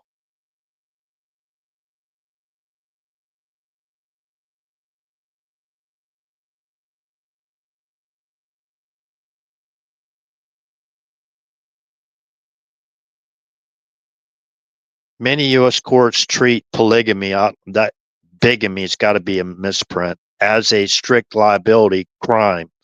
In some jurisdictions, a person can be convicted of a felony even if he reasonably believed he had only one legal spouse.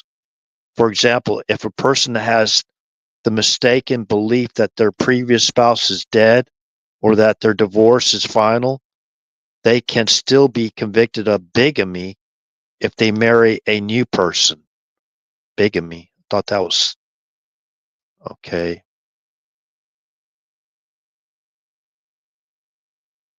Okay. According to Edmunds Act, bigamy is punishable by a fine of not more than $500 and by imprisonment for a term of not more than 5 years. However, because state laws exist, polygamy is not actively prosecuted at the federal level, but the practice is considered against public policy.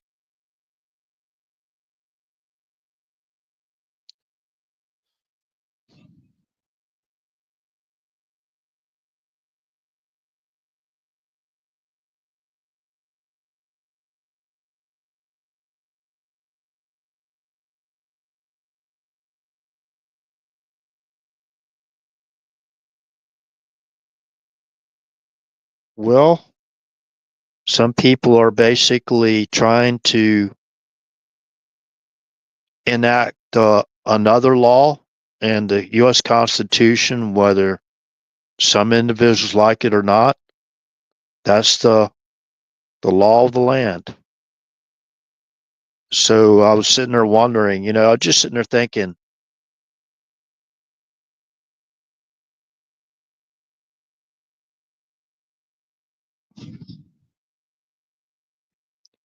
supply versus and demand, right?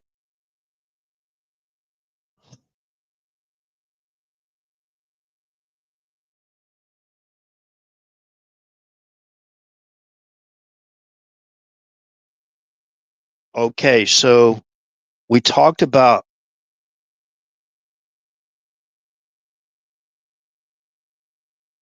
team spirit, being on the right team. John chapter 17 pretty much leads us in the right direction to understand that, right? So, with that said, remember, all we got to do is stay on the right team. And do our best, do what's right.